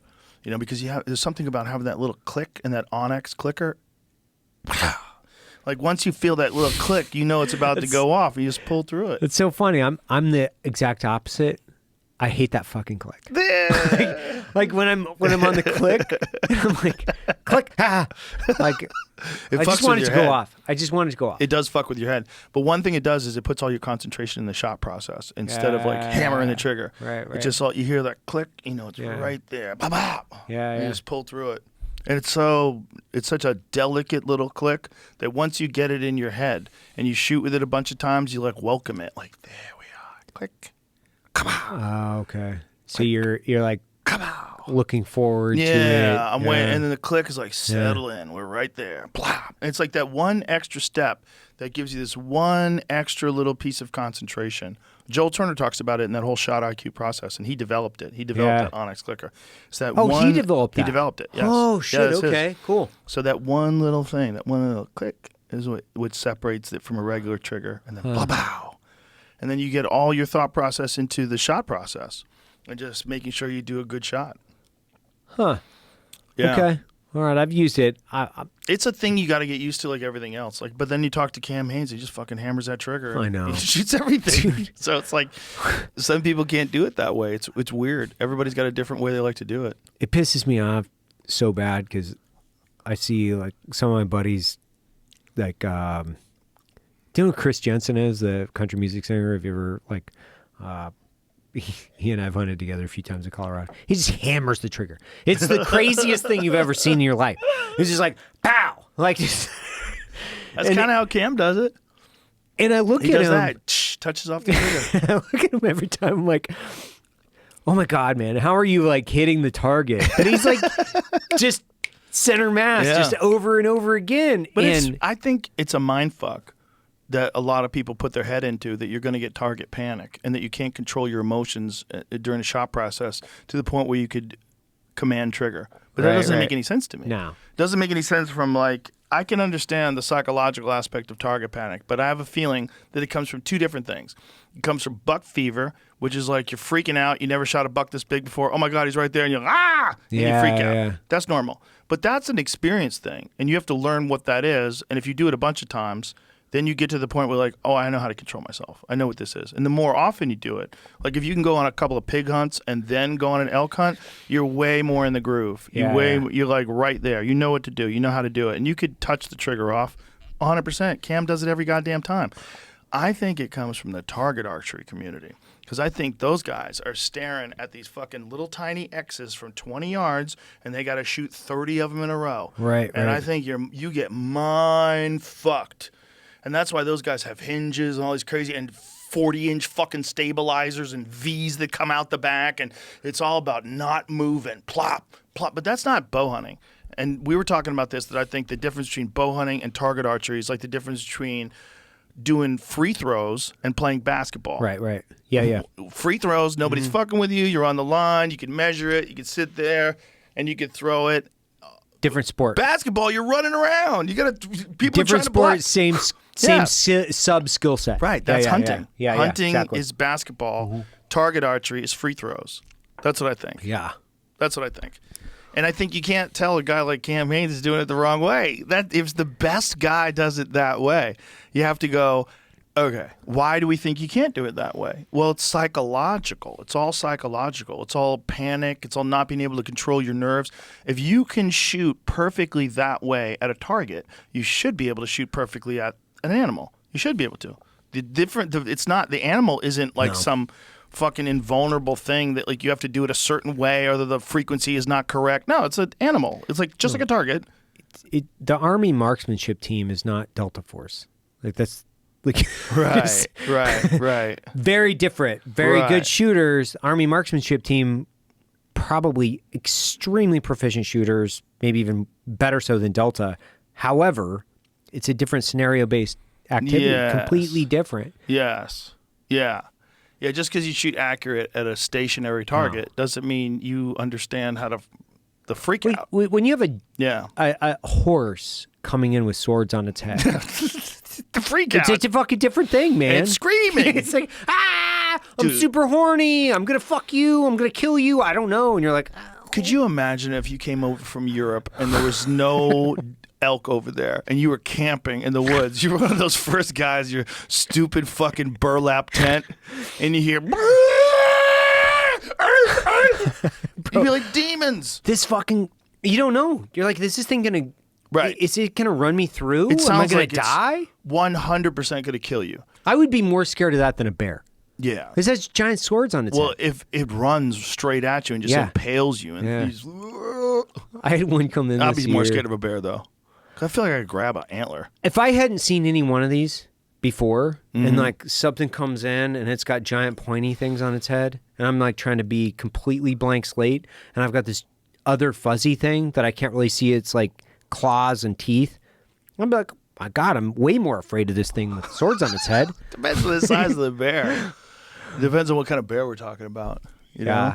Like if it's a little black bear, I don't give a shit about Black those bears things. are I don't weird. care. I don't care about those things at all. Like it's so they're kind of obnoxious. Do you see that one that got shot in New Jersey that's 880 pounds? Yeah, 770 pounds dressed? It's fucking crazy. In New Jersey. Dude. In New Jersey. That's in a the bus. East Coast. How is that possible? They have the most. They have the most black bears per capita Yeah. in the whole country. We've played 100 times the video of the bears wrestling in the middle of a neighborhood in Far Rockaway. Big fucking black bears. Just going to war in the middle of the street.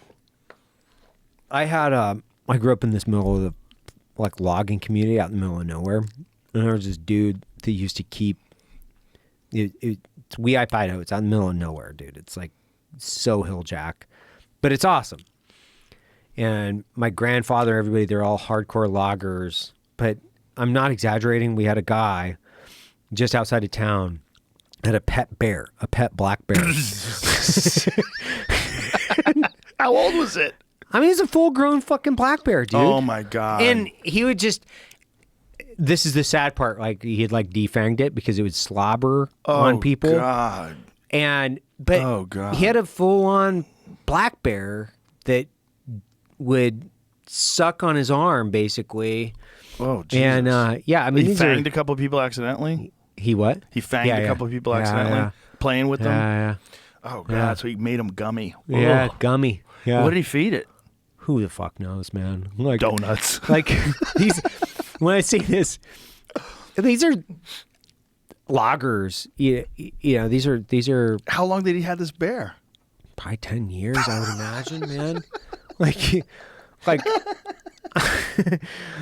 you know, I tend to like, you know, What a crazy fuck. turn down the volume on my like redneck upbringing. But you hold know? on. How did he keep this thing in his yard? Yeah, Or did it just no, run we would loose? drive by it on our way to another town, and he had a fucking bear in his front yard in a cage. It was insane, was it in dude. a cage? Oh no. I Yeah. thought it was just running around. No, Oh, he kept it in a cage? big cage. Just imagine. He never let it out?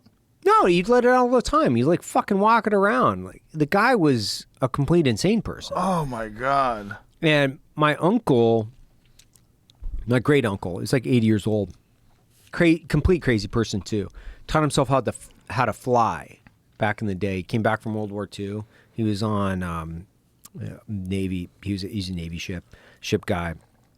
Taught himself how to fly. He would fly around this Piper Super Cub. And back in the day, you get a bounty for cougar tails. So he had a Walker hound, and he would put him in the front seat of his Piper Super Cub, and he would fly around looking for tracks, land his plane in the middle of fucking nowhere, kick his dog out. So he'd tell me these stories, and I mean, I hunted with this guy forever. And the dog would find the bear. Yeah. He'd punch him out on the bear or the cougar or whatever it was. Tree it. Tree it, shoot it with a .22 Hornet, because his whole thing was you let them bleed out in their lungs and then they'll fall out of the tree. You don't want to shoot them with too big of a caliber because it knocks them out of the tree and they run around. If you shoot them with small caliber and it penetrates both lungs, their lungs fill up, Oh, they God. drown, and then they fall out. Jesus Christ. This is what, like, my Cecil Ball was my uncle back in the... Did he have a backup gun? Oh, yeah. This guy was completely insane. He had, like, when I Because was I wouldn't hunting be with him... comfortable with a cougar and a 22. Dude, this guy was 80 years old when I was hunting cougars with him back in like the Panhandle, Idaho, and he would tell me stories, and I would only go hunting with him to listen to the stories because they were the best fucking stories on the planet. He crashed his plane. He got fired from the sawmill. He was buzzing the tower, crashed his fucking plane into his boss's office, and was like, "Fuck you, I'm out of here." Dude, he was a complete insane person. And he was telling me this other story, and these are like the summarized version, the cliff notes of it. But dude, he would bay cougars in the middle of the mountains by himself. He's fly his plane, land it in the middle of the snow, find a spot for him, bay cougars, and he had this cougar up in this log jam above a creek. And he was telling me this cougar had tucked himself underneath the logs above the creek, and there's snow on top of the logs, there's logs, and then he was like crawling in underneath in the middle of the mountains with like a 357 snub nose. He climbed into the cougar den? Because he's like, this cougar is eating my dogs, and he's like reaching around. My uncle, who had like 3 strokes by the time that I was talking to him, he's like, and he'd stutter a little bit. He's driving like 80 miles an hour around like crazy logging roads in the middle of nowhere. I'm white knuckling his Toyota Tacoma with cougar hounds in the back of the Toyota, going, "Oh my God, I'm gonna fucking die any moment." And he's like, "Yeah," and I got my, he's like, he had a slight stutter, and pull out his snub nose 357 like a gangster, and reach underneath the logs, and start pulling the trigger once he found the right fur between the cougar and his dogs. Oh my God. This dude was completely insane when it came to doing things. This is my uncle. This is like the guy that I'm like hanging out with. It's fucking He reached complete into insane. the logs and felt his way to the cat? Yes.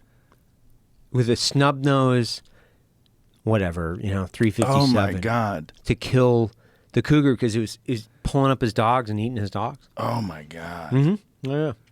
Holy shit. Like when you talk about where I grew up and like the guys I grew up with, because I'm a Green Beret, It's like, oh, you fucking pussy.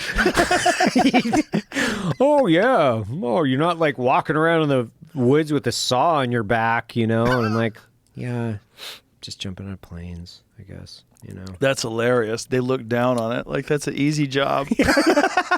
You're not a fucking lumberjack. You're not a fucking like us. lumberjack. You're kind of a pussy. That's so crazy. I'd go home, my dad would make fun of me. Like, oh. Isn't it interesting that there's like levels of discipline and hard work in the world? Like there's like, if you want to be a logger, there's no easy logger job. They don't exist. That is a hard fucking job. Those are hard men. Yes. You want to be a logger and you're going to do it for 30 years? You're going to chop and carry trees for 30 fucking years? You're going to be living in the woods, chopping and carrying trees for 30 fucking years? And like falling trees, Yeah. wrapping yeah. big cables around them, and they'd be like, "Oh, you carried a backpack through the woods?" And that's pretty cool. Man, that's... I mean, you think about the different like groups of people that live these extreme lives, and how many people are at the coffee shop with blue hair that are totally oblivious. And they think hard work is like, I'm dealing with my trauma and I'm going to Starbucks today to protest.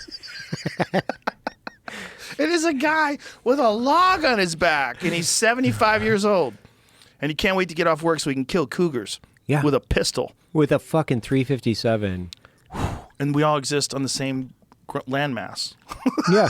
We all There's like exist. some dude that looks like he's like building bikes in the 1800s with the fucking curly coat mustache that's like waxed up, and you've got another guy that's like 80 years old that's had 3 strokes. It's driving around in the mountains. It's running up a mountain at a 6-minute mile, chasing his dogs to go kill a cougar.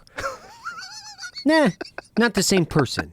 Not the same order of priorities, you know what I mean? Well, there's probably a lot of those guys back in the day. Yeah. I bet that was a common type of human in like 1820. Yeah. I bet you ran it all. That was like how you had to stay alive. You lived to be about 40, then you had a stroke. Everybody died. Nobody got any vitamins. You're eating fucking cornmeal and gruel and trying to eat squirrels. Just fucking... You're barely getting by. Like you're eating, Barely. you're eating a bear. Yeah. That's how Oh, fucking yeah. nasty. Like, They preferred bears. yeah. That's what's crazy.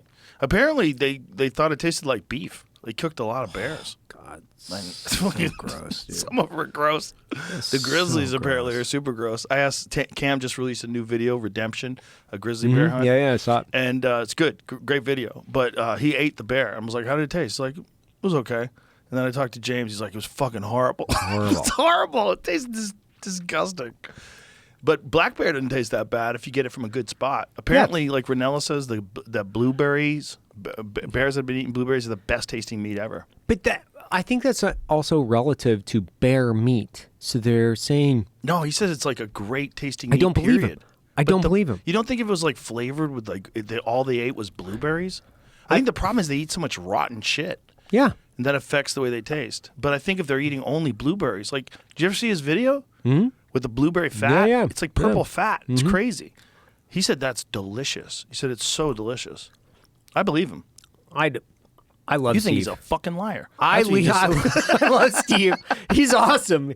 He's so much fun to hunt with, and but I just firmly disagree with him on this, where I'm like, bro, like, no. Like, What is the best tasting game animal for you? moose? Moose. Moose. Interesting. 100%. That's a good one. And for me or for my kids, moose is the only game animal my kids are like, yeah. Really? Yeah, they are Interesting. 100% chips in. They look forward to it. Not only do they look forward to it, they request it. It's the only game meat. That's interesting. That's very interesting. Like, I can eat elk, but I'm the only one at the table eating elk. Interesting. Yeah. I only shot one moose ever, and I ate it, and I remember it was good. But that was with Ben O'Brien, like 10 years ago. But I haven't had a lot of experience with it. For me, it's axis deer and elk are the two best ones. Elk first, axis deer second. Yeah. Do you like axis? I love axis. It's crazy what it tastes like, right? It Yeah. doesn't taste like a deer. No, it's You're like, this is a beef. totally different kind of animal. It's not even beef. It's like a clean. It's almost sweet. Yeah, it's a clean beef. Yeah. It's an interesting flavor. And the fact that, they have so many of them in Hawaii. Like that Maui Nui Venison Company, for people who want to buy wild game, you can get actual wild game from Maui Nui Venison. They'll ship you axis deer, frozen. They have meat sticks. It's fucking great. I'm not affiliated with them. I know the owners, but I don't have anything to do with them. But it's a great company. And they're doing something that you actually have to do. There's no natural predators on Maui. So they have to shoot these axis deer. They're fucking everywhere. They're rodents, basically. They're a delicious rodent. It's a crazy animal to hunt, too, because they grew up with tigers. So they evolved with tigers, so they move so fucking fast. They're the fastest animal I've ever hunted. I shot at a doe at 30 yards bedded, and she dodged the arrow. It doesn't even make sense. They move so fast. It doesn't even make sense. So I started shooting them at longer distance away because the arrow's quiet and they can't hear the string slap. Yeah. So they can't hear the bow. So I started just shooting them a little bit further away. They and still that's hear the that. only way. We stopped hunting them in the day because in the morning there's no wind. We started hunting them only in the afternoon because there's more wind, and the wind Right. at least covers a little bit of it. But Dudley got video of me shooting this axis deer at 80 yards, and it's a perfect shot. Perfect. It's going right to the vitals at 80 yards. Perfect break. And then 10 yards, the arrow's 10 yards from him, he goes, "Pew!" and he's gone. Within 10 yards, he was gone. He was nowhere near where the arrow hit. What? He moved 10 out of the way. yards? He heard the arrow coming, and he moved out of the way.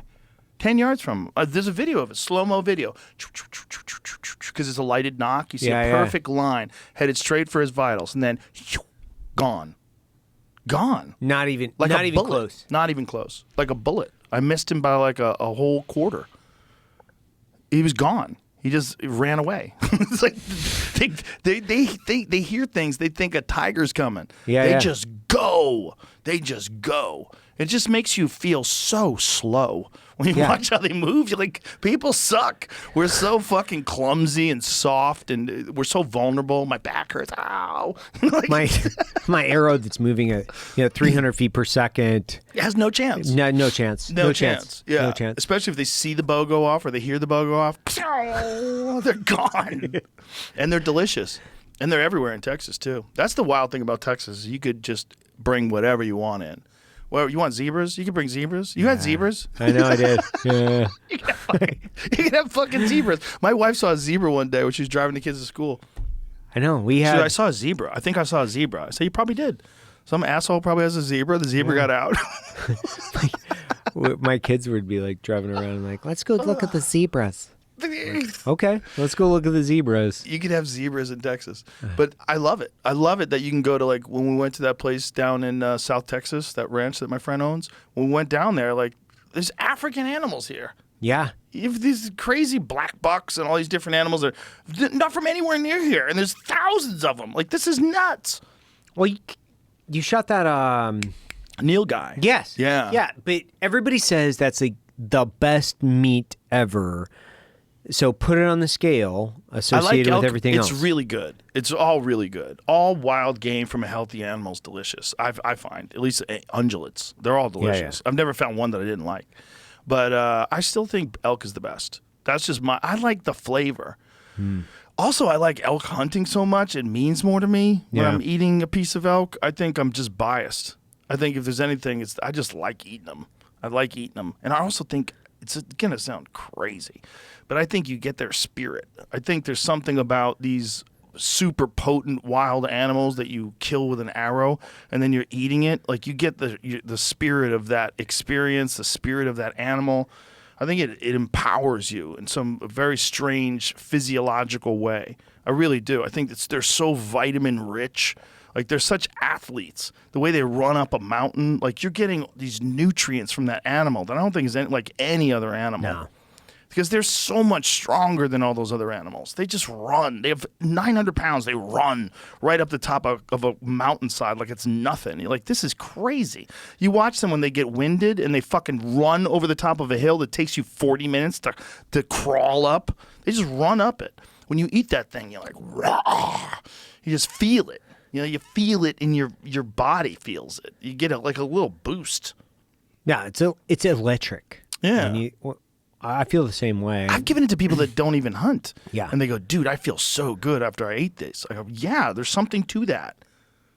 It's superfood. It is a superfood. My neighbors, when I gave them, elk or whatever it is, they're like, dude, this is amazing. Yeah. Like, yeah, this is what it feels like to be a hunter. This is what it feels like to go out, kill something, process it, put in a package, and it's special. It's meaningful. It's the whole celebration, and I hate to say it like that, but it is. It's like, this is, you said it earlier, and actually I wanted to, what'd you call it? Like an assassin for your food or something like that? A supermarket assassin. Yeah, supermarket assassin. Yeah. Like, this is the difference, is over here, you think this is, one, it tastes different. Two, there's a definitive meaning you're associating with it.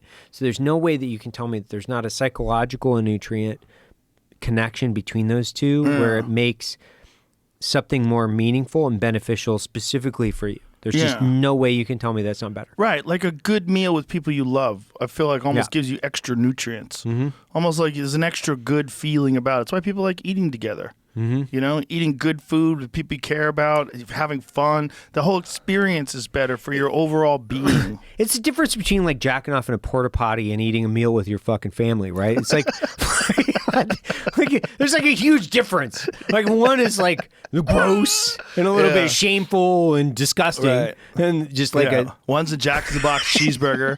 The other is an elk that you cooked on your own grill. Yeah, exactly. Yeah, there's a big difference, man. Yeah, it's I'm glad I found it. I'll tell you that. It's so hard to do. We both had our trials and tribulations elk bow hunting, and it's so difficult to do that the people that do it well, the people that are successful, how hard it is to do. You're like, God damn, you pulled it off. Like that. That's hunting elk with a bow in the wild is a real thing. Even the places we go are better. They have more elk and stuff. It's always hard, folks. It's hard. It's always. The problem with the public land thing is the public. I have so many friends that have terrible stories about guys winding elk on purpose, blowing elk out. They're all competing against the same packs of elk, or the same groups of hunters are competing against the same elk groups. It's like, it's crazy.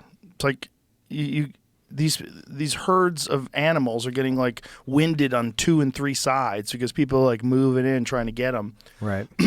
It's just the ideal situation would be that, I think the ideal situation would be like, they're trying to do that that American, what is it called? The American Serengeti Project. They're trying to like rewild a whole section of the country. They're buying up land and they want to like bring back buffalo and bring back all these animals.